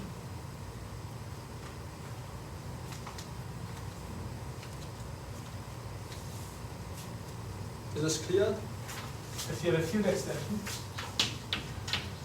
which is of finite type, as an extension, so it's essentially a finite type as an algebra, then it's geometrically regular if and only if it's separable. Of course, geometrically regular implies geometrically reduced, therefore this implies separable. Conversely, if capital K over small k is separable, then for every finite extension k prime of k, we know that capital K prime is a finite product of fields, you see, because k prime itself is separable over k and finite, and therefore it's a product of finite field extension of k, and therefore it's regular. All right. Therefore, we have to add that kappa x is regular. So that kappa x, I'm sorry, is separable over k. Which also means that it's geometrically reduced, you see. It's the same thing. For a field extension, geometrically regular and geometrically reduced is the same thing. And therefore we see that this set of smooth points of x is dense at x if and only if at the general point of x, x is reduced, x is, well, separable. X is geometrically, x is not only reduced, but geometrically reduced.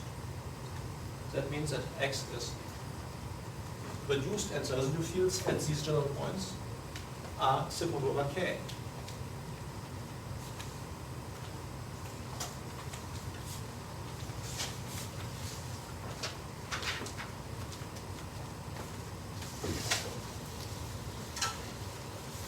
So I think that's the main things one has to know about geometric regularity and smoothness.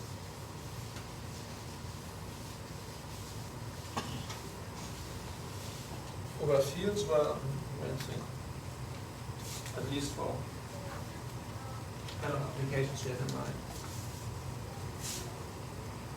I didn't really tell the whole story here. Together with the person in time of dealing properly with the motion of smooth motion, which has more to it than what I said. Here I dealt only with smooth schemes over field. Now,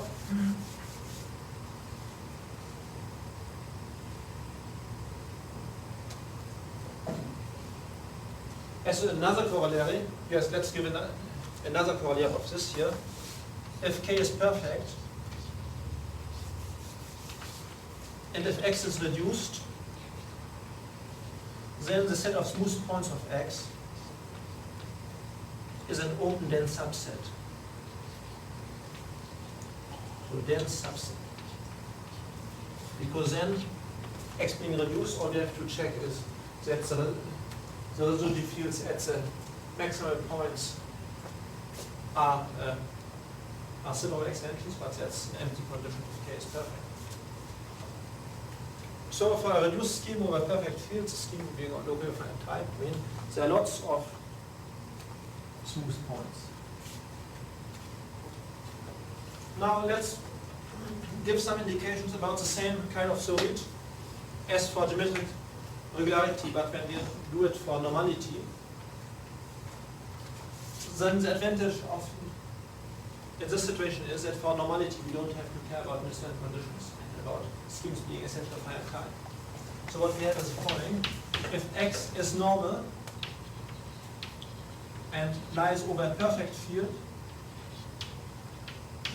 then for every other scheme y lying over k and that is normal too, if I dare say the base change by y, that means if I look at the product x times ky, this again is normal. Which just means that the tensor product of two normal rings over a field k is again normal. And so that's a statement of commutative algebra which I want to prove here.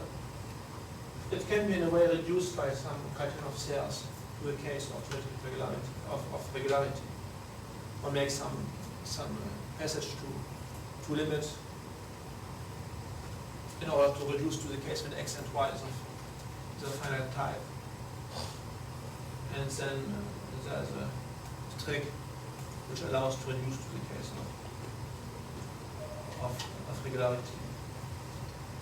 It's a Serre criterion of normality. In a certain sense, normality can be expressed for a certain scheme in terms of regularity by saying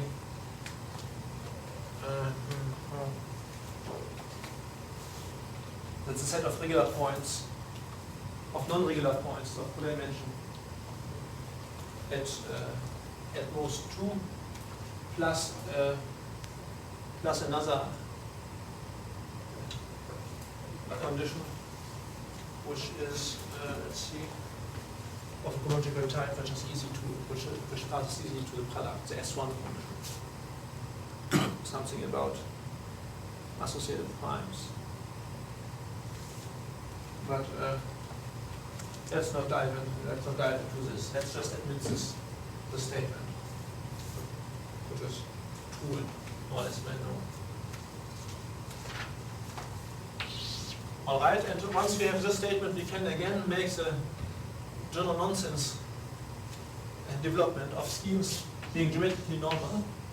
If x is a scheme over k, then we have 4 equivalent conditions, I guess, A, B, C, D, where one of them will imply as a datum some perfect extension, given perfect extension of k, namely either to say that for every y over k, if y is normal, then x times y over k is normal, and the other, which is to say that for every field extension k prime over k, x lower k prime is normal, or to say that for the particular field extension k1, xk1 is normal, or to say that for every finite field extension k prime over k, finite and radical, xk prime is normal. And the proof of this in terms of what we have said here is just as usual. So I want to say more about the proof. And of course, this notion of, now if this is so, of course we will say that x is geometrically normal over k, and this notion of geometrical normality has the usual properties of being invariant under base change, stable under products, applies normality, and it's equivalent to normality if and only if the ground field is perfect.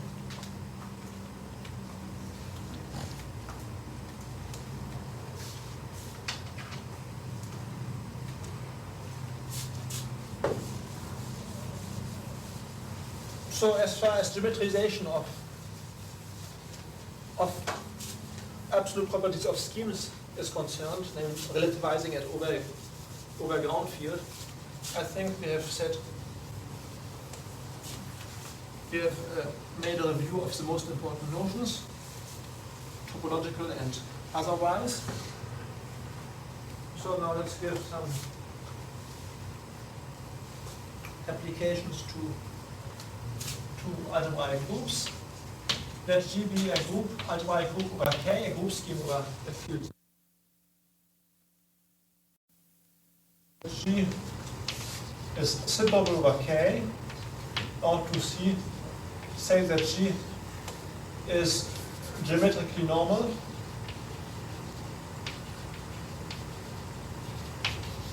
over K, or at last to say that but now we will assume that G is of locally of finite type. If G is locally of finite type, then it's equivalent to say that G is smooth over K. Let's prove the equivalence of these conditions. Of course, if G is smooth, it's geometrically normal, and if G is geometrically normal, it's certainly separable. So we have these inclusions that are trivial, and we have to prove these implications. So what is not so trivial is implications in the opposite direction. Now, how does it go? So let's prove that if G is separable, then G is geometrically normal. So we have to prove that after every base change, G prime is normal. So we can assume, replacing K by K prime, that K prime equals K. We have just to prove that G is normal. So we have to prove that if G is separable over K, then it's normal. Now let's take a maximal point of G, x and G, x maximal. As G is reduced, the local ring of G at x is a field, and as G is separable over K, this field is a separable extension of K. Alright? Now, and therefore, G is geometrically normal over K at point x. The local ring of G at x is in fact geometrically normal. Remains normal by tensor with anything, with any ground field extension. Alright, so all we will use now is that we can find one point of G where G is geometrically normal. So we took a maximal point, but now forget whether it's maximal or not, we don't mind. And now take a ground field extension K prime such that after this conflict extension, x becomes rational over k prime. In other words, this point x corresponds to a residual field kappa x, which is an extension of k. Take an extension k prime, which is at least as big as kappa x, which is an extension of kappa x. So that now we have a point, call it a prime of g prime, which is rational over k prime, and which lies over x. X prime, limit of g prime of k prime, if you want, and such that x prime lies over x.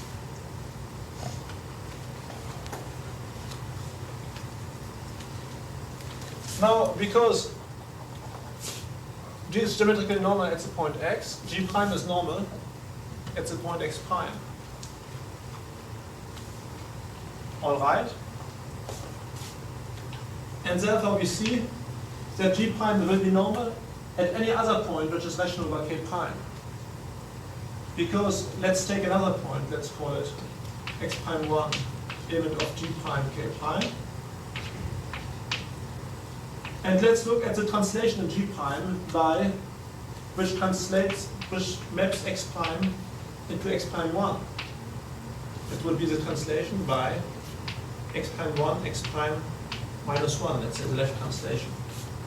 So this is an element of g prime rational by k prime. I mean, g prime of k prime is a group, so we look at this element of the group deduced from the two previous elements. And this maps x prime into, that's an automorphism. The translation by this is an automorphism of x prime over k prime, which maps this element into this. Now, as we know that g prime is normal at x prime, it must be normal at x prime 1 too. And we use here the homogeneity. All right, so x prime is normal over k prime at every point that is rational over k prime. And of course, if we go still further, the same argument applies, namely, if you have any element, if you have a ground field extension k second over k prime at any point of g second over rational over k second, then at this point g second is normal. All right. Now, So the normal on a dense subset of G, then did you prove from that that it's normal on a dense No. subset of G? no, we are not quite finished, but we are almost finished. So all we have proved now is that for sufficiently big extensions of k, those that contain a given extension k prime, that every point rational over the ground field is a normal point. Now take any point y of g, and let's prove that y is a normal point of g. Now, we can, of course, provided we take k second big enough, we can find a point y second in g second, rational over k second, which lies over y. And we just take an extension that dominates, that is a composite of kappa y and of k prime equals kappa x, if you want. All right. And g second is normal at y second, and therefore g is normal at y, because normality is something that descends, if something becomes normal after a ground field extension. It was normal before.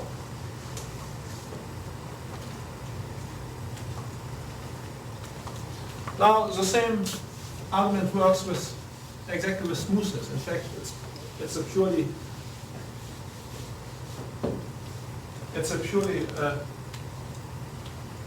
formal argument in which we have used that the type of property we are dealing with, that it descends by ground field extension.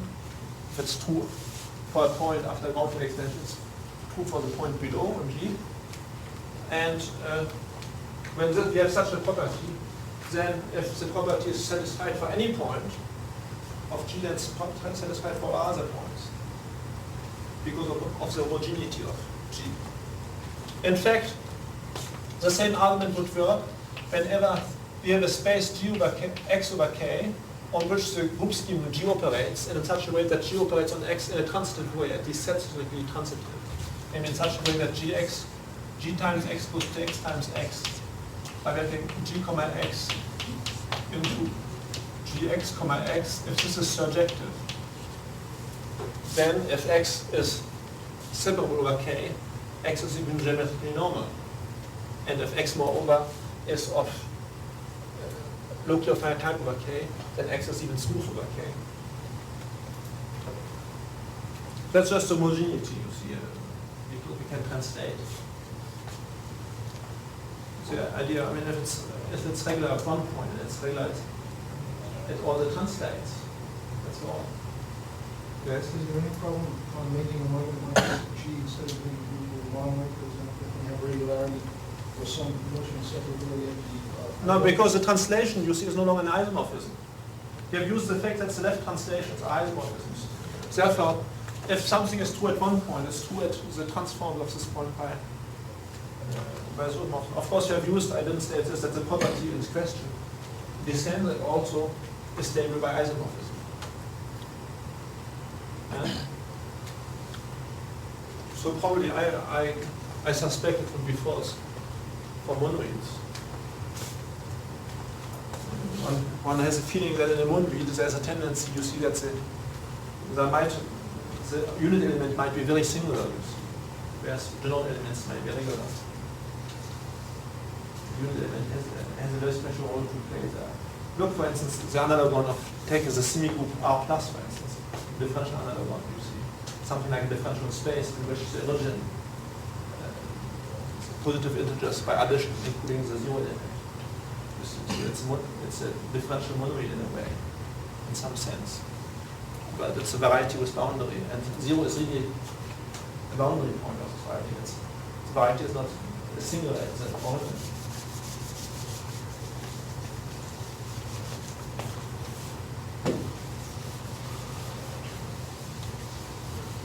But I mean, it's essentially the same argument as the one which would say that if we have a topological group and if at the origin of one point it's a variety, then it's a variety at the neighborhood of any point.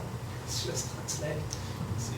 But here, because we're in algebraic geometry and we have to deal with question of rationality, there are points that are not rational over ground field. Then we have to keep making ground field extensions and descending them afterwards. So that's the only difference.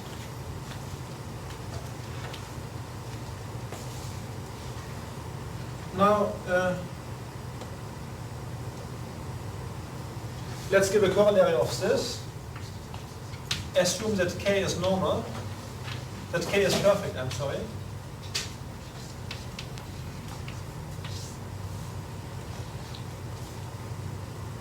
Then, if you look at the subgroup G red of G, which we have defined before, because K is perfect, this G red is a subgroup scheme, in fact. G red is geometrically normal and even smooth if we assume that G is locally of finite type, and therefore that G red is also locally of finite type.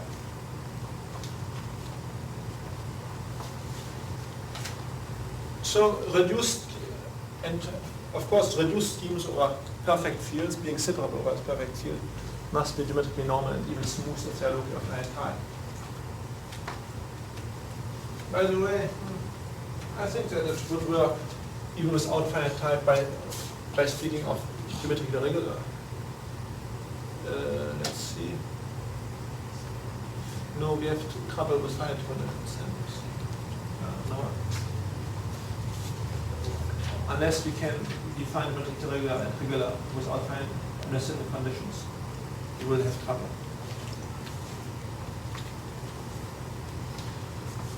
All right.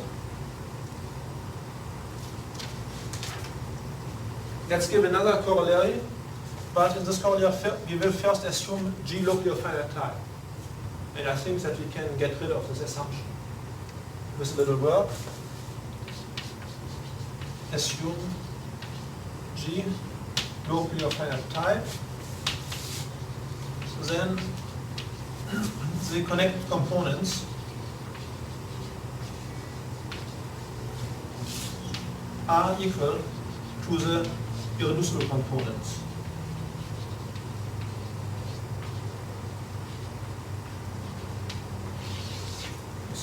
connected and irreducible components are one and the same thing.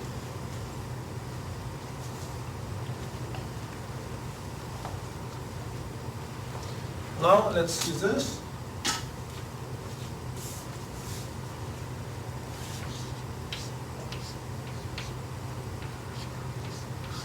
Consider the perfect closure K prime of K, which is a purely radical extension. And as we have seen, when we make the ground field extension from K to K prime, G prime is homeomorphic to G.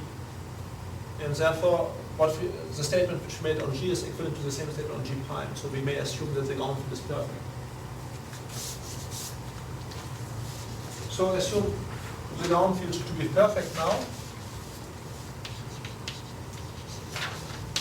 Then, if we replace G by G red, this is a subgroup scheme which has the same underlying space, and we are therefore reduced to the case of a reduced group scheme.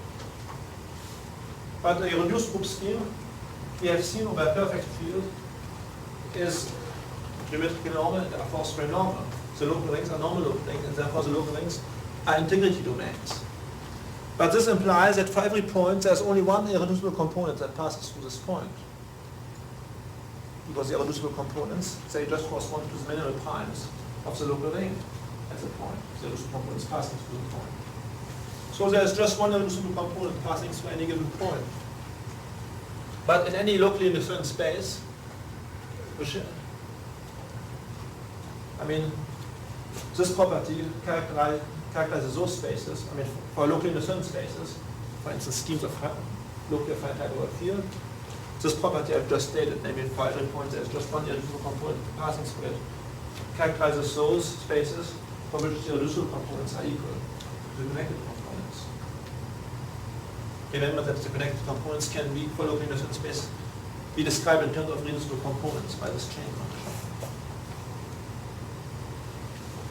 All right. In fact, I believe, although I didn't quite check it, that this is true without assuming G of locally affine type over the ground field. And we will give some steps towards proving it, which anyhow are useful statements to our group schemes. But maybe I should stop now because you may miss your bus.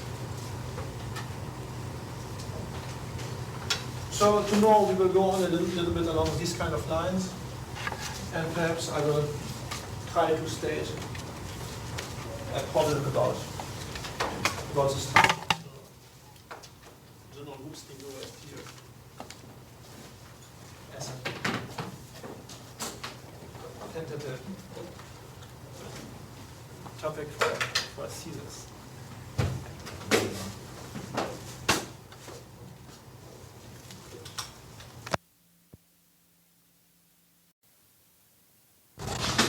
Yesterday we saw that a group scheme over a field is separable if and only if it's normal, or if and only if it has one separable point. One point where it is separable, I'm sorry. And when G is affine, local affine type over K, it just means that G is smooth over K. And as a consequence, we said that at least if G is locally affine type over K, then the irreducible components of G are also the connected components. Now, we'll come back to this a little later and see if by the chance it's not true also without assuming G to affine type over K. There's a nice little question. Let's do something else now. Let's state that every group scheme G over a field is separated. Now, this comes from the fact that in any scheme, a point rational over the ground field is closed. Because in order to prove that it's closed, that's a local question. So we can assume that the that the scheme is affine, but then it's separated, and a section of the scheme over the spectrum of the ground field is necessarily closed. So, therefore, our result is a consequence of the general result that if you have a scheme G over any ground scheme S, a scheme of groups, then G is separated if and only if the unit section is a closed immersion. Now, of course, that's necessary because if G is separated over S, any section without any group question of groups, any section must be a closed immersion. Now, why is it sufficient? This comes from the fact that the diagonal can be viewed as the inverse image of the unit section by a certain morphism of G times G into G, namely the morphism GH goes to G minus 1H.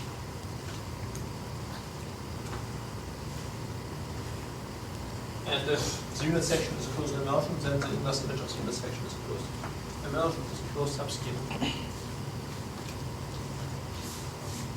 So group schemes are separated. I don't know if over a field, I don't know if monoid schemes over a field would be separated. They are and would work. And trying to make it complex, I know. It would be amazing if that was wrong.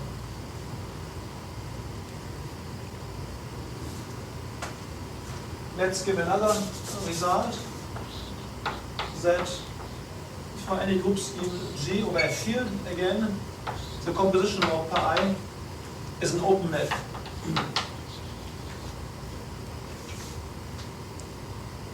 Well, let's see. Let's recall that the map which goes from G times G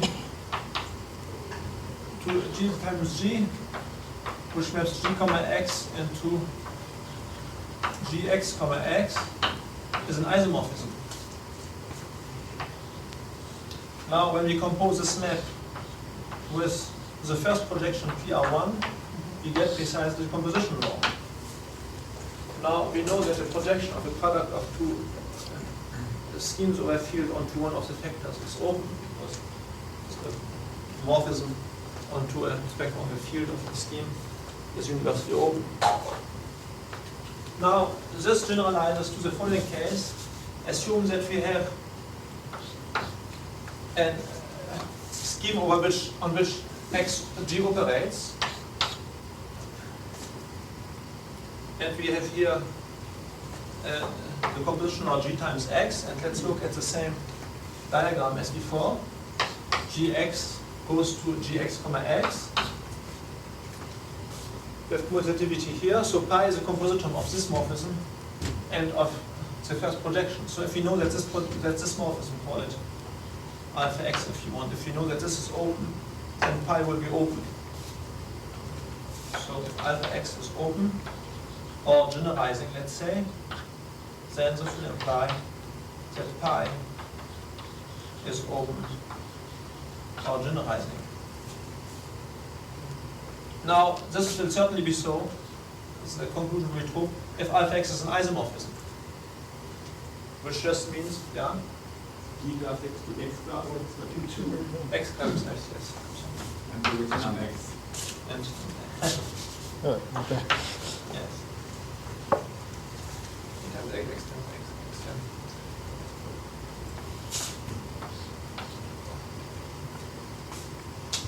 Now, what does this mean? This is an isomorphism. This we express by saying that X is a pseudo-torsor under G. It would be a torsor if X is non-empty. So if X is a pseudo-torsor under G, then pi is open. Morally,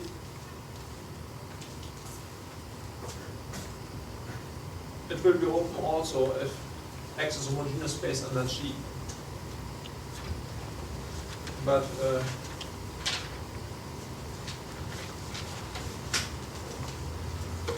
yeah.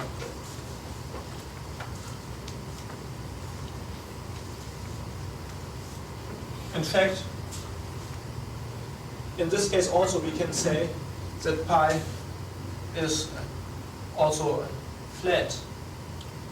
You see, faithfully flat also, because it's a composition of an isomorphism, this projection which is flat. So pi is open and face the flat, of course, if X is a pseudo-torsor under G.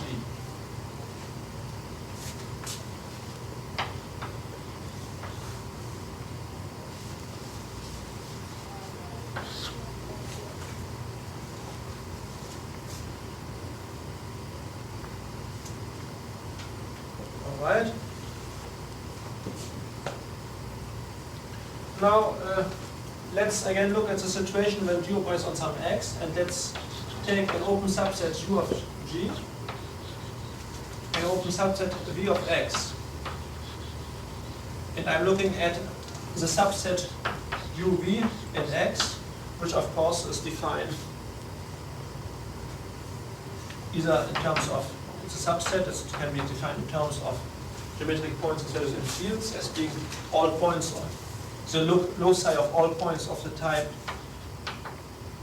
small u, small v, where u and v are points of u and v with values in fields, extension fields of small k. Or else, if you want to do it diagrammatically, you can say that you look at u times v as being contained in g times x. You look into the induced morphism by pi, composition, the operation of g on x, and you look at the image of u times v by pi. So that's uv. And now we want to say a few things about uv. So first, if pi is open, so we have seen a case when it is so, for instance x is a pseudo-torsor, and practically for all homogeneous spaces, we can come back to this question whether it's open. In a homogeneous space, we have to define what it means. If pi is open, then uv is open, and this comes from the fact that uv is the product, is the image of u times v by the morph, which is an open subset of g times x by a morphism, which is open.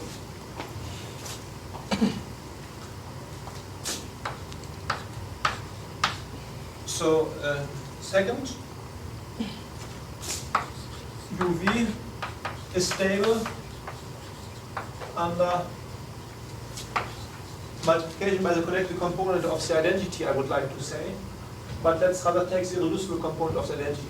We don't yet know if it's always the same. We know it's the same if G is locally of finite type. So denoted by G lower node, the irreducible component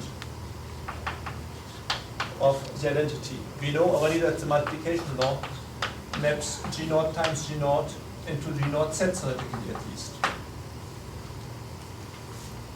We don't, if the ground field is perfect, then we can endow G naught with a reduced induced structure, and it will be in fact a subgroup scheme.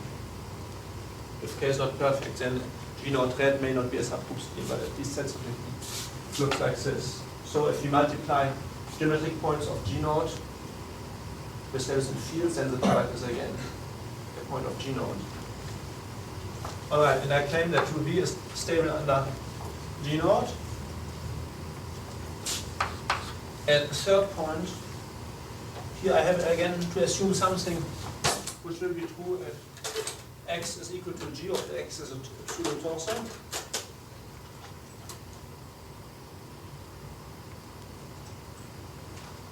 In fact, I will assume, well, for simplicity, I assume x a pseudo-torsor. We will see in the proof what is really required. Then I claim that uv is stable under specialization.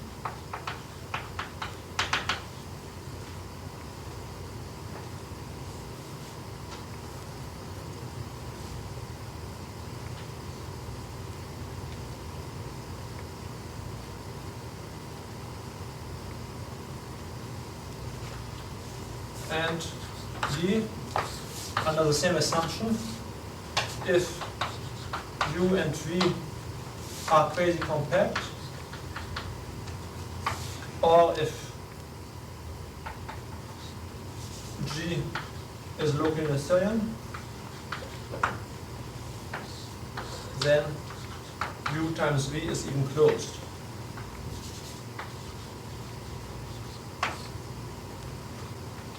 So that's the properties we want to prove. So the assumptions are all true if X is a torsor.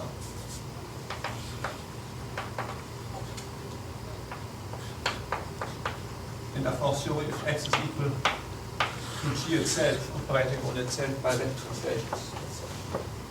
So let's give a corollary of this.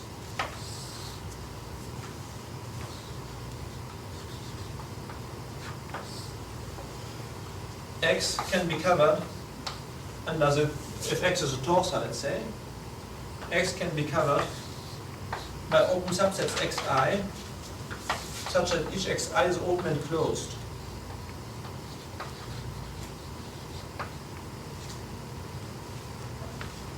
Why is this? Well, we can cover X by quasi-compact open subsets and G by quasi-compact. By the way, we don't, and we can take some open subset of G quasi-compact containing the unit element, and then X will be equal if U is to the union of U point Xi. Now, if Xi and 2 being quasi-compact, you see, U point Xi must be quasi-compact because it's an image of a quasi-compact set U times Xi and G times X by morphism pi. All right. On the other hand, X must be separated because X, after extension of the ground field, possibly, will become isomorphic to G if it's not empty. If X is empty, then everything is trivial. And G is separated. And therefore, the morphism that goes, therefore, an open subset that is quasi-compact is retrocompact. And therefore, if it's stable under specialization, it must be closed. By the way, that's what we state in D. So we are just proving now that D follows from C. If you have a retrocompact open subset, then we know that its closure is a set of specialization of points that belong to it. We can prove this a day or two ago. Alright, so X is covered by subsets that are both open and closed, and they are quasi-compact. And as a consequence of this corollary again, we get that the connected components of X are quasi-compact because the Xi's being both, the UXI's, call them Xi now, being both open and closed, the connected components must be contained, each connected component must be contained in one of the Xi's. And therefore, so of course, the irreducible component of the identity must be quasi-compact. Now, I think that this should imply that the irreducible components are equal to the connected components of X. Because we know already that in X, every point is contained in just one irreducible component. And now I think that it's true that for any quasi-compact scheme, I think it should be true. For quasi-compact and separated, perhaps we better assume both quasi-compact and perhaps a coherent scheme. But here it's even in fact quasi-compact and separated. That if every point is contained in exactly one irreducible component, that then the connected components are equal to the irreducible components. Of course, it's clear when the scheme is written in a cell, but I think it's true in general. But I didn't prove it. I have no time to look it up. It would be kind of cute to do it. So I can't be quite positive because I didn't write down a proof that from what we have said so far, it follows also that the reducible components are equal to the correct components, and as a consequence, that the neutral component, connected component, is equal to the neutral irreducible component. So this last one, I'm not quite sure.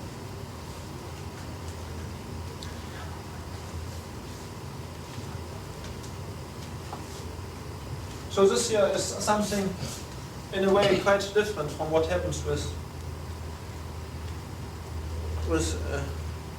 Lie groups, for instance. You see, it's by no means true if you take two open sets in a Lie group and if you take the product, that's a subset is both open and closed, and that the subset is stable under is a union of components that are stable under the connected component of the identity. Here it comes from the fact that the topology of our algebraic groups is very coarse, and the open sets having a very big, that is complements of subvarieties, you see, of subvarieties that don't contain any of closed subvariety. So that's kind of the heuristic explanation. Now let's give the formal proof.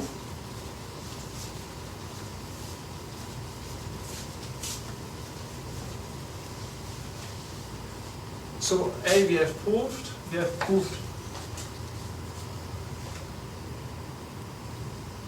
that C implies D, so we have still to prove B and C. So let's prove that UV is stable under the reducible component of 1. So let X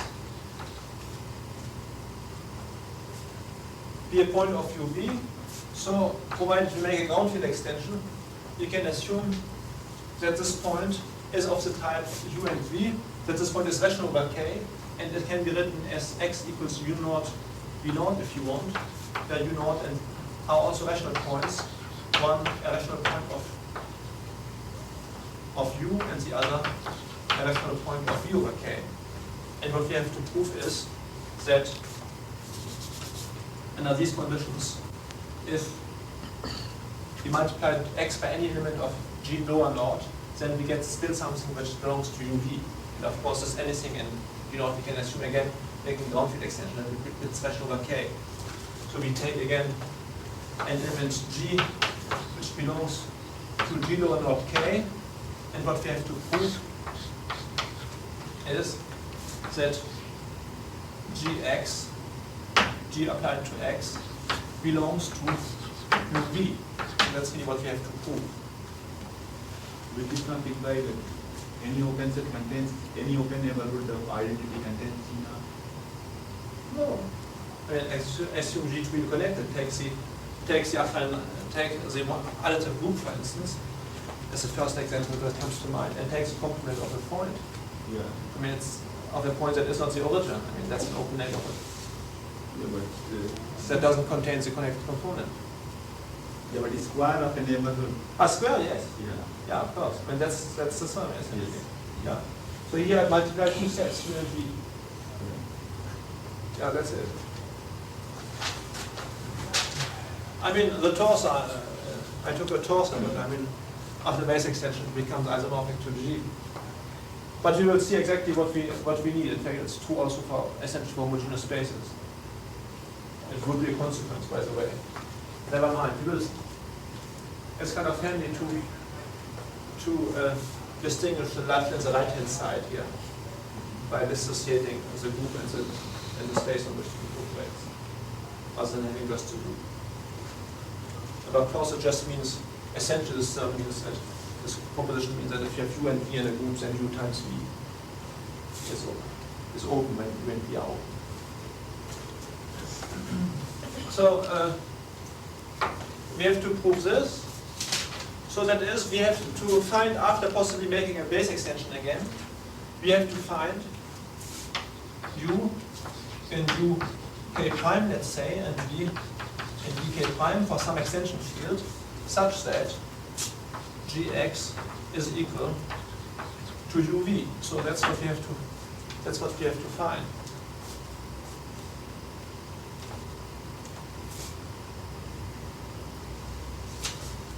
Or that's it. Now the set uv, yes. Now let's write this as being u minus 1 of gx equals v. U point v, and u is in g and v is in x.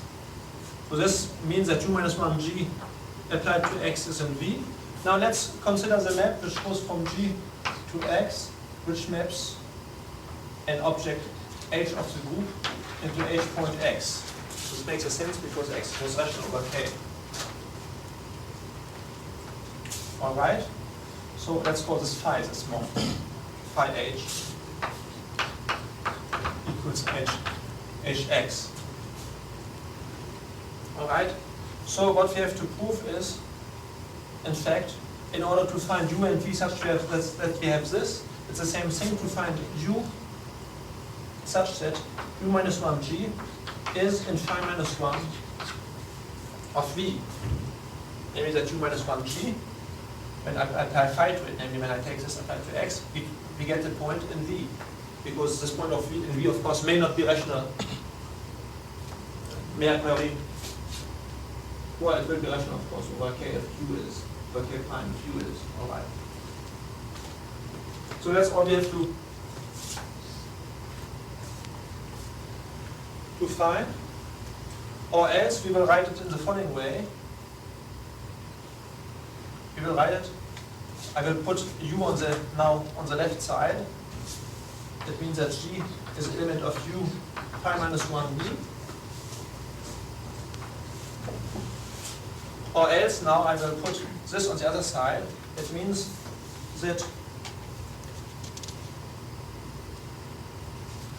u is an element of g multiplied by the open set phi minus 1 of v to the power minus 1, the symmetric of the open set phi minus 1 of v.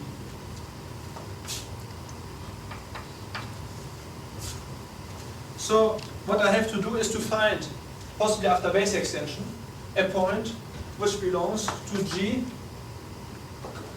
translating this open set phi minus 1v to the power minus 1. And of course, this just means that the intersection of this open set in the group with u is non-empty. Let's call that small u should be an element of capital U. So all I have to prove is this relation here. Assuming that g is a point rational by k of g naught, belonging to the irreducible component of g naught. And phi has been defined in terms of x here, or this phi over x. The x on the other hand was in uv, it was in here. Now let's look. Yes. So what points do we have in G naught besides small g? We have u naught. So I guess, yes. Let T be G lower naught applied to u naught. So the right translate by u naught of G naught. So this is a closed irreducible subset. Because G naught is closed irreducible. So it's reducibility that is important. Now here we have two open sets. We want to prove that the intersection is not empty. For this, it's enough to show that the intersection with T is not empty. Because then the intersection on T will be two non-empty open sets of an irreducible space. So the intersection, these open subsets of T must intersect. And therefore, so these two must intersect. So all we have to prove is that U intersects T and that G applied to phi minus 1, v minus 1 intersects T, namely that these two intersections are not empty. now this is completely trivial. Why does U intersect T? Because U naught is both in U and in T. Therefore it's not empty. And on the other hand, we should now find a limit in here. What will it be? G U naught, I guess. In here. I claim that G U naught, yeah, that's is in here. Of course, as G is in G naught, G U naught is in T, so we have to prove that G U naught is in this set. And therefore we have to prove that U naught is in the set phi minus 1V minus 1. Or what amounts to the same, that U naught power minus 1 is in phi minus 1V. So we have to prove that if we apply phi to U naught,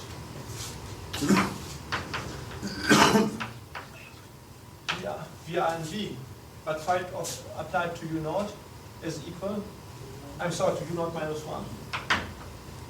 That we get into V, but phi of U naught minus 1 is equal to U naught minus 1 applied to X, which is U naught minus 1 applied to U naught V naught, which is equal to V naught, which is element of V. So that makes it.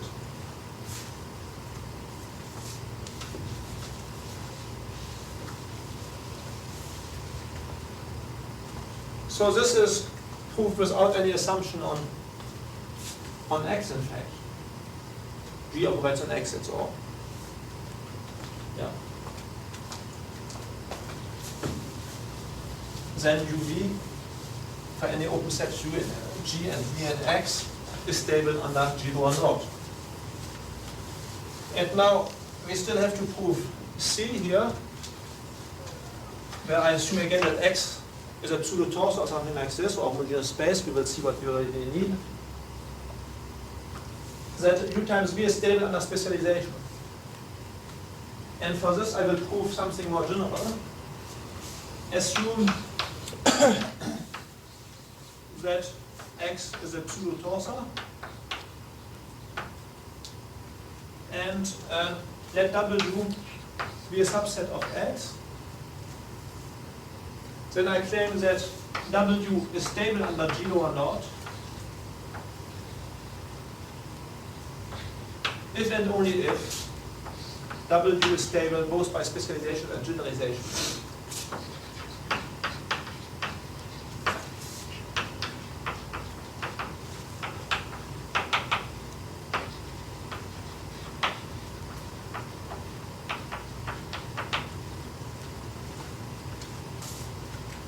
And so, of course, then, if you have proved this lemma, then V implies C, because we have proved that UV is an open set that is stable under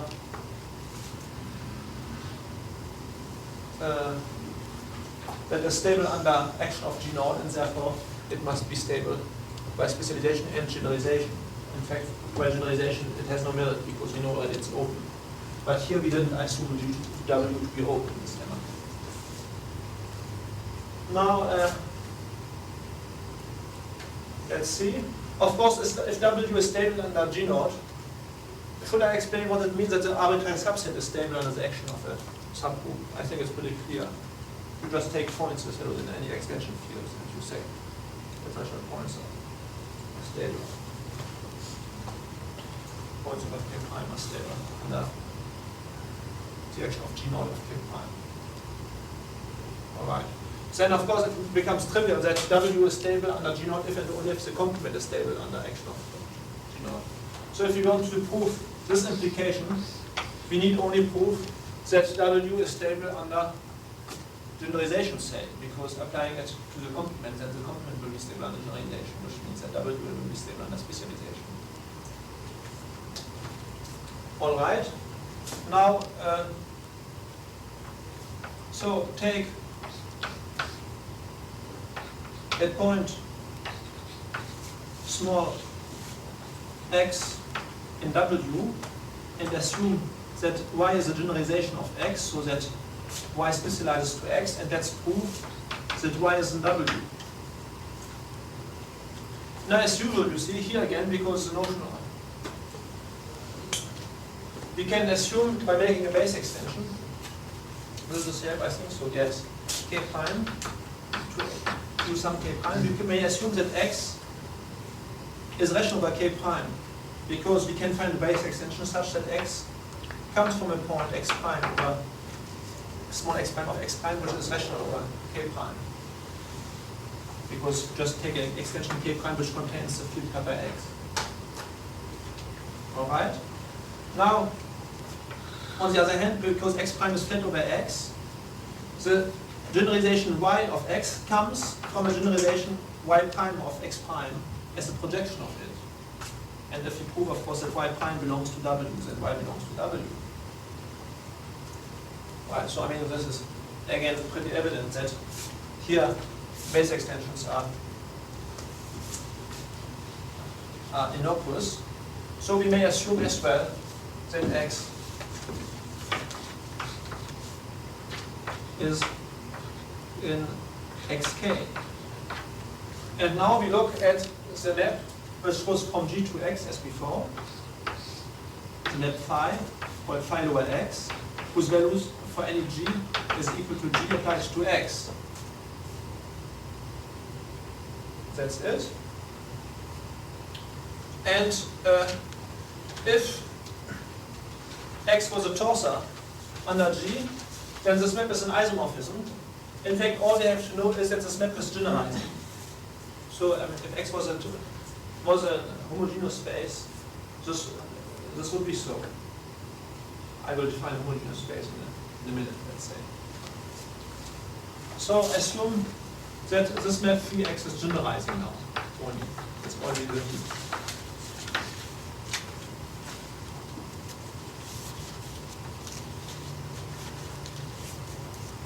Then its restriction to G lower naught will be regeneralizing too. Because G lower naught, the irreducible component of being an irreducible component, will be stable under generalization. Remember that every point of G belongs to just one irreducible component. And therefore the image of G naught in X must again be stable under generalization. So as this image contains X, because phi X of 1 is equal to X, therefore it must contain also Y.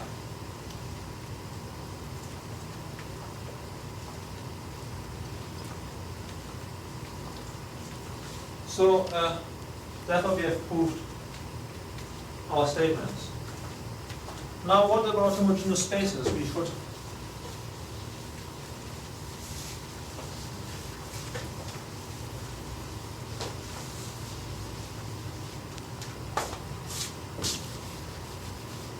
also here it would be enough to assume X a homogeneous space.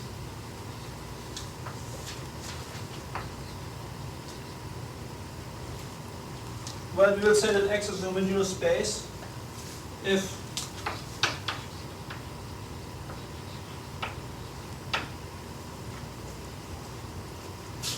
that's again a story of sheaves, let's say. This homogeneous space as a sheaf on which G operates when we are working with, for instance, faithfully fat crazy compact topology. And for a sheaf, it just means that locally it is a quotient of G by a subgroup H, isomorphism quotient.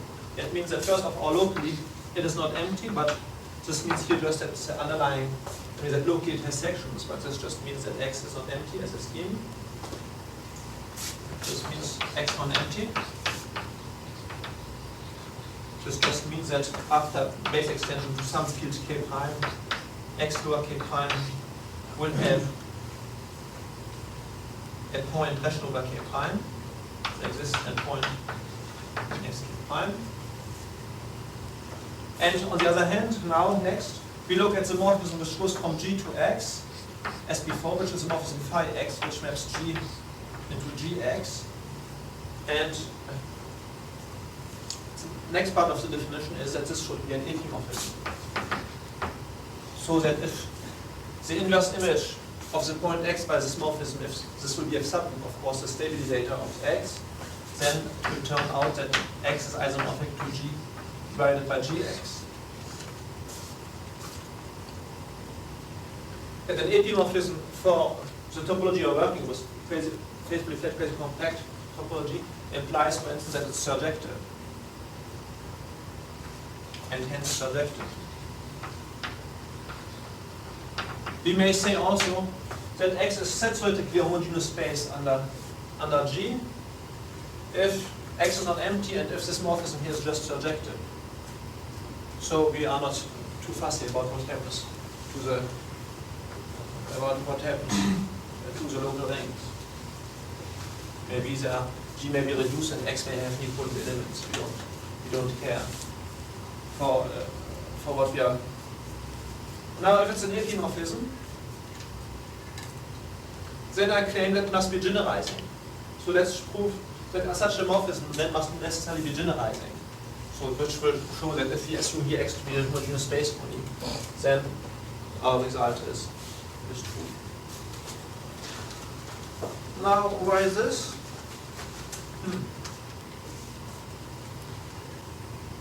In fact, universally generalizing everything you want, it will be practically flat.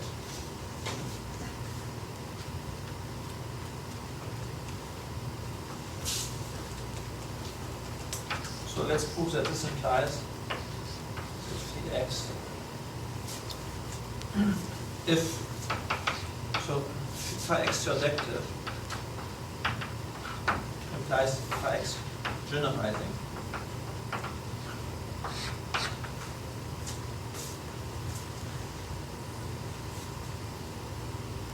In fact, we need a lot less than surjective. If phi X is surjective, then there exists a maximal point of X whose fiber is not empty. Take any maximal point. So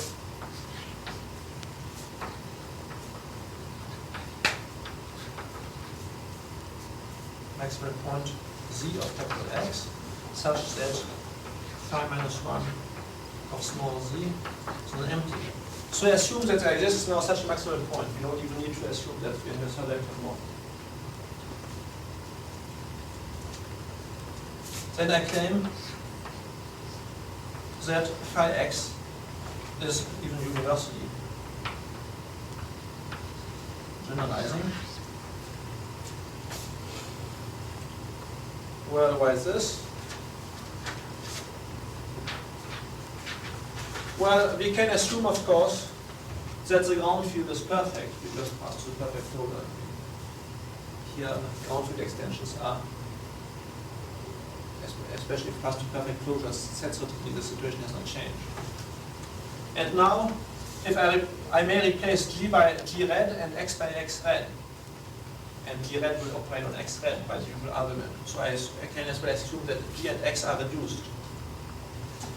Now, at every point of G, which lies above the maximal point of X, G goes to X now must be flat, because X is reduced to the local point of the local ring of a maximal point of X is a field. Everything over the field is flat. Therefore, G is flat over X at least one point. And therefore, because flatness is something that descends well under occasionally flat descent, by the argument of translation I have already given, it must be flat at every point. If it's flat at one point, it must be flat at every point, because we are reduced to the case when the points are rational over the ground field, and then we pass from one point to the other by translation. And the translation here, you are in a situation where you see the translation operates by automorphism of the whole situation. And hence, I mean, once we have divided out by the equal elements here, the morphism becomes a flat morphism, and the flat morphism is universally generalizing.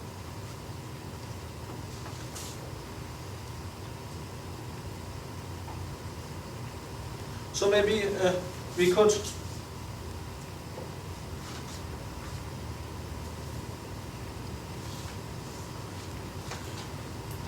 develop. Let's see what time is it.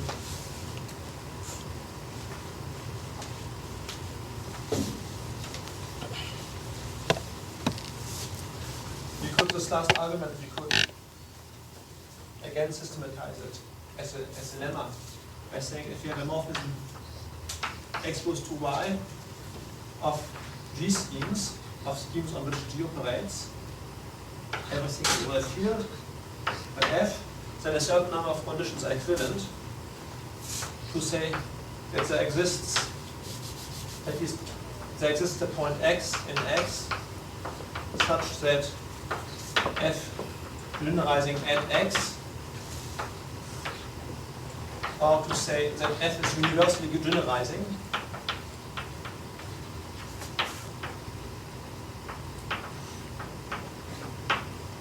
so not only generalizing at all points but even universally generalizing, and amounts to the same that there exists a maximal point Y, assume however that X is not empty.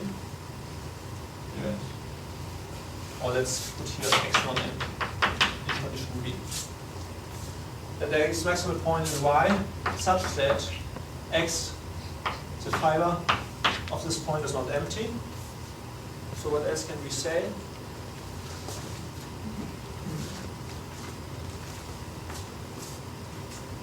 And we can also express it in the following way. Assume that we give one irreducible component x naught of x. Let's fix an irreducible component. And then D would be that the image of this particular irreducible component x naught is equal to is an irreducible component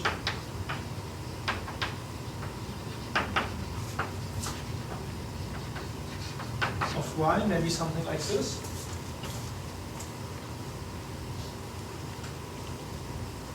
I guess that should be true.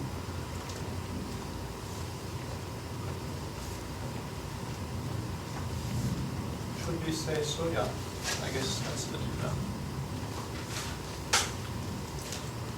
Are you assuming that X and Y are homogeneous? No, I don't think. Maybe X. Maybe for the last, we will see what's the proof. What's the proof with that? Certainly not Y. X per Yeah, X. Even for A, I guess. No, for A we don't need anything. Assume that there is a point X in capital X, such that F is generalizing at this point. Yeah, like A will imply B. Then because this will imply C first. Because let's take this point. Let's take this point X. Let's look at the point Y below it. And let's look at the point at some maximal generalization of Y prime of Y. The maximal point is crystallizing to Y. Then, because the morphism is generalizing at X, there exists a generalization X prime of X which lies above Y prime, and therefore the fiber of X at Y, at Y prime, is not empty. So we found the maximal point whose fiber is not empty. So now I have to prove that C implies B. Of course, B implies C, E implies A is trivial. So let's prove that C implies B. I mean, that's the argument I just gave in the case of groups, I think. Because we can, passing over to the perfect closure of K, we can assume that K is perfect, because topologically the situation is not changed through this. And then we can replace G, X, and Y by the corresponding reduced schemes. And now the logering of Y at the point Y is a field, and therefore X will be flat over Y at all points of the fiber XY. Therefore there's one point of X at which the morphism is flat, and therefore it must be flat at all points. There we are. That's it. So X here, X has to be a homogeneous space, it seems. X a homogeneous space.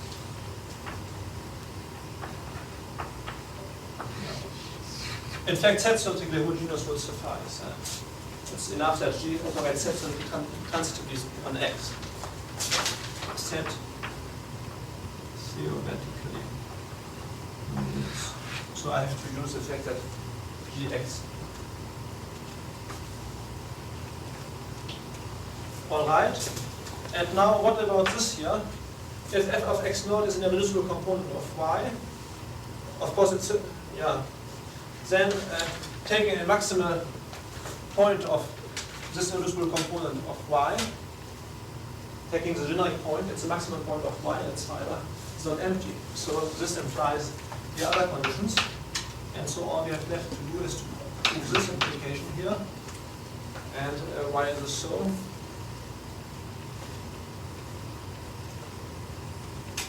Let's see.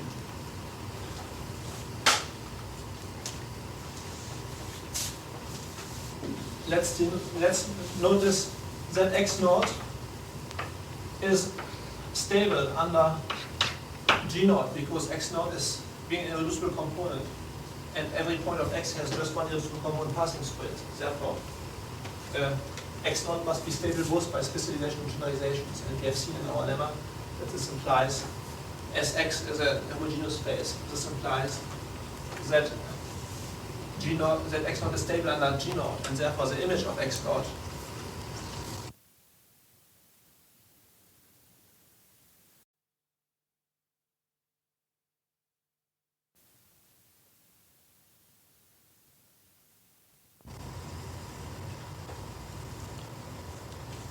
so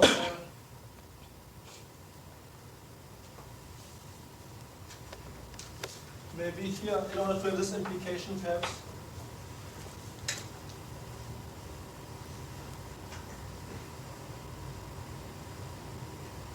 you better use also that y is a homogeneous space, I wonder.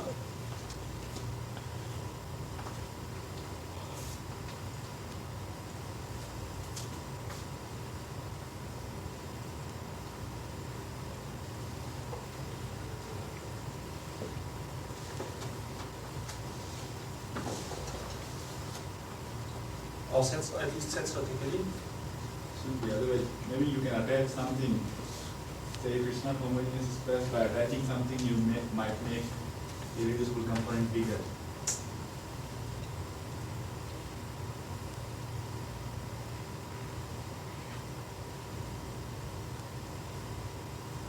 Well, you see, all we have to prove, I think, is that it's closed. Because being a closed subset is that is stable under generalization, you see. It must be an irreducible component. Can we use the last condition somehow? So,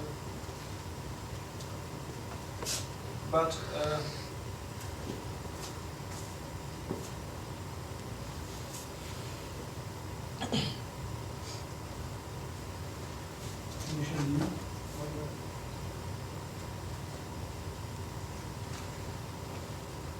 Over on the right-hand side. Condition D on the right-hand side gives you a conclusion. Some sort of being closed. yeah.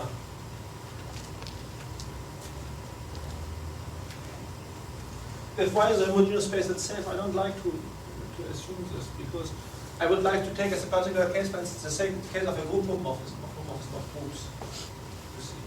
And I view y as being a space on which the first group operates because of the homomorphism.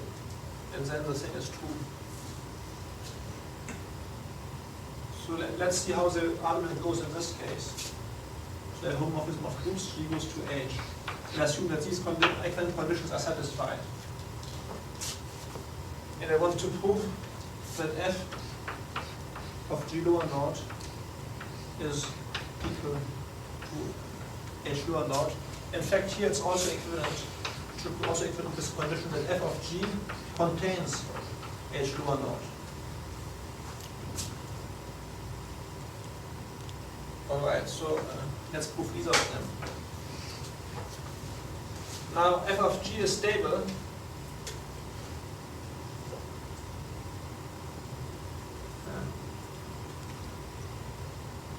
I prove something like this. That's it.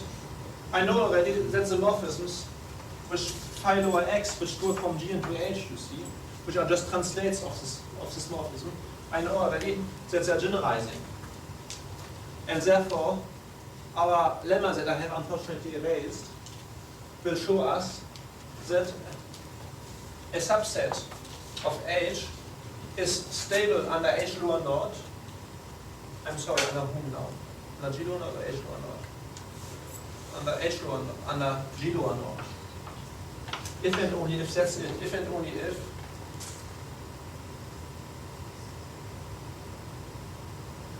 there it is, yes. A subset of H is stable under G lower naught if and only if it's stable by specialization and by generalization. And therefore, I apply this to H naught. This is stable under specialization and generalization. And therefore, it must be stable under G naught. On the other hand, of course, the image of G naught is stable under G naught.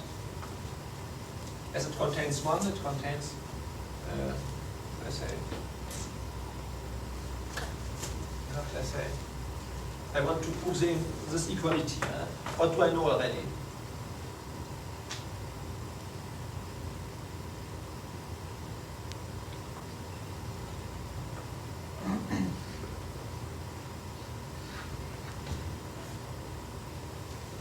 I'm a little confused here.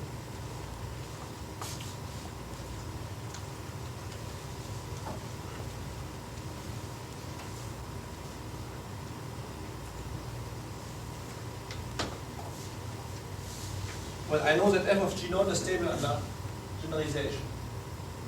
That's all right. This should be false. But I don't know it's... This should be false because H might be containing G. Say G may be irreducible, Yeah. and H may be a bigger group containing G. But the morphism is, you see, is generalizing. Don't forget this. No, it should be true, but there's a little itch which I don't remember.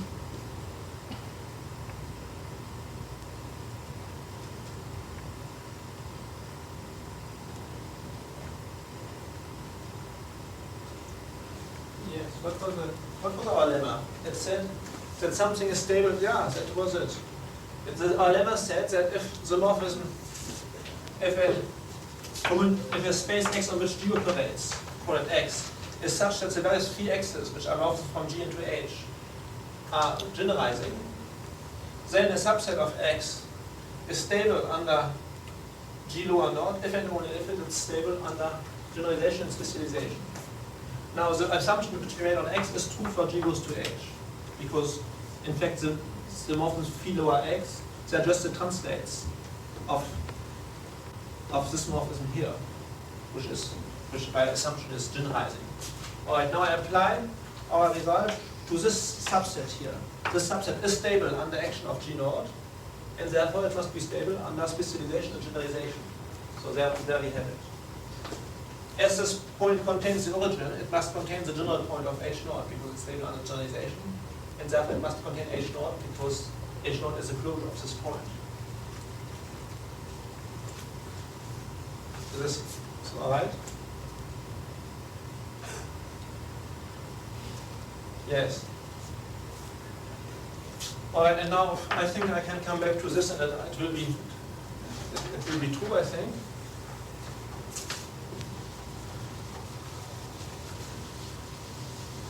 Because, yes, that's it. Because if f is generalizing, and in fact universally generalizing according to this, and if x, on the other hand, is set such a homogeneous space, then by transitivity we see at once that y satisfies also this property, that the morphisms which go from G into Y, the phi lower Y's, if you want, defined over some extension fields, must be generalizing because they're just compositum of generalizing morphisms. And therefore a subset of Y is stable under G lower naught if and only if it is stable under specialization and generalization. And therefore f of x naught must be a subset of Y which is stable, being stable under G lower naught because x naught is stable under G lower naught. Fx naught is stable under G lower naught, therefore it's stable under specialization and generalization. And therefore, it must be being irreducible, it must be an irreducible component.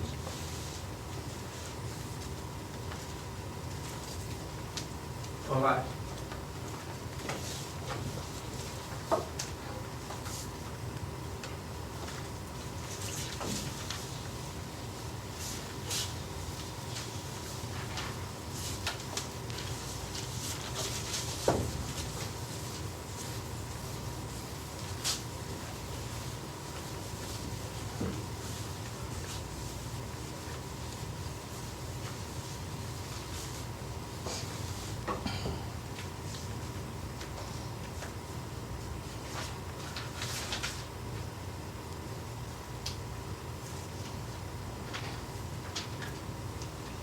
But maybe I should stop now with these technicalities. I had intended, but I see there's some time left to say a few things about generalities about homomorphisms of groups, still more.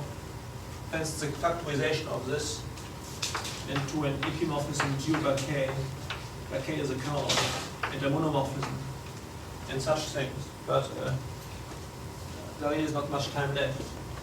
The essential for these kind of things, it is the essential technical statement which we have to use as a fact that if you have a group G and a subgroup, everything over a field, and if G is of finite type or local of finite type, so that you can apply the results which I stated in the previous lecture, then G over H exists in the very strong sense I have explained before. And so if you have a morphism of groups, G goes to H, assume G to be of finite type, the kernel then K is a subgroup of K. So the quotient G over K exists as a group scheme, as a scheme of finite type over the basis. It need not be a group if well, here it's a group scheme effect because K will be invariant, because K was defined as a kernel of morphism of groups. So G of K is a group scheme. It's a group of finite type over K, and this morphism factorizes through a homomorphism of G over K into H, which will be a monomorphism. That its monomorphism is just general nonsense about, in sheaf theory. On the other hand, if H itself is, if G and H are both of finite types, then it can be shown that a morphism of groups of finite types that as a monomorphism is a closed inversion. It's always the same kind of argument. It's a closed inversion at least one point. That's true for any morphism of schemes of finite type. It's a monomorphism. And then it's a closed inversion. It's an inward at least one point, and then it translates this point.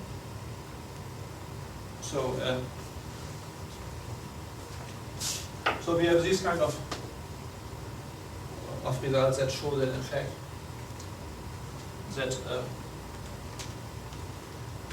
algebraic groups, the category of algebraic groups, let's say of finite type, for instance, over a ground field K, behaves as well as with respect to Joule operations as stable as the category, for instance,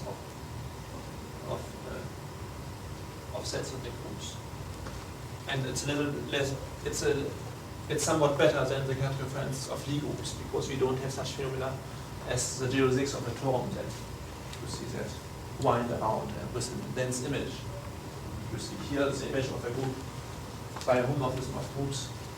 Everything being of finite type at least is necessarily closed. In fact, it's also true, I think we have proved it in our that if G is crazy compact, and if you have a homomorphism of groups, then the image is closed. But I can't give too much detail along these lines. I would like now to give a little statement about general structure of group schemes. So maybe we can go on a little beyond time. I don't know if you have Last bus. yes. Maybe yeah.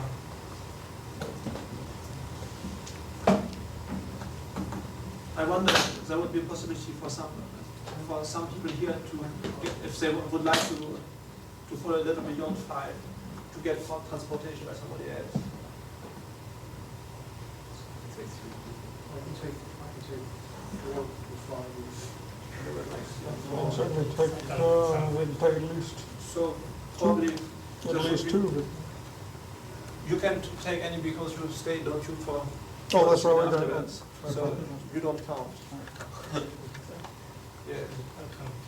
All right, so there are 3 people who already that can take it, so 7 or 8.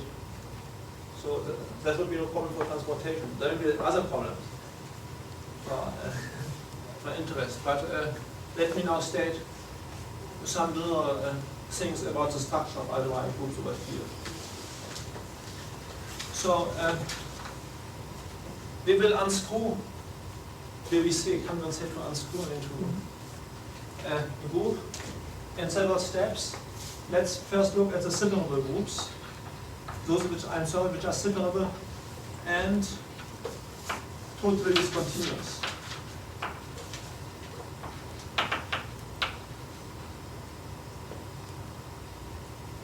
By totally discontinuous, I mean that the connected component of the density is reduced to 1. Now we have seen a number of ways of getting such groups. I will say a few. We have already the discrete groups.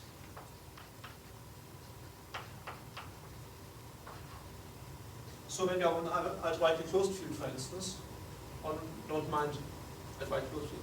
These are the groups which come from usual groups gamma by taking the constant group with value gamma over k. So we get already the constant groups. Now, when algebraically closed fields, these would be the only ones that I would call discrete. But then we can take those which may not be so over k, but which becomes over in algebraically closed extension of k. These, in fact, the technical way of describing them would be the étale groups.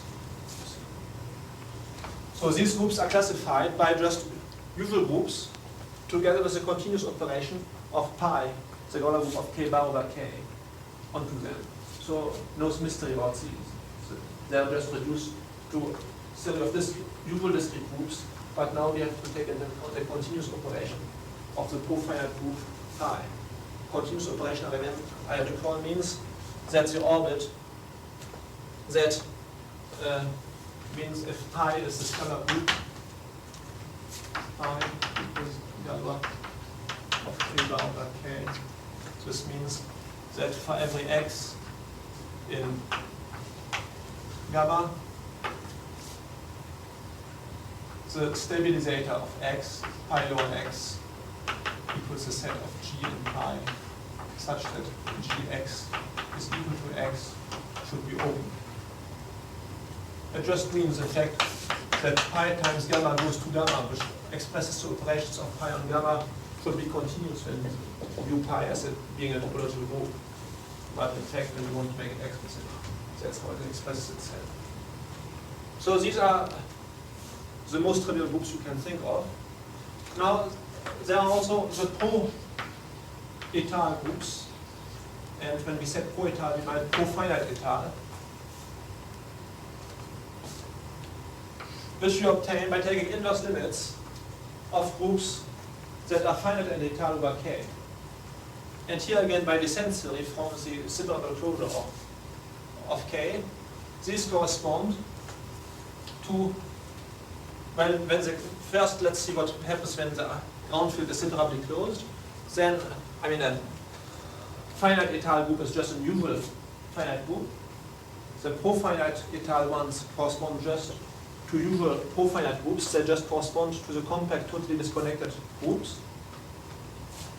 And now, if we want to go back to a ground field that is arbitrary, we have to take such compact, totally disconnected groups together with a continuous operation of pi, the Euler group on them. So they just correspond to compact groups, totally disconnected groups.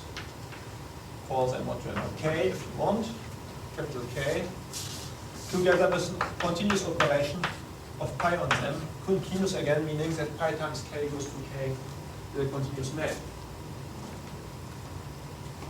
And now, if we want to take the separable and totally discontinuous groups in general, we have to combine these two types, I guess.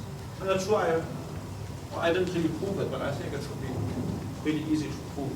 This would be the rather easy part of this theory. So what the intuition suggests is that they just correspond. So let's say the mixed or genuine case, they just correspond to locally compact, totally disconnected groups. Locally compact, totally disconnected groups.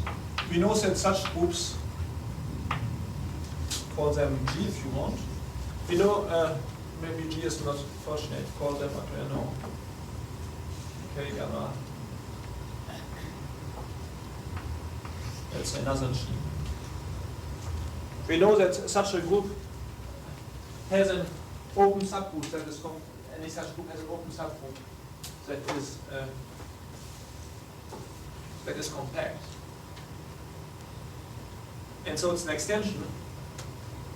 Well, this open subgroup we may not be able to take it invariant, but if we can take it invariant, then this group would be an extension of a discrete group by a profinite group. You see. But because of the problems with invariant groups, you see, we should rather say that the whole group is a direct limit of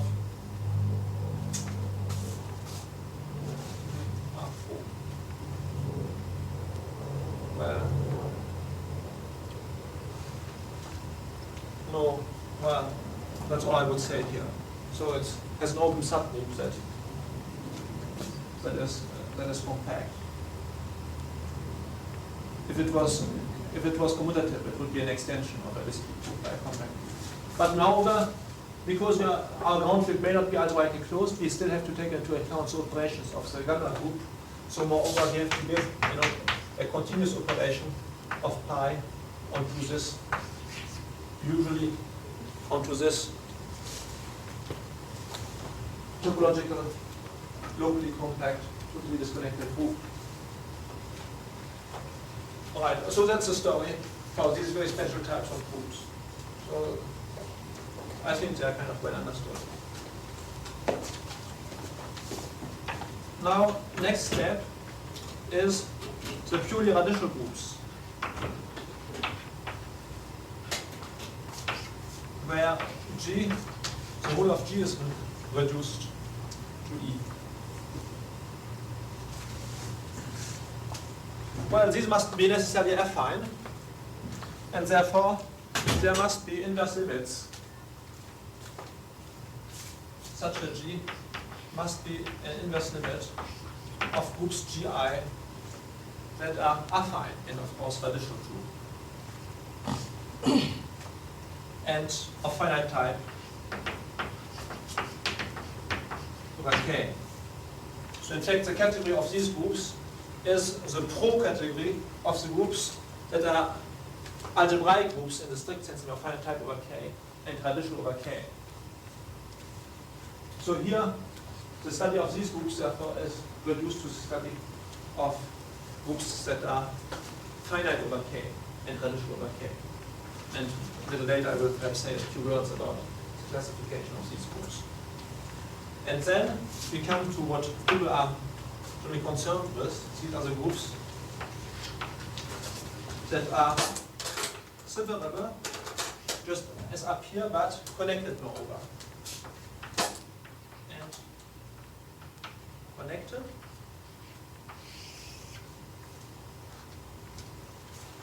And here the conjecture would be that such a group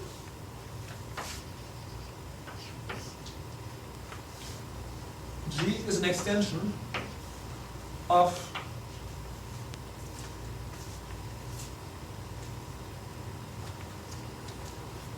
a group G naught which is of finite type over K by a group R, let's say, that is affine. When I say extension, I mean by this that R is a subgroup of G, and that it's a quotient in the sense of schemes, namely in the sense of FBQC sheaves, namely that G goes to G naught, is faithfully flat, crazy compact. By the way, remark that if the group is connected, we know already that it must be crazy compact. And therefore, certainly the morphism would be here, would be crazy compact. So it's faithful flatness that interests us here. Now, if K is perfect, then there's a theorem due to Chevalier, which is kind of a deep theorem, which says that any connected algebraic group over K, which is smooth, that's where the only ones that one had considered at that time, is an extension of an abelian scheme, and a group scheme that is proper, smooth and connected, by an affine group.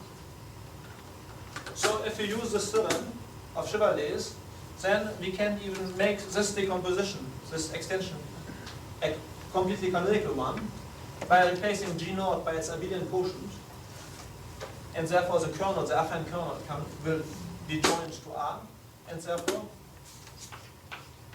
G naught, we will get an extension of an abelian variety by an affine scheme, by an affine group scheme.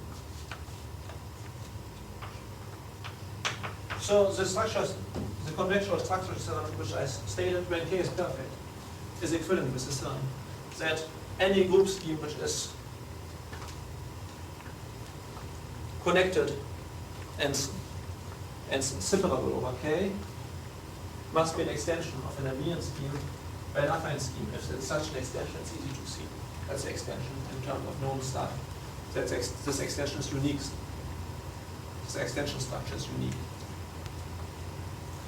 And now, what about the affine schemes here? Well, this affine scheme, according to a symbol which we have proved before, must be an inverse limit of schemes of finite type, of group schemes of finite type, which would appear as quotients of R by invariant subgroups. And when we use, and therefore this conjecture here would imply, and in fact be equivalent to the fact that G is the inverse image by filtering projective systems of groups Gi that are of finite type. Of course, will be able to take them connected. They may be taken as quotients of G, and they will be in fact then also smooth, because being separable, they will be smooth. Finite type and connected, and in fact linear is smooth, that's connected and smooth, that's all implies already of finite type. So these groups will then appear as inverse limits of groups Gi that are connected and smooth with transition morphisms that are affine.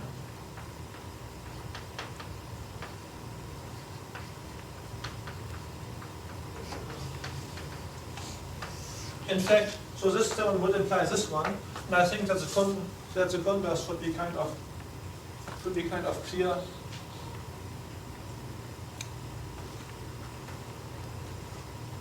The only trouble which may arise, you see, is that that's not clear a priori. You looking for somebody? Well, so I went to ask Jack Lucas to his office after.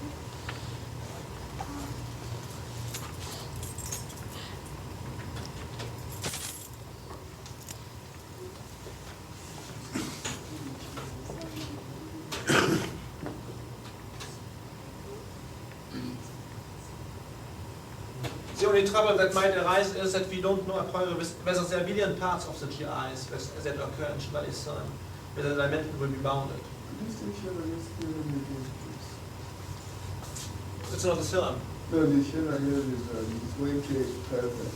Any smooth connected algebraic group over a perfect field is the extension of an abelian variety by an affine group. And in fact, this extension structure is canonically determined. The affine group is a larger subgroup, smooth subgroup that is smooth connected subgroup that is affine.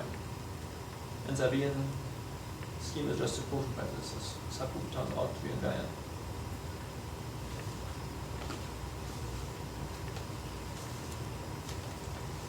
So the question is the following, therefore, I mean, this conjecture here would be equivalent to this conjecture plus the fact that whenever an inverse system of algebraic groups of finite type, smooth and connected, let's say, has a limit in the category of schemes, or what amounts to the same of group schemes, then the abelian ranks of the GIs, namely the dimensions of the maximal abelian quotients of the GIs, must be bounded. So we can't have something that you see that like abelian varieties piling up of higher and higher dimensions, which I think shouldn't be too hard to prove. But I mean, I don't know whether this conjecture, however, will be hard or not. And now take a general group scheme, G over K, and let's look at the connected component of the identity G naught. And let's endow G naught with the structure, with the induced structure sheaf. So I don't take the reduced, for the time being, I don't take the induced reduced structure, which we could because it's a closed subscheme, but I just take the induced sheaf. So the stalks of the structure sheaf here are just the stalks of the structure sheaf there. Now, in this way, G naught becomes a scheme. This comes from the fact that it's a connected component, and that G can be covered by open subsets that are both open and closed, and quasi-compact. So it turns out that in a quasi-compact and quasi-separated scheme, so any connected component, when you look at the induced sheaf, it's in fact a scheme. It's in fact the inverse. It's in fact the inverse limit of all open and closed neighborhoods. And the transition morphisms here are affine. That's a pretty nice situation. And then, if K is perfect, then I can look at this further subgroup G naught red, which is also a subgroup. If K is not perfect, it may not be a subgroup. So assume that we are in the case where this is a subgroup.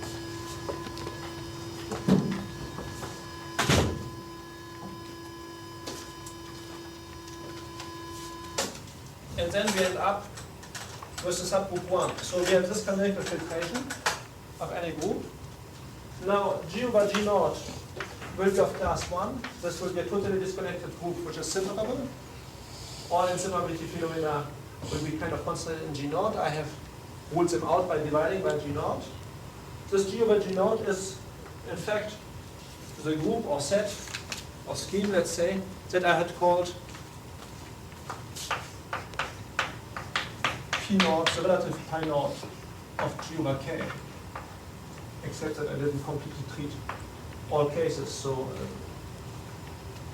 that if we had done things with sufficient generality, G over G naught could have been interpreted as this here. Now, as for G naught divided by G naught red, it's pretty clear that this is reduced to just one point. We divided a group by a subgroup which has the same underlying set. So this here is of class 2. And on the G naught red, I mean, if you have a perfect field, this will be reduced therefore separable and it's connected. So this will be of class 3. So a general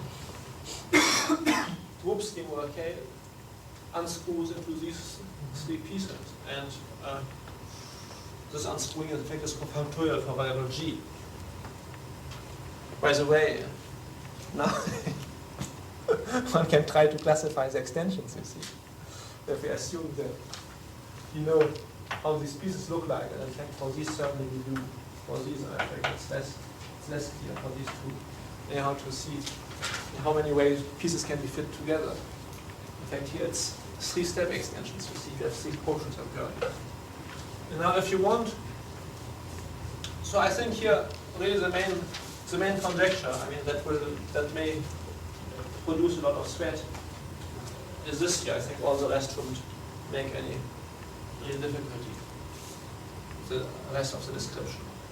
Now if you want, I can give a few indications about the classification of pieces 2 and 3. So here I think there's no mystery, one is completely understood. I mean, it's a series of locally compact groups, totally disconnected groups.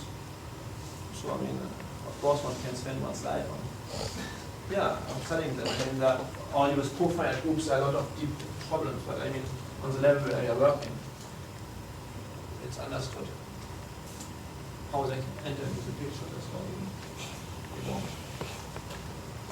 Let's say the study of these groups has nothing to do especially with algebraic geometry. I mean, it's a chapter of groups. Now, let's say something about radical groups. So, in order to study pieces of type 2, we have to study, as we have explained, only radical groups that are finite over here. And here, these radical groups, of course, don't exist if I just say they are just a unit group if we are in characteristic 0. In characteristic 0, I mean, this step of the step disappears. Any group scheme should be separable over a field of characteristic 0.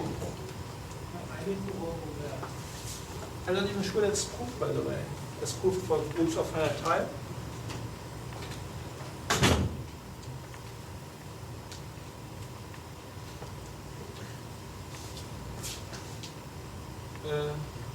Let's see, is it proved or not? Yes, it is proved, I think. Is it or not? Well, I'm not sure whether the theory of passage to quotient has been done. You see, that's not clear. If we knew how to pass to the quotient, if we knew that the quotient exists, it would be all right. But we don't know as yet, you see, because the context in which we have proved terms of passage to quotient don't cover these cases of groups which are not of finite type at all, not even locally of finite type, nothing.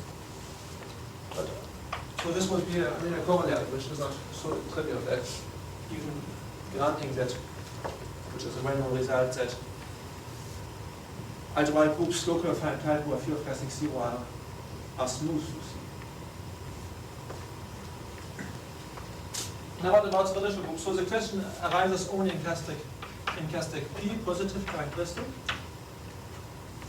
And there we have, for any group G, we have the so-called Frobenius operation, which transforms this group into another group, which is just the base, which you obtain by the base change from K to K, X goes to X to the P. You see, then raising things to P's power is an endomorphism of any ring of characteristic P. And it's an endomorphism of any field. So we can take this as a base chain. And then, in a canonical way, we get a homomorphism that works for any scheme, in fact. And we get a homomorphism from the scheme into it. The scheme Frobenianized. And when the scheme has some composition laws, this map is compatible with these composition laws. So in our case, it would be a group homomorphism.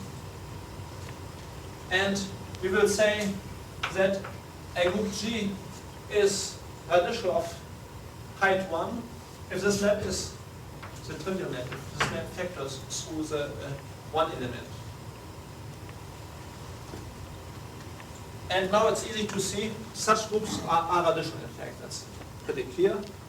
And now it's easy to see that every group over a field that is finite,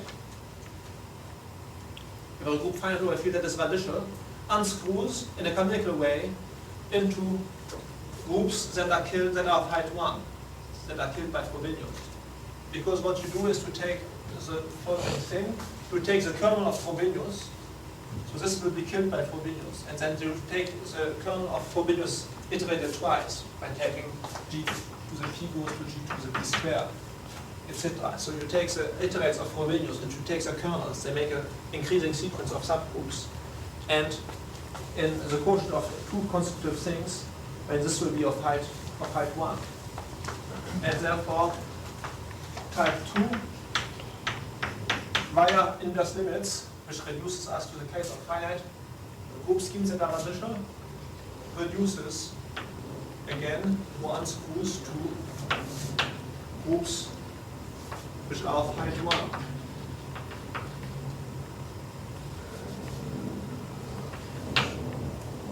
Height is spelled like this.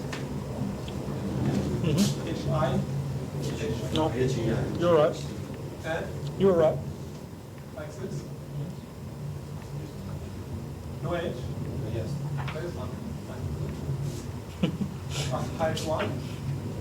We will say that it's of height n if Frobenius iterated n times is trivial on it. And so those which are of height n can be unscrewed into a successive extension of n pieces of height 1. And therefore, you have only to study the case of groups of height 1, and there's a nice classification theorem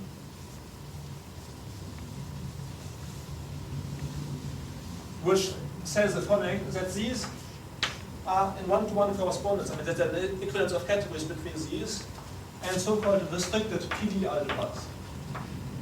Restricted PD algebras of finite dimension over K. These are Lie algebras over K, in which moreover there's given a piece power map, and a map from this Lie algebra into itself, which will not be additive, but where additivity is replaced by some screwy formula which says what the piece power map of piece power of x plus y is, and this is a formula that involves the brackets. And I wouldn't be able to write down the formula. I think nobody can remember it.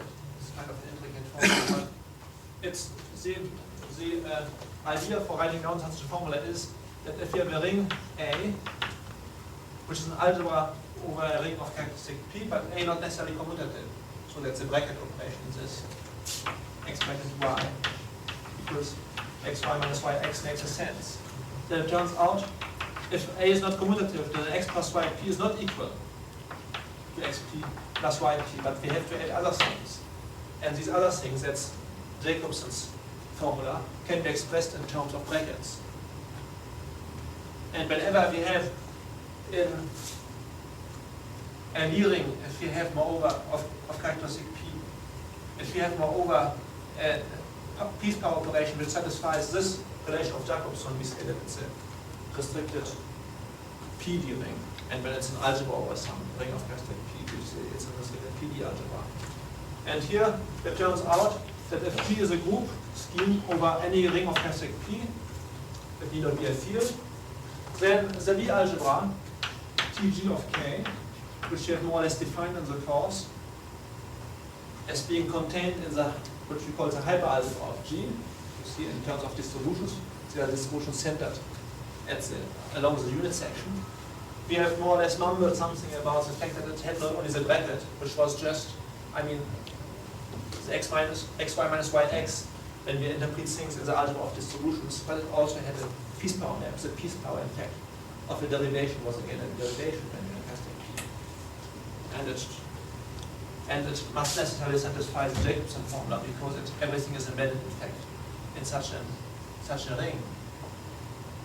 And the piece power is, in fact, comes from the piece power in a non-commutative ring, or possibly non-commutative ring. All right. So to every G is associated and restricted PD algebra, and it turns out that when we restrict to G's that are of height 1, that are radish of height 1, then we get an equivalence of categories between finite group schemes over K that are radish of height 1 and restricted PD algebras over K that are of finite dimension.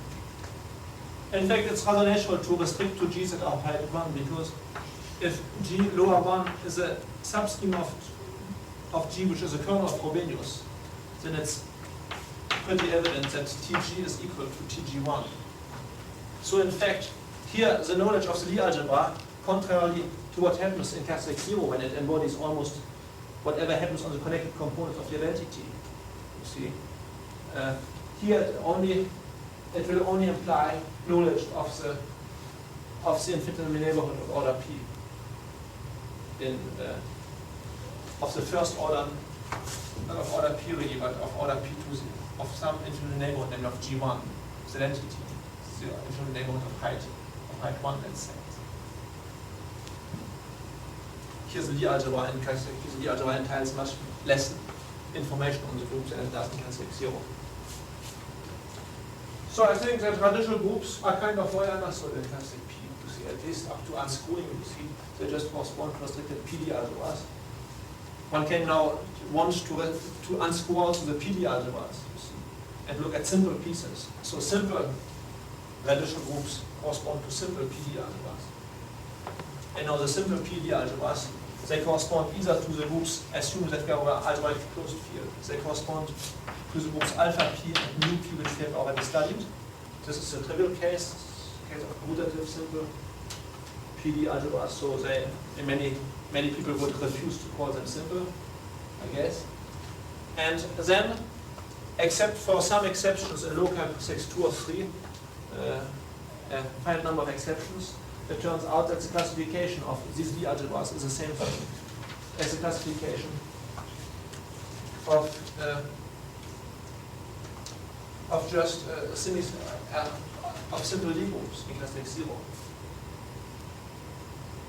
And in fact, these D algebras just occur as the D algebras of the simple algebraic groups that correspond by the Chevalier and Borel classification to the well-known types of compact groups or complex simple groups. I mean, we have a nice relation here between radical groups on the one hand, and on the other hand, Lie algebras, types of Lie algebras, even types of Lie algebras over complex numbers. What about unipotent radical?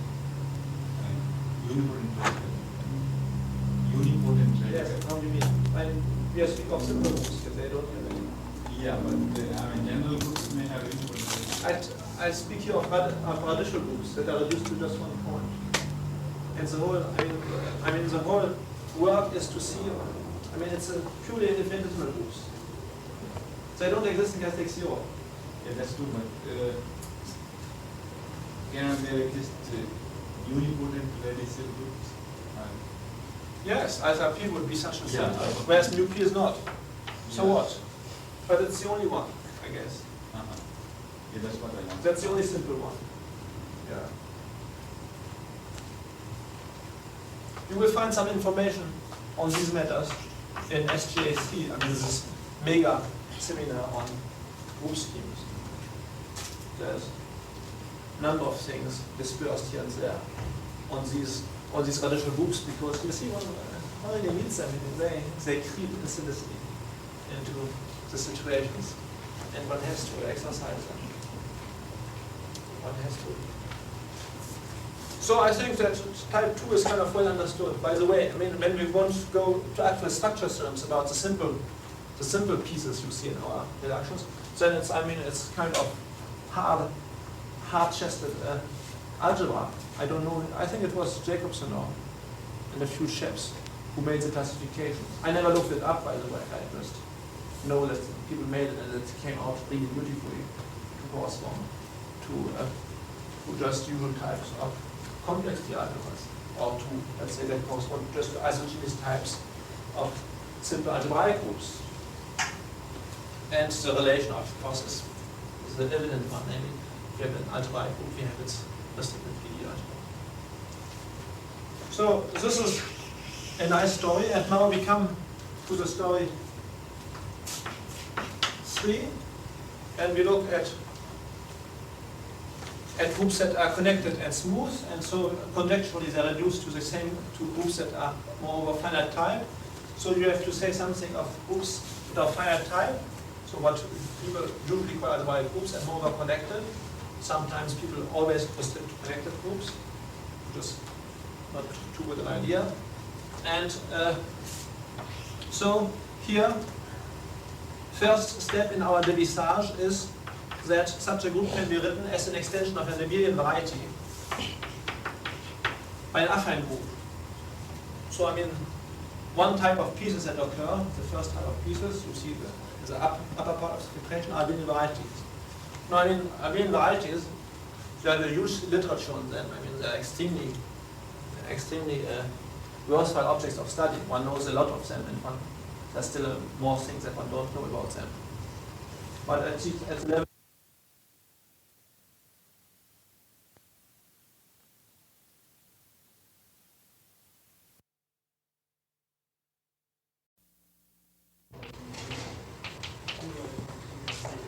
with arrows going in opposite direction. And we have now the data required in order to define descent conditions. And one checks immediately that to give descent conditions in this situation on the object in here is the same thing as to have G operate on this object.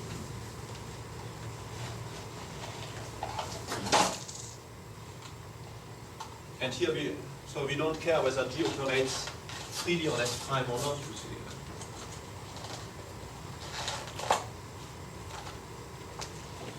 But if you want to interpret S prime times G as being a finite product of S prime by itself over something else over some S, I mean, then of course this exactly means that that S prime is a pseudo-torsor under G over this S. Now let's give a particular case of this. Assume that S is a spectrum of a ground field. Okay, S prime is the spectrum, let's say, of some Galois extension K prime. Let's assume it's a finite Galois extension first. And with scalar group gamma, so gamma is a group of automorphisms of K prime over K.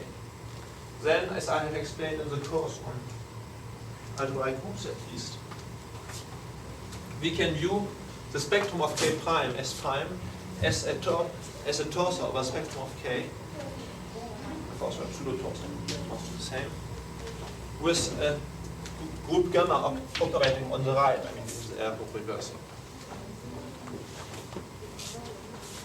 So a Galois extension can be viewed as being a torsor. Geometrically, that's really what it is. And therefore, the functor which goes from schemes over X to schemes over, from schemes X over K to schemes over K prime, base extension functor, then we like to view it as being a functor going from schemes over K to schemes over K prime endowed with descent data, is the same thing as to view it as a functor going from schemes over K to schemes over K prime endowed with an operation of gamma compatible with the operation of gamma on K prime. An operation of gamma on the right compatible with the operation of gamma on spectrum of K prime on the right.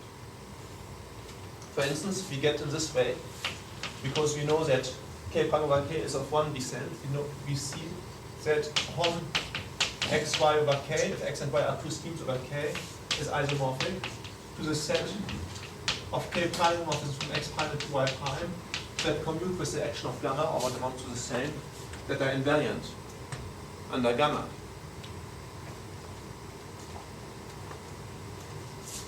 And on the other hand, if we don't have an x, if we start with a scheme x prime over k prime, to give descent data on x prime with respect to k prime over k is the same thing as to let gamma operate on x prime in a way compatible with operations on k prime. And then, of course, the question arises, are these descent data effective?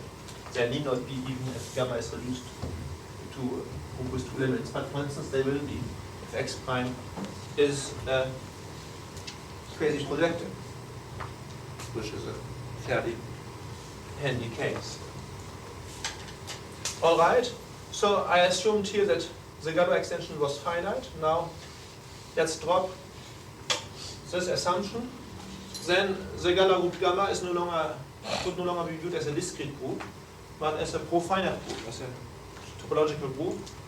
Gamma is the inverse limit of quotient groups gamma I, which correspond to finite sub-Galois extensions ki in between k and k prime. And as we have seen, we can now look at, call it gamma k, not the constant group defined by the abstract underlying set or abstract underlying group of gamma, but as being, we have to take into account the topology of gamma. We define gamma lower k as being the inverse limit of the group objects gamma ik. Now, here we have an inverse system of group objects over k that are all affine over k, therefore the inverse limit makes a sense. Of course, it's a group object. And each of the spectrum of Ki, call this if you want S prime I, is a torsor over gamma ik, and passing to the limit, we see that S prime, the inverse limit of the S prime I, that is the spectrum of the direct limit of the Ki's, is a torsor under gamma. So even an infinite Galois extension, it can be viewed as being a torsor under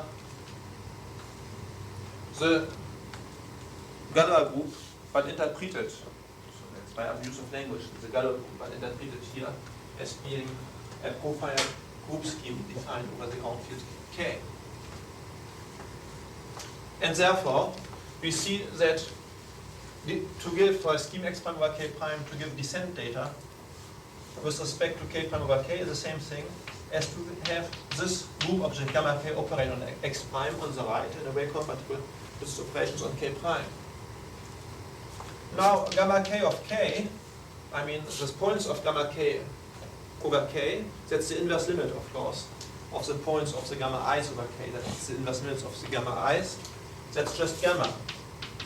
So we have lots of points of this group scheme over K. And therefore, if you have an operation of gamma K, of the group scheme gamma K over X prime, we deduce from this an operation of gamma on K prime. And in fact, when gamma was finite, then we have noticed that it's the same to give an operation of gamma K on X prime and an operation of gamma on X prime.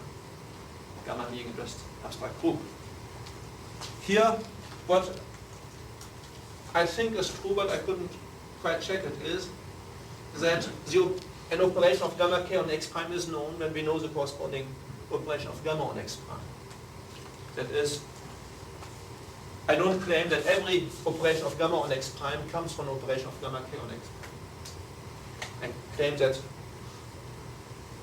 however, that the operation of gamma K on X prime is known, at least in fairly general cases, that the operation of gamma on X prime is known.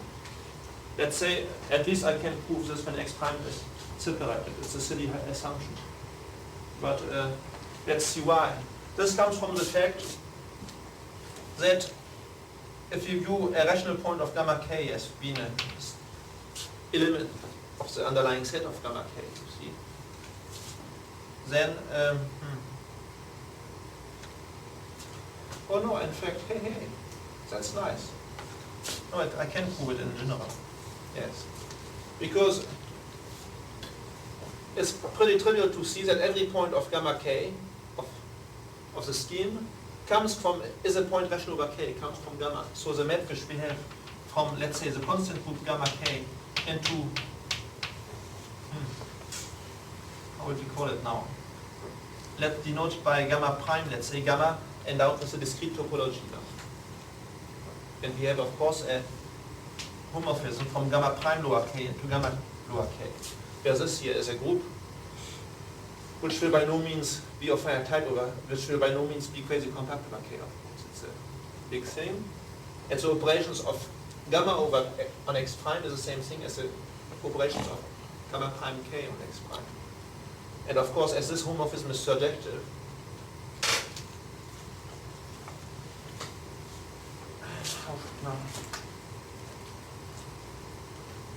I want to say that what I want to prove is that an operation like this is known when I know the induced operation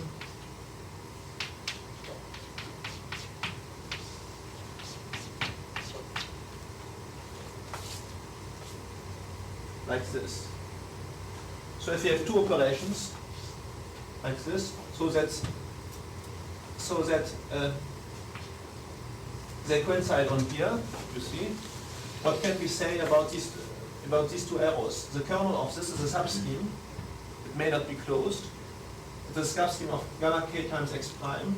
It contains, in this arrow here, factors to the subscheme. So this means already that the subscheme set theoretically is everything, because this map is surjective. So the subscheme is a closed subscheme which contains everything. On the other hand, now that's the point. Yeah.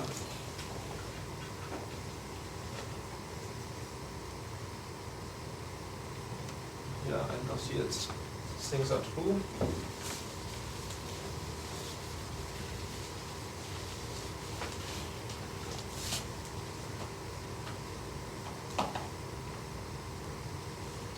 Now I claim that every subscheme of this here, that such as this arrow factors through it,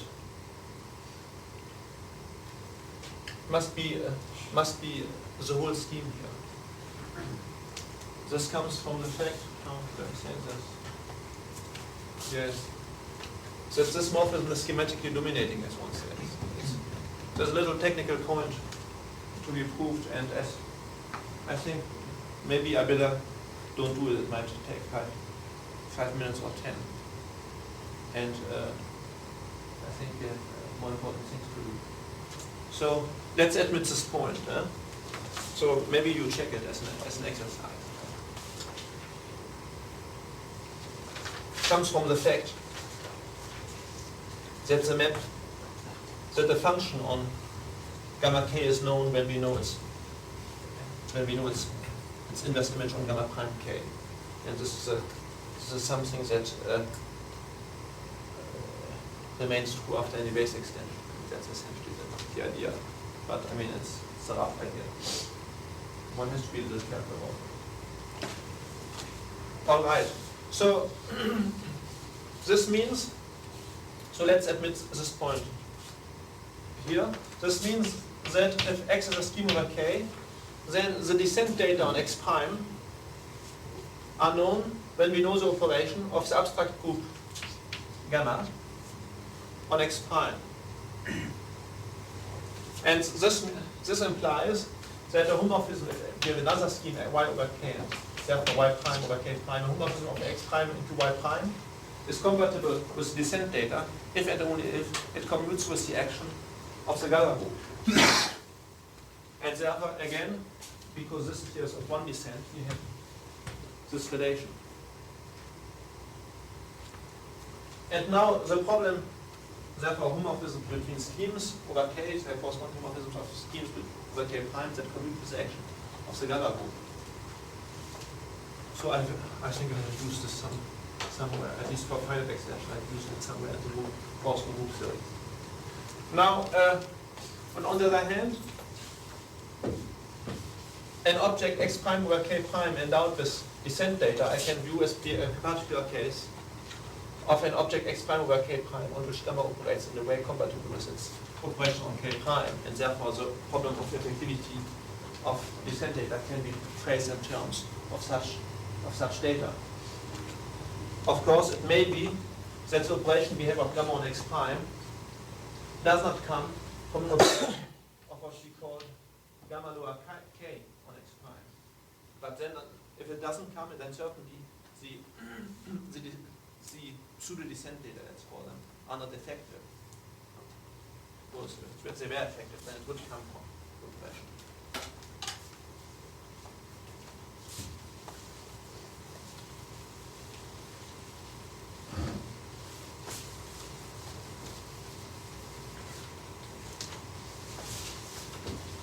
Now,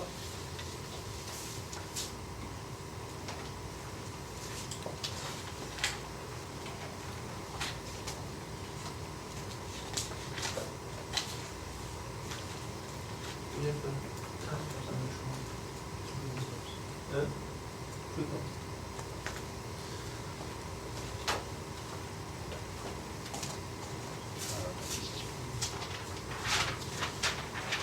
let's make a little final remark on descent in general. I have taken the case of just one morphism S prime goes to S and descending an object on S prime to S, if possible, or descending morphisms of objects to S. But of course, the analogy I have given with topological spaces covered by open sets, I mean, there's a direct thing which comes to mind is to have a family of morphisms from S prime i's to S with an arbitrary indexing set. And then the yoga would be, if you have an x over S, they associate to this x over S the family of the inverse images x prime I over the S prime i's. And we try to construct things that we do by S in terms of the things that we do with S prime i's. And the fibered product of S prime by itself over S is replaced now by the whole family of fibered product S prime I times S, S prime J. If, for instance, the S prime I's are just open subsets of S, then these are just intersections of these open subsets. And for instance, when concerned with one descent, then the question will be the following. If we have a homomorphism from X into Y, is this homomorphism known when we know the corresponding homomorphisms from the X prime I's to the Y prime I's? And that's zero descent.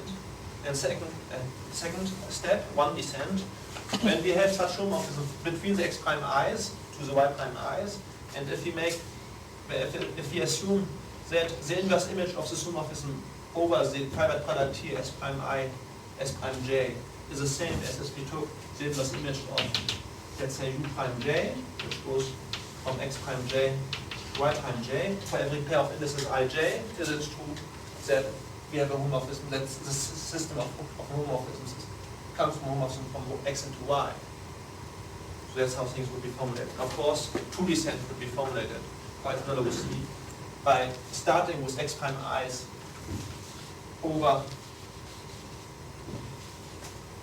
a system of X prime I's over the S prime I's, giving isomorphisms between the inverse images on these private products, writing a transitivity condition on the threefold private products, S prime I, S prime J, S prime K, and wondering whether these data come from an X over S. Now, in some general situations, one has really to distinguish. I mean, one can't restrict to just one morphism S prime goes to S. One has to take a whole family. However, we are here in a pretty particular situation where it's possible to introduce S prime, the direct sum of the S prime I's, and then have to give the family of morphisms of the F prime I's into S is the same thing as to give the morphism from S prime into S. On the other hand, we know that taking private products in the category we are working in is distributive with respect to sums, and therefore, S second, the private product of S prime by itself over S, is just the disjoint sum of the S prime ij's. Call this here S prime ij. And in the same way, the system of threefold private products here has as a direct sum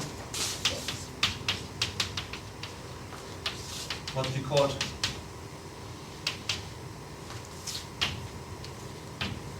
S squared.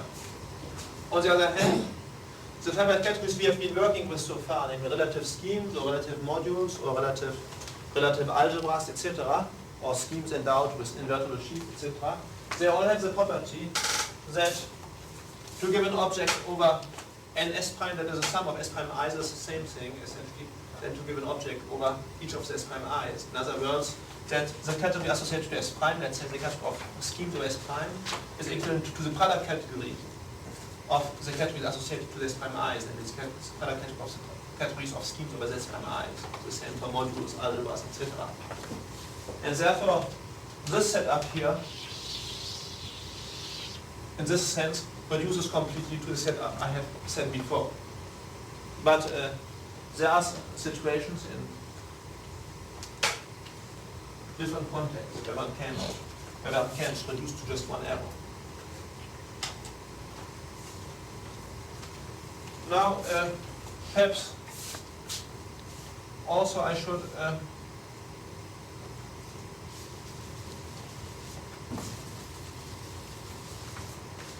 give an interpret. Let's assume, for instance, that we have a family of arrows like this.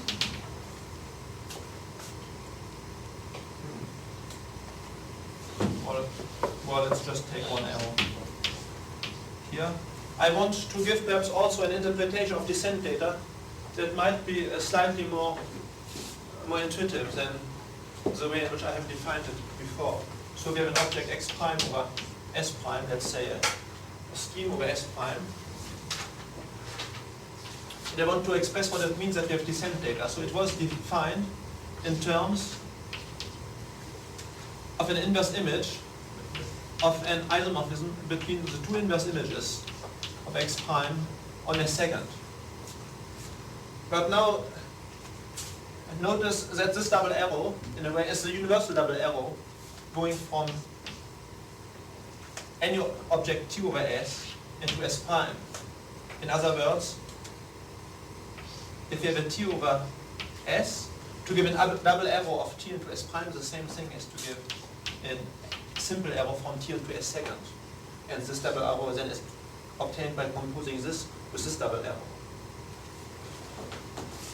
And when we remark, once we have made this remark, the following becomes evident, that it's the same to give a first, let's say, gluing data, such an isomorphism, never mind about transitivity condition on S third. It amounts to the same to give gluing data, or to give the following data for every T over S, and every pair of arrows UV from T into S prime, of course S morphisms. I give an isomorphism between the two inverse images of X prime over S prime by U on the one hand and V on the other hand.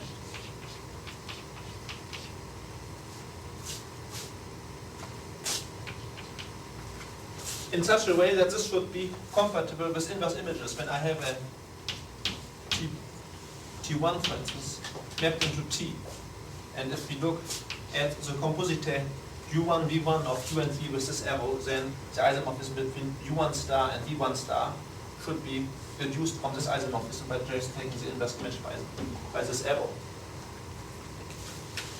So gluing data are just a way of putting an isomorphism between two inverse images of the same object by two different arrows.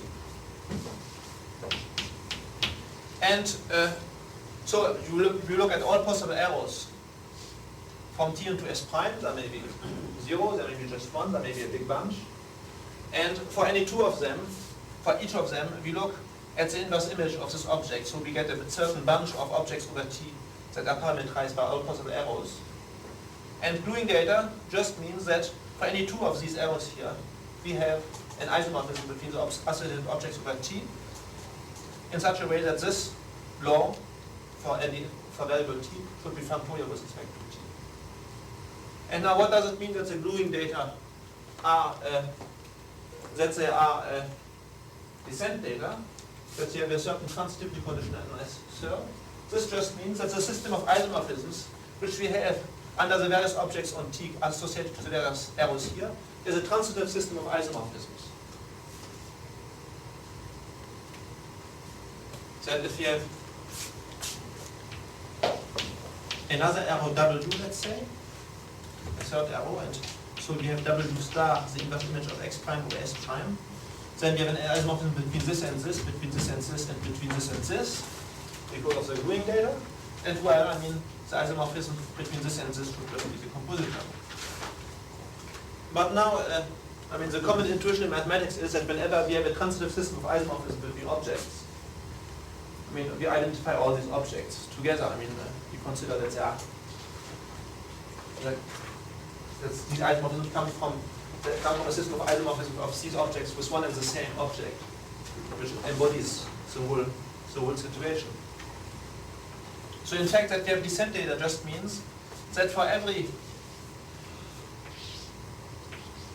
T over S, such that there exists at least one factorization through S prime, we can find an object over T in such a way that for every one of these factorizations, this object should be isomorphic to the inverse image of X prime by this arrow.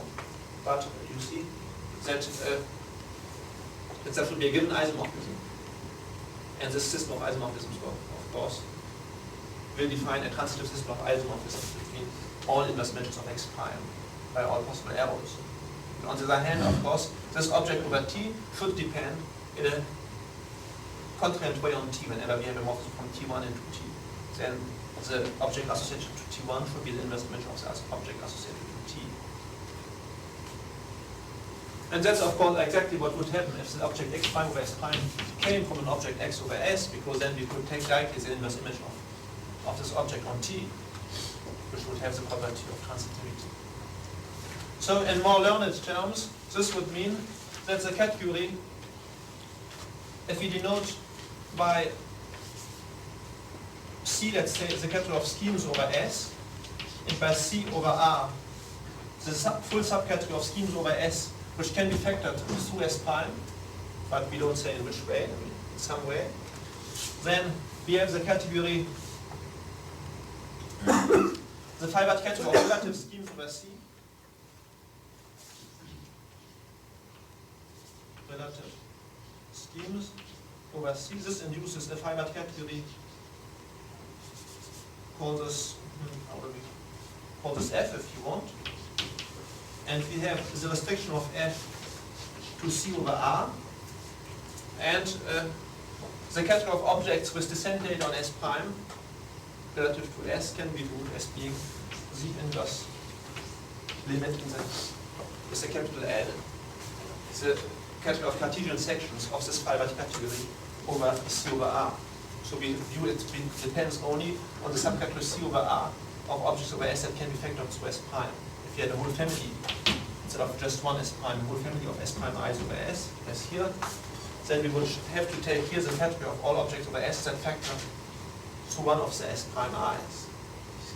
Now this subcategory is called the cribble, the sieve associated to this family. And we see that this category depends only on the sieve. F over C is the category of schemes over the category of schemes? Yes. F over C is a category whose objects are an object of C and a scheme over S, let's say S prime, plus a scheme over X prime. Plus a scheme X prime over S prime. And it's fibered because when we have any morphism S prime 1 goes to S prime, then we have a function in the opposite direction which goes from scheme over S prime to scheme over S prime 1.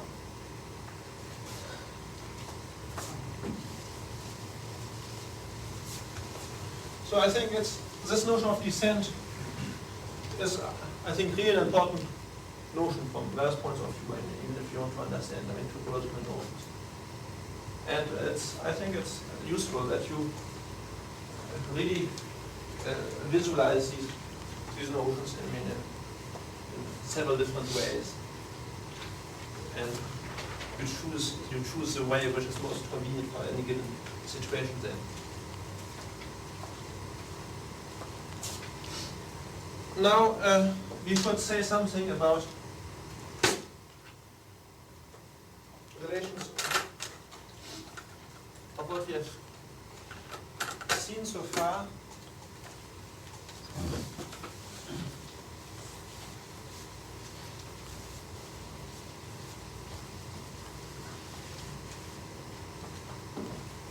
And generalized topologies and sheaf theory.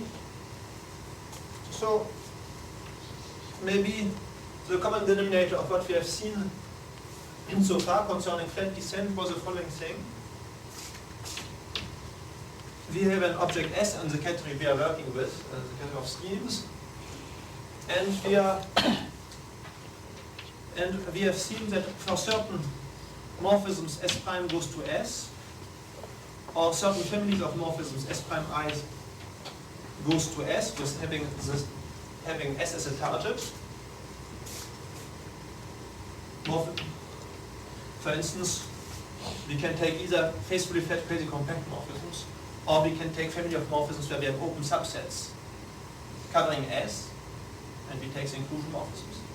Or we have seen a certain number of situations where whenever something is true over S, something which we would like to be true over S becomes true over S prime, over each of the S prime i's, it was true before. For instance, we have seen that for nearly all of the properties of morphisms, we have studied from morphisms of an X into a Y. If S prime lies over S and is faithfully flat crazy compact over S, and if after making the base change, the morphism F prime has a certain property, and it had the property before. So, just as in the more trivial case, when S is covered by open subsets S prime I, for most properties of morphisms which we had, they were of local nature over S, namely if they are true after restricting to these S prime I's before.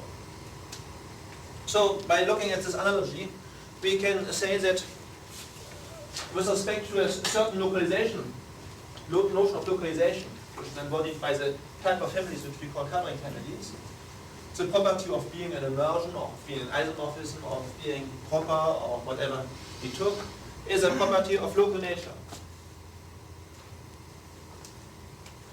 So this was one of the things we did. Another thing that we did was to see whether to give a homomorphism from x into y was something of local nature.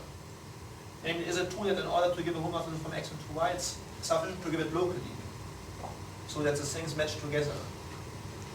So here again, I mean, the first most intuitive example is the one when we cover S by open subset S prime I, and then it was pretty clear by the very way in which schemes and morphisms of schemes have been defined. If you give I, if you give a homomorphism from xi into yi, these remain the restrictions of x and y to S prime I, Si homomorphism. Fi in such a way that they mesh in the intersections, then it comes from a uniquely determined homomorphism from x into y. But in fact, we have seen other examples, for instance.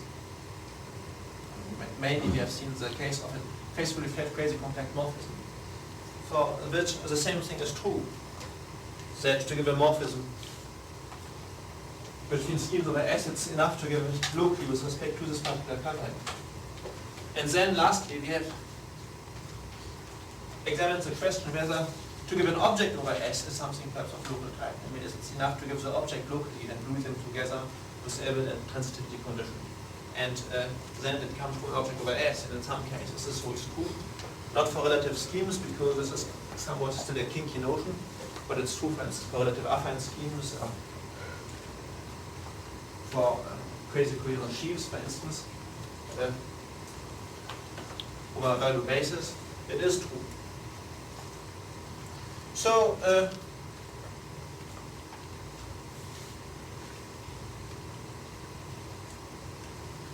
on the other hand, when we have dealt with descent data and with the question of effectivity of descent data, let's take for simplicity the case of just one arrow, S prime goes to S.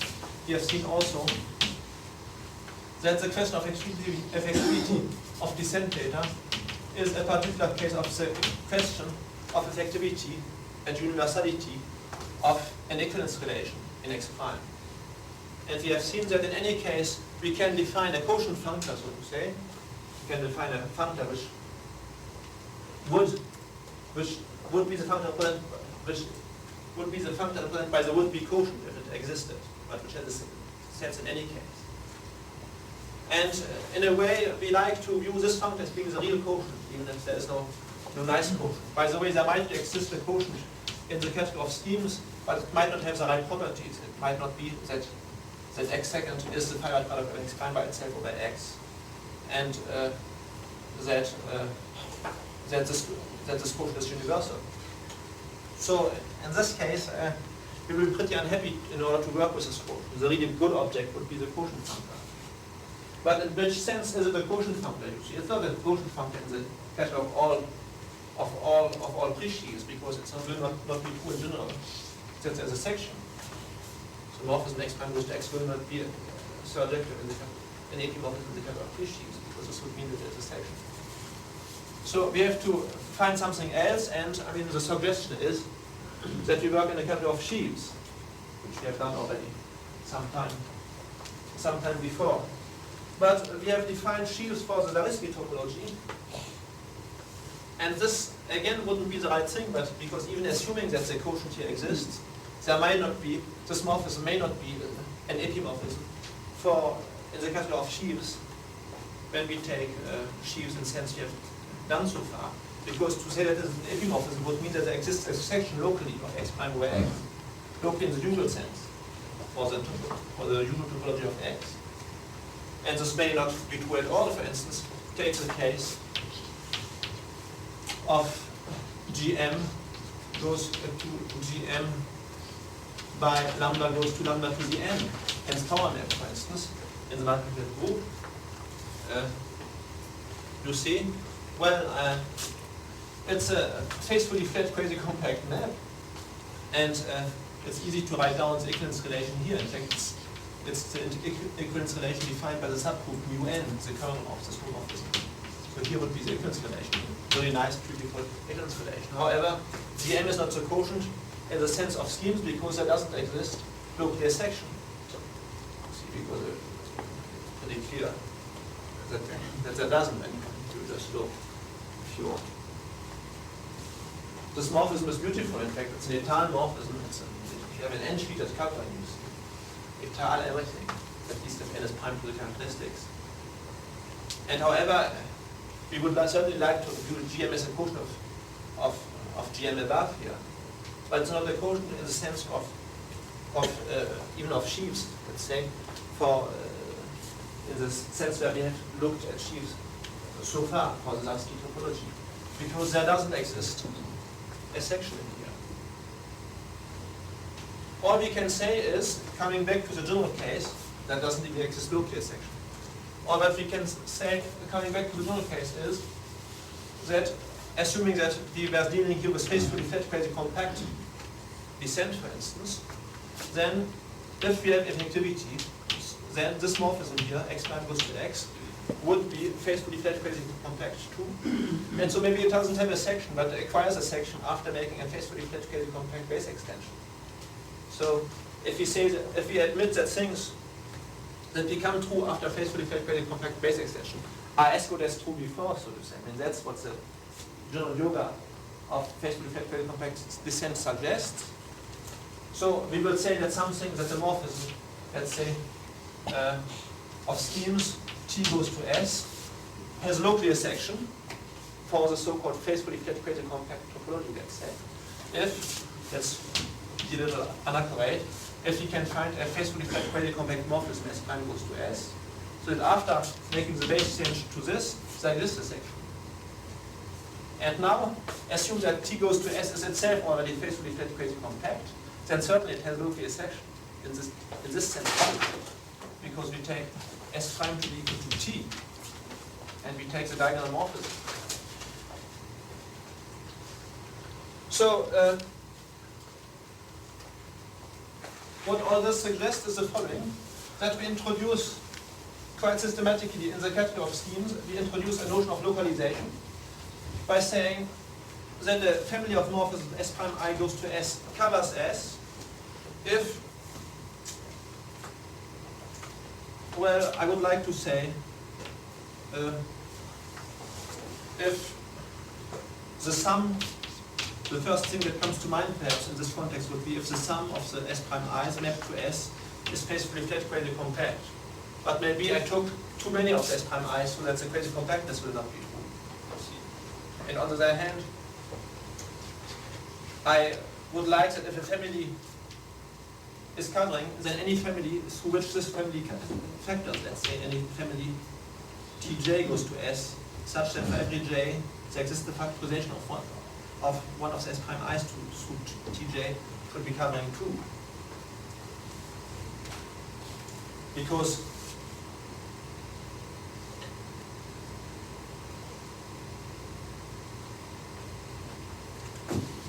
if we define covering in terms of being able to descend by this family of morphisms, you see, then how does this go? So then, if we know that certain properties, if we have objects over S, let's say, for which we would like certain properties to be true, if they become true over the Tj's, then a fortiori, by making another base change, they become true over the S prime i's. And therefore, they are true over S. So we want to saturate, so to say, the families of morphisms which we have already, which we like to call covering. And we have 2 of them. We have on the one hand faithfully flat quasi-compact ones. On the other hand, we have the covering families of open subsets, S prime i's of S. We want to kind of combine these 2 and saturate them in the obvious way, and then wind up with the notion of covering families, which we would like to take as being the basic notion of localization in the category of schemes. Now, what we can do is the following. It's slightly technical definition, which we wind up with. It's to say that S, a family S prime I goes to S will be covering for the topology of faithfully flat quasi-compact descent. If the following holds, if we can cover S by open subsets UI, let's not put indices. If S can be covered by open subsets, so I take one of them U, such that if you look at the part of S prime of the S prime i's lying over U, like this, such that I can find a finite family U alpha, V alpha, let's say, or U prime alpha, of morphisms into U, so that the U prime alphas should be flat over U, quasi-compact over U, and that U should be the union of the images. In other words, that would mean also that as the number of the alphas is finite, that the direct sum of the U prime alpha goes to U should be faithfully quasi-compact. And such that now over, for every alpha, there exists an I, which may depend on alpha, and a factorization, U prime alpha goes to S prime I over U, making this triangle commutative, a factorization of U prime alpha into U through one of the S prime I restricted. So that's what one winds up with. It's slightly. So you make the same definition as saying that the morphisms from SI to S are morphisms of effective descent for some fiber category, and then you make the same definition to say that the morphism from the sum will be a morphism of. Let's say the following thing. Assume that we have a fiber category of the Grothendieck schemes, like relative schemes or of quasi-coherent modules on variable schemes, etc. And assume that we know that on the one hand, morphisms that are faithfully flat quasi-compact are of, let's say, effective descent, or of one descent, or of zero descent, some type of descent, is of I descent, let's say, I is one of the numbers, not 1 and 2. And assume that we know the same thing whenever we have a family of morphisms where the SI are open subsets of S with inclusion morphisms and they cover S. So this will be true for many of the notions we have seen.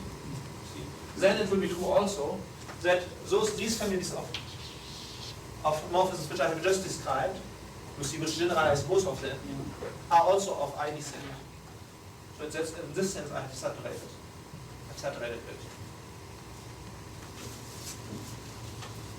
Alright, now I don't want to describe, there's just no time for this, in general and accurate terms what it means to give a notion of localization on a category, or to give a so-called topology on a category. But I mean, here we have it in a particular case. Of course, this notion of covering family satisfies some formal relations, for instance, like being the notion is transitive, if S is covered by SIs, and if each of the SIs is covered by SIJs, where the set of indices for J depends on the I, then taking all the SIJs together, they must cover S, for instance. And also the notion of covering family is stable under base change. So we have such properties which hold. Which we sum up by saying that, so I didn't list them all, there's still another one. Never mind. We sum them up by saying that we have a localization notion in the catalog of schemes, or that the catalog of schemes is a site for the notion of covering families, which we have introduced. And now, once we have a site, we have the notion of sheaf on a site, because we know already what a pre-sheaf is. It's a functor which goes from our category of schemes over S, never mind, to the category. Let's take the catalog of all schemes right now. To the catalog of sets, but the complement functor. And we have defined what it would be a sheaf for the Zariski topology. This would mean that whenever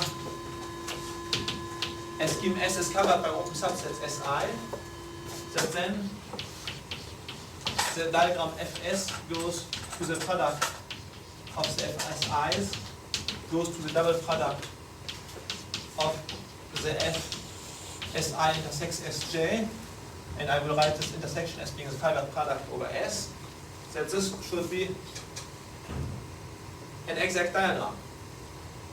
And now I just give the same definition in the case of the FPQC topology, faithfully flat basic compact topology. I say that the pre-sheaf is a sheaf. If for every covering family Si goes to S, this diagram here is exact. I may also express it by saying that if I do F, the continuant function, as defining a fiber category whose fibers are discrete, whose fibers are just the discrete category is f of S, then Si goes to S is of one descent. You can say it this way. Well, never mind. I mean, maybe it doesn't help you. But if you admitted what I have said before, then you would admit also what I'm going to say now, because of this silly remark, namely that in order to check that a pre-sheaf is a sheaf, we have to check this condition only for the two particular types of covering families. Either the one I have started at the beginning, taking the SIs to be open subsets that cover S. So that's the first case. And second case, taking just one SI, call it S prime, and taking a faithfully flat basic compact morphism. That's kind of trivial checking. And therefore, the sheaves for the faithfully flat basic compact topologies are just the Zariski sheaves, which have the property that for every Zariski sheaves, I mean this was already defined and dealt with some detail before, which have the further property that for every S prime which goes to S which is faithfully flat quasi compact, the diagram Fs prime double arrow Fs second, where S second is the fiber product, should be exact. Zariski sheaves are sheaves on the category of schemes. Yes. There's Zariski topology. Yes. All right. Now it turns out that the nice properties that are traditionally true in the category of sheaves on a topological space, and which we have seen are true also for sheaves on the category of all schemes with the Zariski topology, are true in fact for sheaves defined in terms of any category endowed with a localization notion. For instance, in the category of sheaves, epimorphisms are effective epimorphisms. They remain epimorphisms after any base change. Sums are distributive with respect to base change. In fact, base change commutes with arbitrary types of Dirac limits. Anyhow, arbitrary type of Dirac inverse limits exist.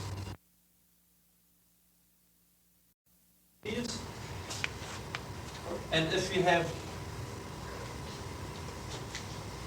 an equivalence relation in G, that's it. How would we say? Let's say in this following way. If we have a subgroup object H and G, then we can of course look at the equivalence relation defined by H and G by let's say right translations, identifying an object of identifying G and GH, where H is a section of H. And we can look, because all equivalence relations are effective, we can look at the quotient G over H. And then G will operate on G over H by left translations, as usual. If we were in an arbitrary category, not in the category of sheaves, and even if by chance we were able to construct the quotient G over H, it might well be that G doesn't operate on G over H, you see. Because if we try to see what makes it work, that G operates on G over H, this comes from the fact that passage to quotient commutes with the product by G. You see, and these properties may not hold in fact, they're not hold in arbitrary categories. So here, everything is quite beautiful. If H is invariant in the usual sense, this makes sense in any category. Then G over H will be in a group object. Will be the equivalence relation defined by H and G will be stable. Will be compatible with the composition law, etc. I mean, things will just work as beautifully as one can expect. Also, the notion of a torsor works as well as in the category of sets, etc. So I can't, because there's not much time left, I can't give too many details, but the yoga one winds up with kind of forcibly because of really, it's kind of a technical must if one wants to work in at ease in algebraic geometry. It is that we view schemes as being particular cases of sheaves for this topology or some topology that might be perhaps slightly coarser. For instance, we have already viewed schemes as being sheaves for the Zalski topology, but we have just seen here that sometimes this topology is not fine enough. We don't have enough local sections for this topology, so we may have to take something which is finer. So faithfully flat quasi-compact is all right for many. It's a good topology for many questions. Of course, we should check that the functor represented by a scheme is a sheaf. So we have to check that if X is a scheme, then the functor it represents, which is S, goes to X of S equals Hom Sx is a sheaf. Now what does this mean? This means that whenever we know already that it's a sheaf for the Zalski topology, so all we have to check is that whenever we have a morphism S prime goes to S, it is faithfully flat quasi-compact. And if you look at the corresponding diagram with the Hilbert product here, S second goes to S prime goes to S, that then the corresponding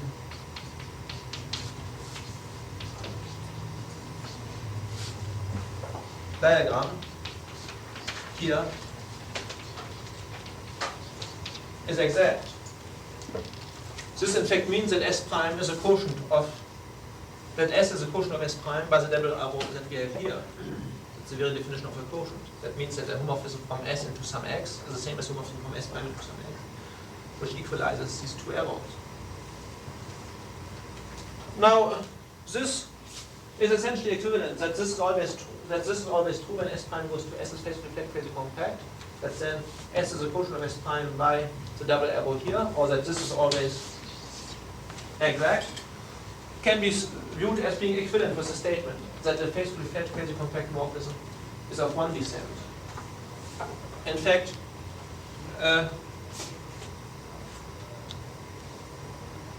as faithfully flat quasi-compact is stable by Banach change, to say that such morphisms of one descent means also that they are universally of one descent.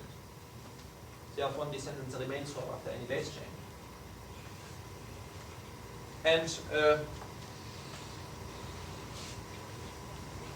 it's a theorem that is valid in any category, that the morphisms that are universally of one descent are also those, I don't even need this, no. The morphisms that are of one descent, in fact, are those that are universal effective epimorphisms. That means precisely for which, if I look at the Hilbert product S second, for which S is the quotient of S prime by this double product, by this double arrow, and such that this property remains true after any base change. So now instead of referring perhaps to some general nonsense, maybe I just give the proof. Maybe this would be easier to understand for you. So, yes, let's prove directly this as a consequence of the fact that the morphism S prime goes to S is of one descent, which we know to be true. Alright, so Hom Sx, here we have it. We will use the fact that Hom Syx, if y and x are two schemes over S, that the following sequence is exact. Hom S prime, y prime, x prime, double arrow, Hom S second, y second, x second. We will use the exactness of this in the particular case when y is equal to S, I guess. So this just means that the morphism that we have is of one descent, if this is true for every y and x. Now take y equals S, so then we get Sx here, S prime, x prime here, and S second, x second here. Now what is Hom S prime of S prime into x prime? These are the sections of x prime over S prime, but I can use them also as being the homomorphisms of S prime into x, the S homomorphisms. So this here is just Hom S just from x, or the second to x. And therefore this diagram is just a diagram here.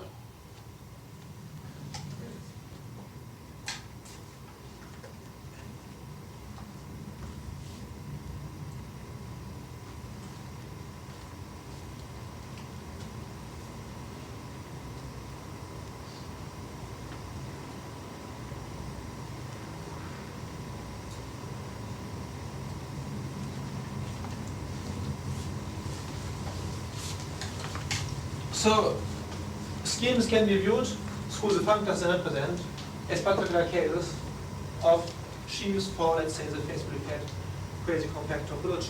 But that's not, but you could take any morphism which is the one center. Yes. Is it common to do that? I mean, to define topology in this way for any such morphism of 1%, for example, in which the... You could, of course, take the topology defined in the following way. I mean, this would be the one which would admit the largest number of covering families, so that what we want to be true, namely that representable functors should be sheaves, is still true. Namely, we take all families that are families of one descent, which I think is necessarily universal. Or what amount to the same, all families that are which are universally strictly epimorphic. But we can characterize these things on the one hand, you see. It's hard to tell in general morphism if it's a morphism that is of one descent, you see. But we have some which are very handy to handle, which are very well under our eyes, you see, and which have a lot of other properties anyhow, you see. When you use flatness, we don't use only the properties I have said so far. For instance, if you have a morphism of one descent for schemes, we don't know if they will descend quasi-coherent sheaves, for instance. We don't know even if the functor inverse image of sheaves, of quasi-coherent sheaves, will be faithful. Maybe we can prove that, but I mean, certainly we won't be able to prove that it's. I doubt very much that we will be able to prove that there's a number of other interesting properties that are true for faithfully fed quasi-compact morphisms. So it turns out that faithfully fed quasi-compact morphisms are very good, you see, to handle in many respects. Sometimes, however, I should point out that they're kind of too large still.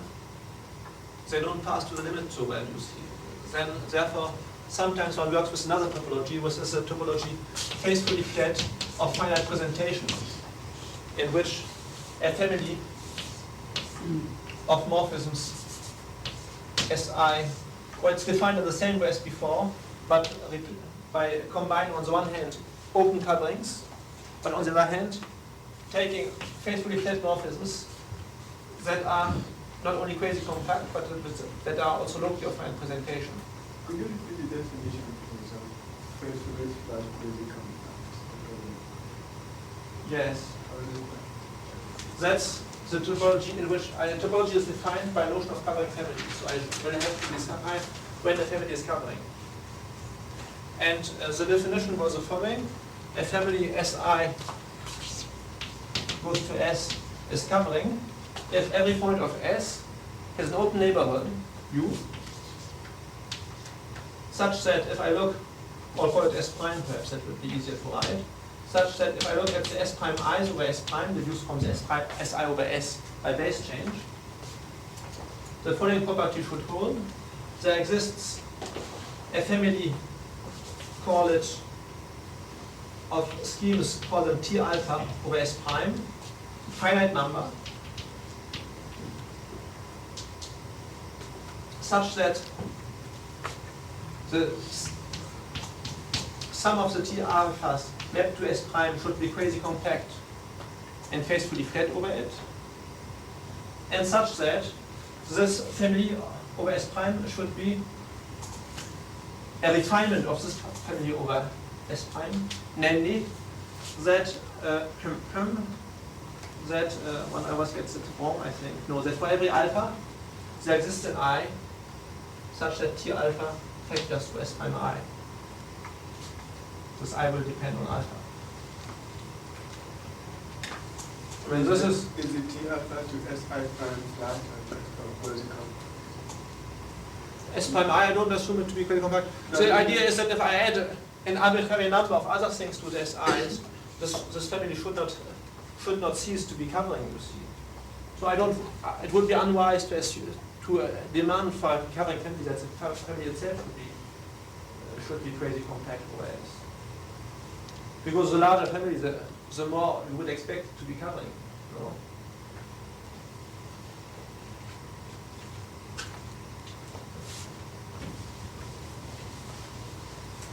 So in fact, one has had to work with about a dozen different topologies now on catalog schemes. So there's a discrete topology where covering families are those that admit a global section. There is a topology of Zariski, where covering families, where a family is covering if every point of S has a neighborhood, an open neighborhood over which one of the S prime i's has a section. Now there is the faithfully flat quasi compact topology here. There's a étale topology in which a fundamental system of coverings, you see, so that other covering can be defined by it, are the families of étale morphisms that are surjective altogether, such as images cover sets theoretically the thing. Then there is the faithfully flat topology of finite presentation in which a fundamental system of coverings is made up by the families S prime I goes to S, where each of these arrows is faithfully flat of finite presentation, or locally, or not of finite presentation, locally of finite presentation rather. And where the images cover S, and there have been a number of other topologies have been considered according to the context. In fact, in connection with universal algebra, there are about 20 or so. They want to know the representation theorem here when we deceive saying FFFP a scheme. When we deceive in FFQC a scheme. Oh, this is a pretty subtle. These are very subtle conditions you see on a scheme. It's very hard to characterize among fields those which are representable. I mean, it's if you make These are Jarovsky sieves, so that theorem is available if it's locally. But in the term which I gave of presentability is kind of, I mean, it's kind of tautological, as I said, you see. Now, if you are working over scheme, ground scheme S, that is Noetherian, and if you want to characterize functors that are representable by schemes of locally or finite type over S, you see, then I mean I have been working on this for quite a while, and I got a number of criteria, but no necessary sufficient conditions, you see. They're kind of subtle. And finally, Artin solved the problem, but in replacing the category of schemes by something slightly larger, you see, by what he calls algebraic spaces, which is where you glue together schemes not with respect to the usual topology, but with respect to the étale topology, you see. Then he gets something slightly more general than schemes, and this admits a very nice theorem of very nice criterion for presentability of functions by such objects. And that's in the topology FFFP, isn't it?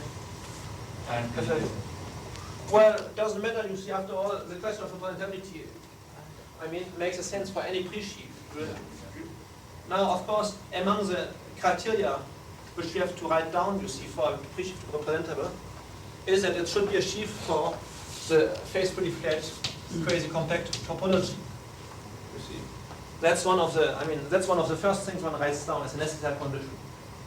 But there are others, you see, which are of a more subtle type. For instance, it should commute with inverse image. I mean, if you have, for instance, a local ring O, which is complete, which is the inverse image of its Artin quotients, let's say, then the value of f at O should be the inverse image of the value of f at the OIs.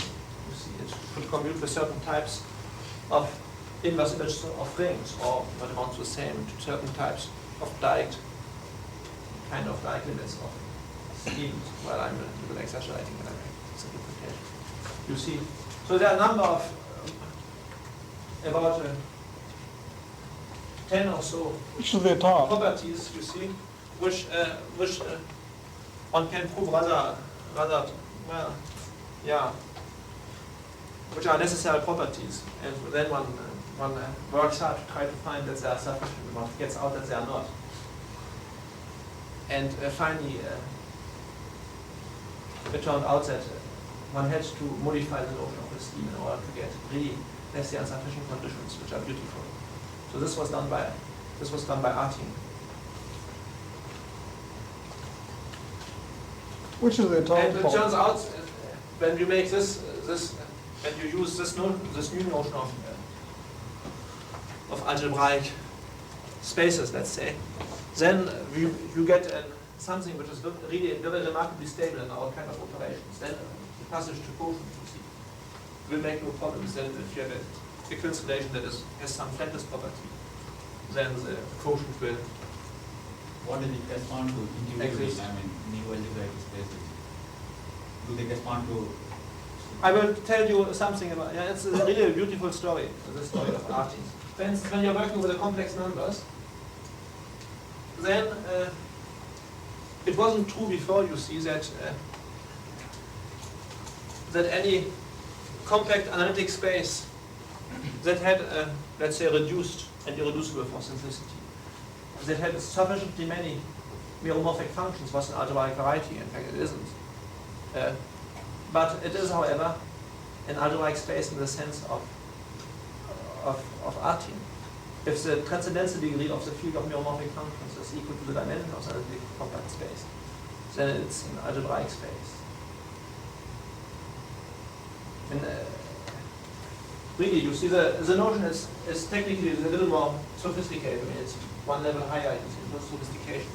In order really to be able to handle it properly, you have to kind of master the notion of topologies, etc. I think you should be very much at ease with this context.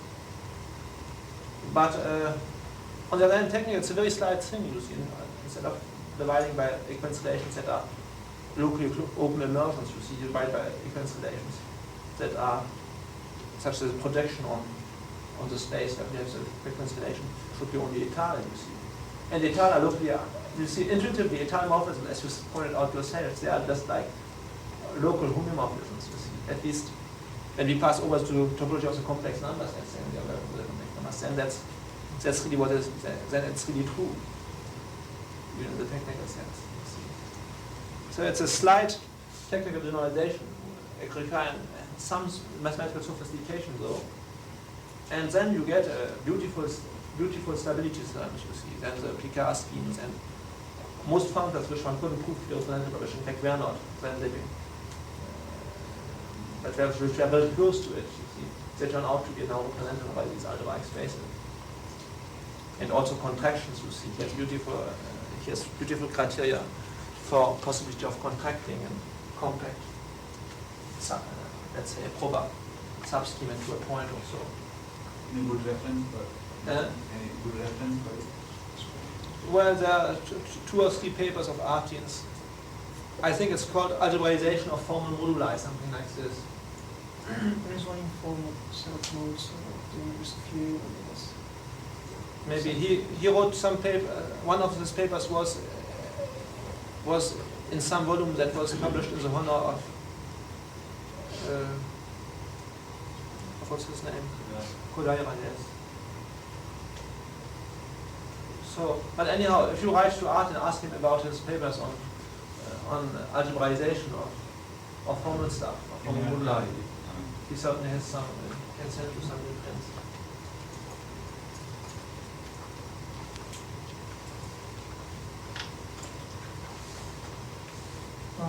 Are there nice characterizations of schemes among the algebraic spaces? If there was, you see, then the problem of representability would be solved. No. It's kind of a, you see, it's kind of a kinky notion. It's like, you see, it's an analogy which is perhaps accurate if you see, working with pre-schemes, or with pre-sheaves, or with sheaves, or with algebraic spaces instead of schemes, you see, a little bit like working with distributions instead of working with functions, distributions on varieties instead of working with functions, you see.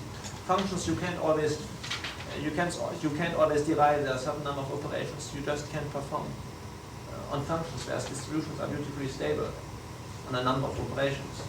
And so you just work in the context of distributions. And every once in a while you may ask yourself whether the result which you obtain from your formula is a function or not, but in fact this after a while appears as something like an accessory question. The existence terms, for instance, about existences of solutions for differential equations, you see. The most convenient thing is first to solve it sometimes in the context of distributions. And then the question whether the thing is now a function, how many times it's differential, continuously differential with a function, or whether it's L square or whatever it is.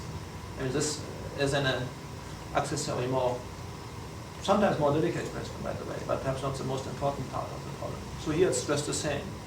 So when we are working with pre-sheaves, it gave a very nice context with respect at least to everything that involved inverse limits and no direct limits.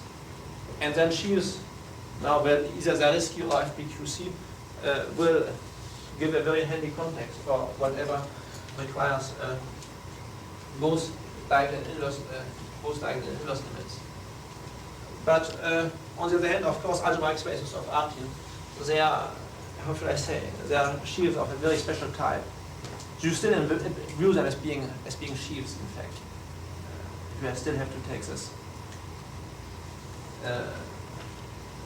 this encompassing category. But on the other hand, they are really stable under a number of important things. Not stable under arbitrary, for instance, double arrows. I mean, we couldn't expect that much, but they are, for instance, stable under equivalence relations, such that the projection is flat, for instance, or such thing. I mean, they are, after a while, we develop an intuition of what is reasonable and what not.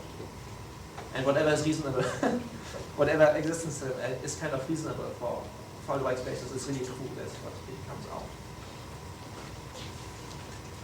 Now, what about passage to quotient? Let's come back to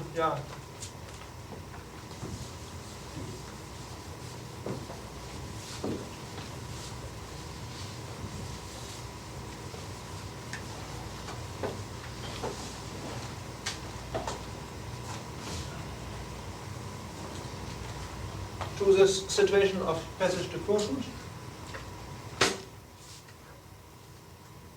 Assume that we have an equivalence relation in a scheme X, and assume that either projection P1 or P2 of this equivalence relation is, let's say, faithfully flat, quasi-compact. If P1 is, and P2 also, because they are transformed of each other by the symmetry of R. And then, of course, we can on the one hand ask, this we can anyhow, for a quotient of X by R in the category of schemes. But, so which is just, I mean, the co-kernel of the double arrow in the category of schemes, which therefore should have some properties. Now, this is really not a strong enough property for a scheme Y to have in this situation as to be a quotient of X by the double arrow R, you see. In fact, we won't consider to have a satisfactory quotient here only if Y is actually the quotient of X by R in the category of sheaves. Now, if this is so, then locally X over Y will admit a section, but locally for the faithfully flat quasi-compact topology. That means that provided I replace Y by an open subset, perhaps, by open subsets covering Y, it will be true that we can find something faithfully flat quasi-compact, so that after making this here, we get a section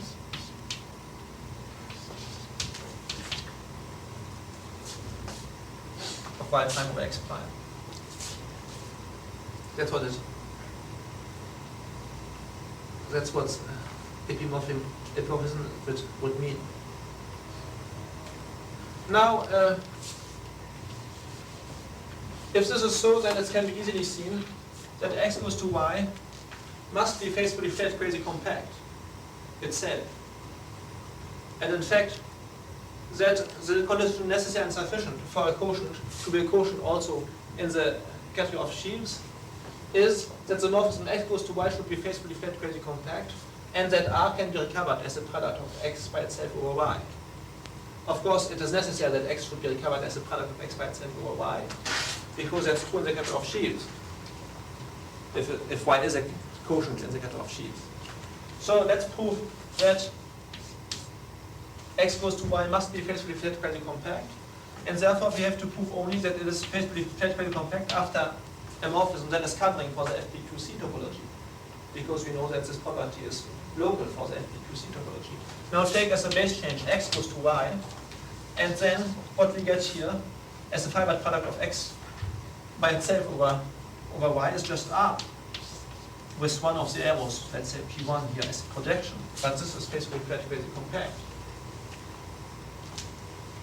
Therefore, the quotients we are really interested in when we have an equivalence relation where P1 or P2 is faithfully flat-quasi compact are the quotients for which X goes to Y is also faithfully flat-quasi compact.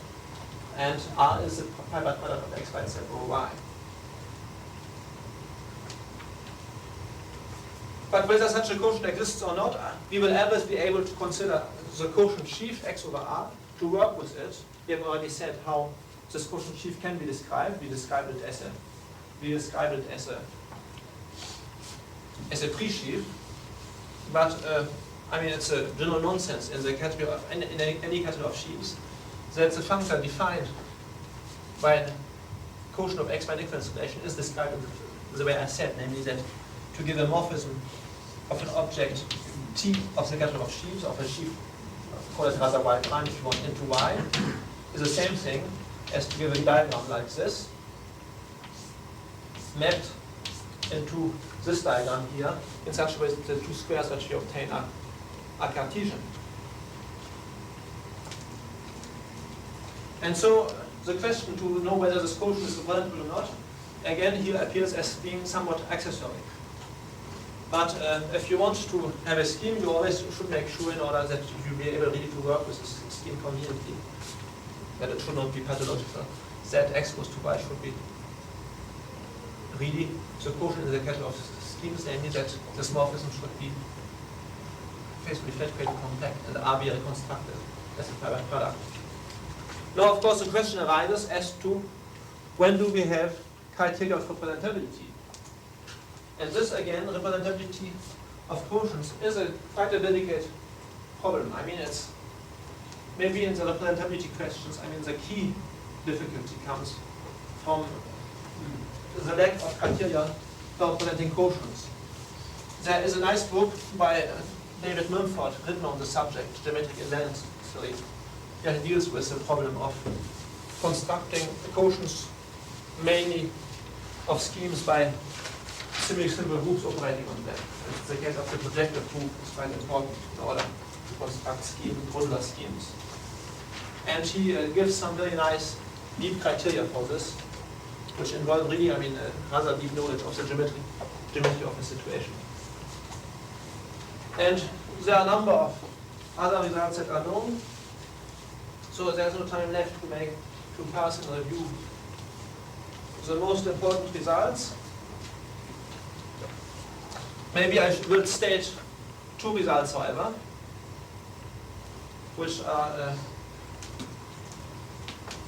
kind of basic. Assume that we have an equivalence relation P1, P2 here, and assume that P1 and therefore also P2 is not only faithfully flat-quasi compact, but is finite locally free.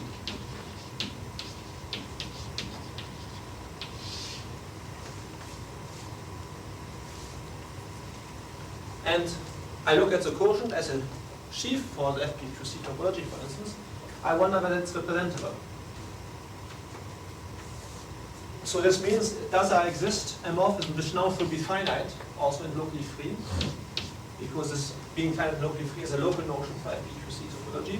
Does there exist a morphism that are finite locally free and surjective from X into some Y in such a way that R can be reconstructed as X times YX? So that's the question. And the answer is here very handy and generally the criterion is easy to verify.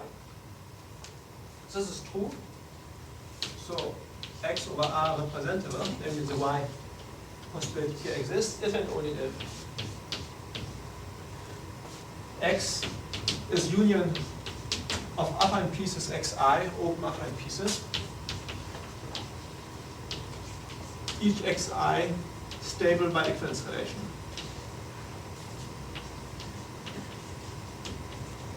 That means that the inverse image of Ui, when we take the direct image by P2 of the inverse image by P1, we get back Xi.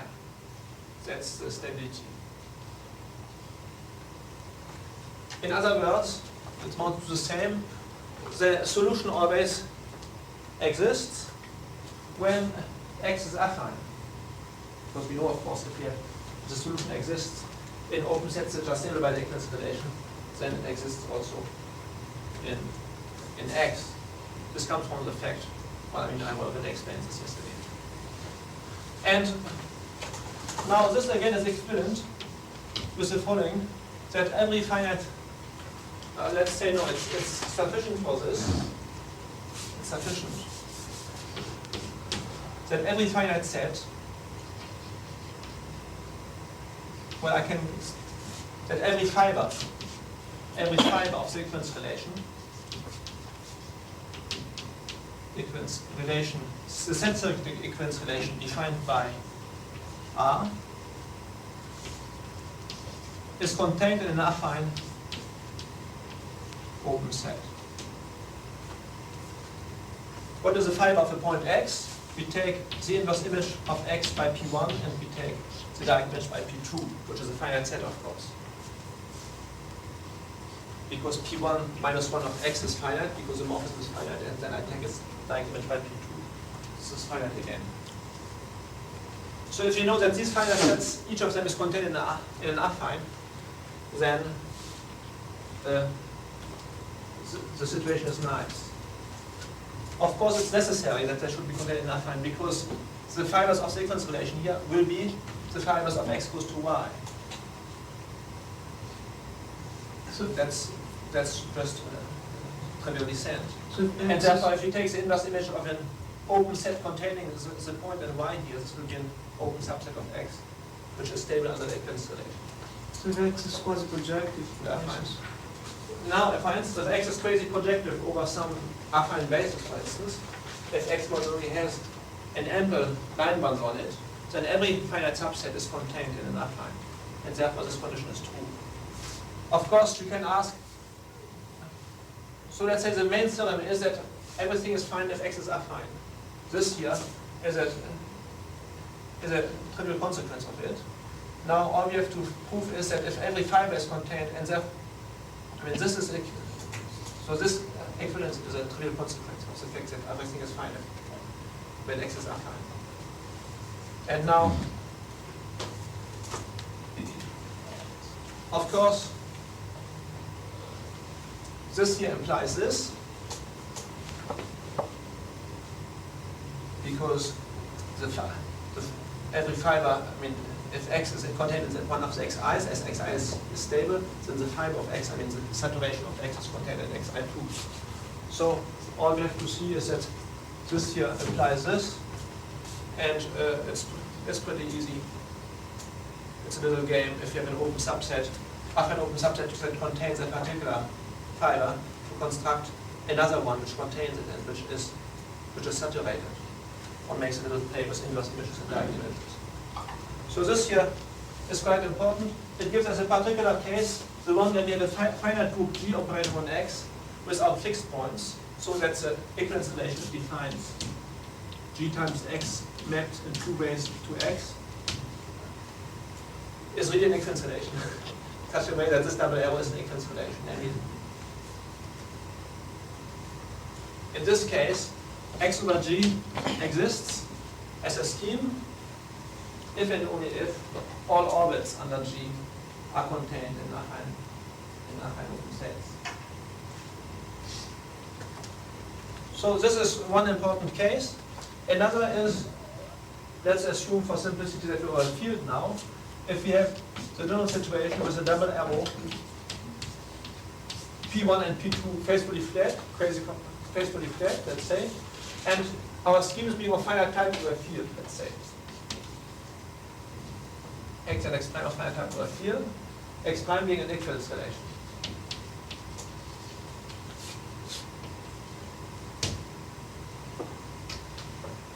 So P1 flat and therefore faithfully flat because P1 must be surjective. And it's certainly of finite type because the schemes are of finite type. So it's the flatness here that matters. Then what can be shown is that there exists a dense open set of X, stable under the equivalence relation, so that the induced equivalence relation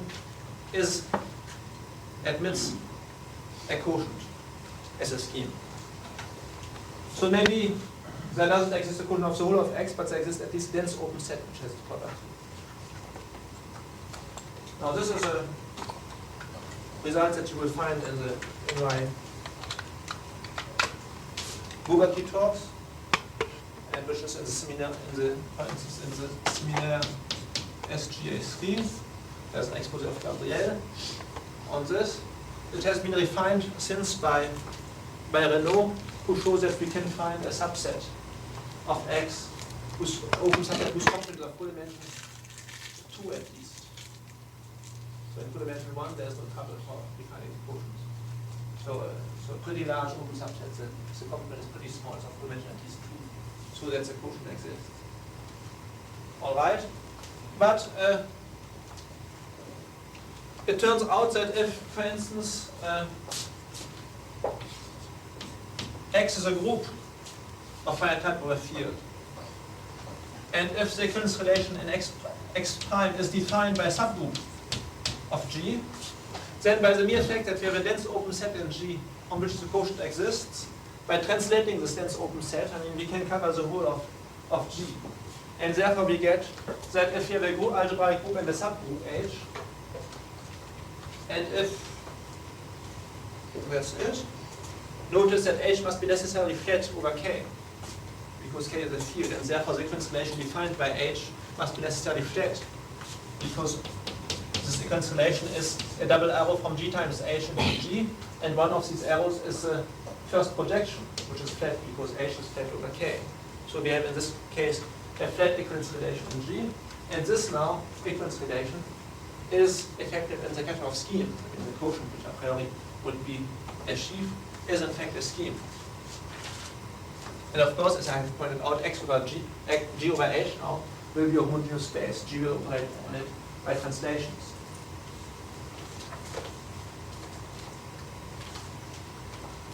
All right, I think maybe we stop here.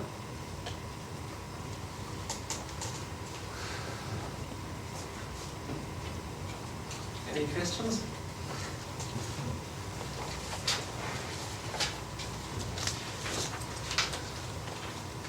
There was Joe complaining that I didn't state any open problems. I tried to talk a little bit about it, and it really seems that it's a level where we are working here. I mean, just the level of getting through a certain yoga, you see a certain state of mind in dealing with these things, and some basic technical notions. Certainly not, I mean, I didn't make a complete tour of the important technical notions, but some basic ones. But it's on a level where everything is extremely well understood, I think. And really, at this level, no problems really arise. So the problems, I think, are somewhere else. And next hour, about groups, I can state some problems about structures of group schemes, perhaps, which are on the level of more or less of what we have been doing. There are some problems of effectivity of equivalence relations of non-flat equivalence relations when we take schemes that are finite over a ground scheme, let's say an initial ground scheme. It's not known whether every equivalence relation in this category is effective. I suspect it is not. But this would be interesting already when we are working over a ground field and take schemes we may assume algebraically closed schemes that are finite with the ground field and look like the equivalence relation. And these schemes are the effective, namely when you take the quotient in the of schemes, does the equivalence relation come back, can be recovered as a finite product. So this is a very elementary problem, but apparently nobody has seriously tried to solve it. Now this is quite understandable. We don't need much. I don't think that you need much knowledge in order to attack it, but you need probably some patience, especially if there is a context of out.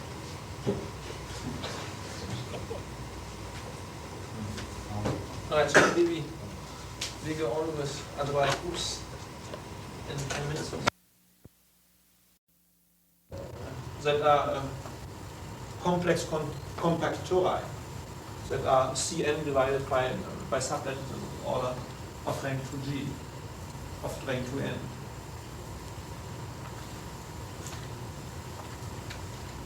So they have really very remarkable properties, great properties of rigidity and all kind of things. I mean, you can spend again very easily your life, and perhaps it's more worthwhile studying these rather than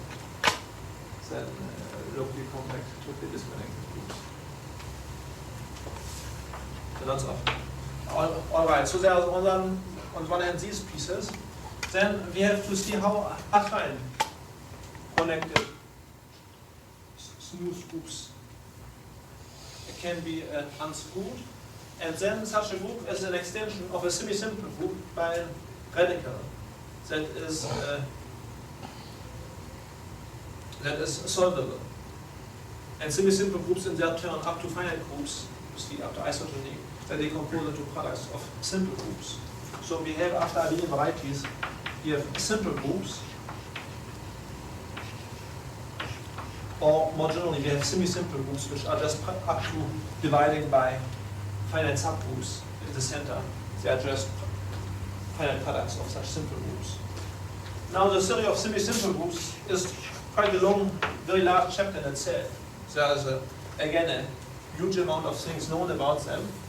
And here the best reference, perhaps, would be either to Borel's notes or to Chevalet's old seminar about classification of these. It turns out that they can be classified as semi-simple groups by so-called systems of root systems, and that the classification doesn't depend, when we are working on algebraic closed field at least, doesn't depend on the ground field over which you are working.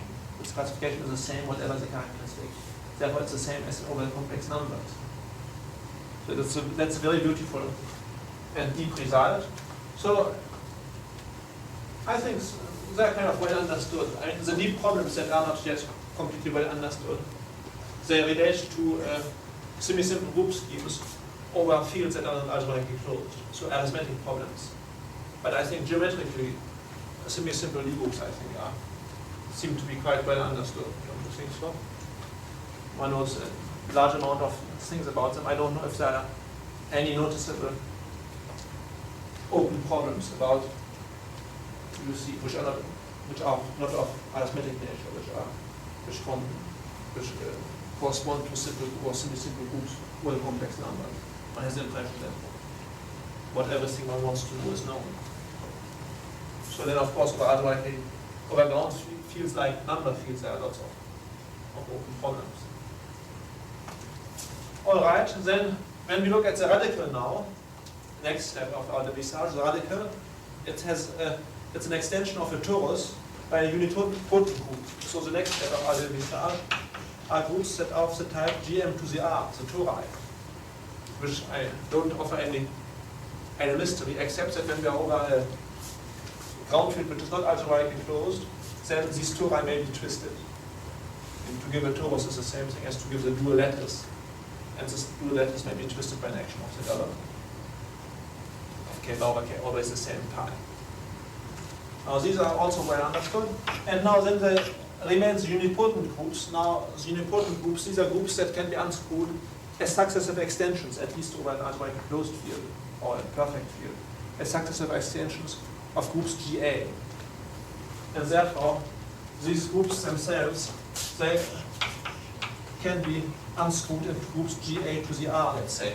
We could write down GA, but when you take at canonical filtrations, you see the quotients that occur would be GA, it would be GA to some power. And here the same as GN to some power. And the way in which these additive groups fit together is not well understood at all. I mean, unipotent groups among the groups that are not well understood. But the simple pieces are built up with, I mean, the GAs. They don't offer much, too much mystery, I think. Therefore, here we have the list of groups which allow us to build up any smooth connected group. If we take commutative groups, then this piece here disappears. If we take commutative groups that need not be connected, then we should take into consideration, but which are finite type again, some extra pieces, and we have to take the Z over LCs, L being a prime, if we don't unscrew till the end. And moreover, we have the groups which we have already noticed, that we are characteristic P, mu P and alpha P. And that exhausts the possibility of simple factors of our Levi-Sage. So for commutative case, we have 1, 2, 3, 4, 5, 6 kinds of simple pieces. So that everything can be unscrewed in terms of such pieces as composition factors.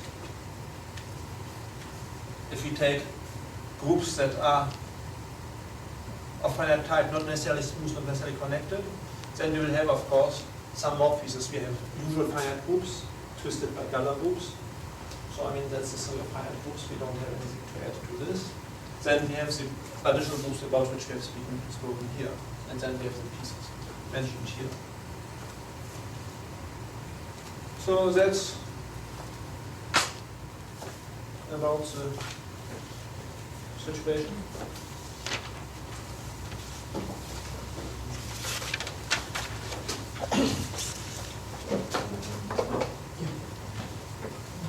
What kind of subject are you yourself working on now?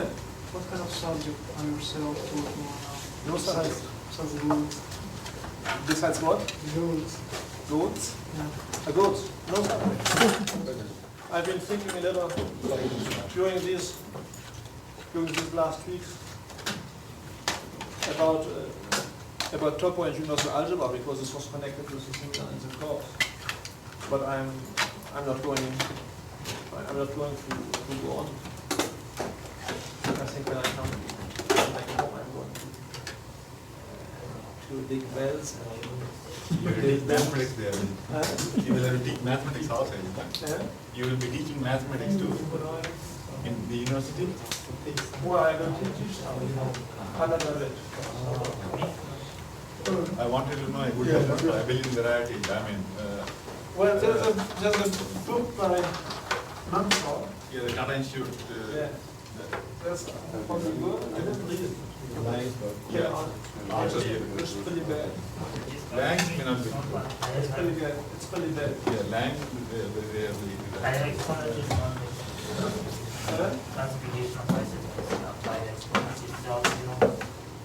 No, and the way in which these things fit, I mean, of course, this again is a nice subject, you see, to classify extensions of groups of height 1.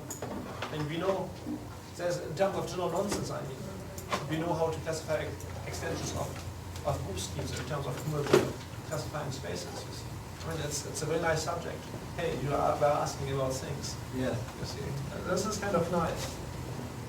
I mean, you have in this syllabus here, you have really heaps of extensions that occur, canonical extensions that occur. So that you want to classify. I had to go till I'm 6 teaching. I have teaching at. The group that occurs, then the extension. All right, now write down what are they. I'm coming with you. I think it's kind of fun. I think one should just start and keep doing. So, Mumford's book, you I think Mumford books probably is the best. Probably it will be on a lot of. Are the big It's a little old now, and of course many basic ideas are in there. But are in there, yes. Many basic ideas. But the technique is really very antiquated. The ideas are still, I mean, still good. But the technique is antiquated and it makes it very hard to. I can give you a ride. Oh, yeah, you will have. Yeah. Okay. Why don't you do a code from Sergey? Because it's really. Oh, Have a good rest of the day. Bye-bye. Bye-bye. Thanks very much. Bye-bye.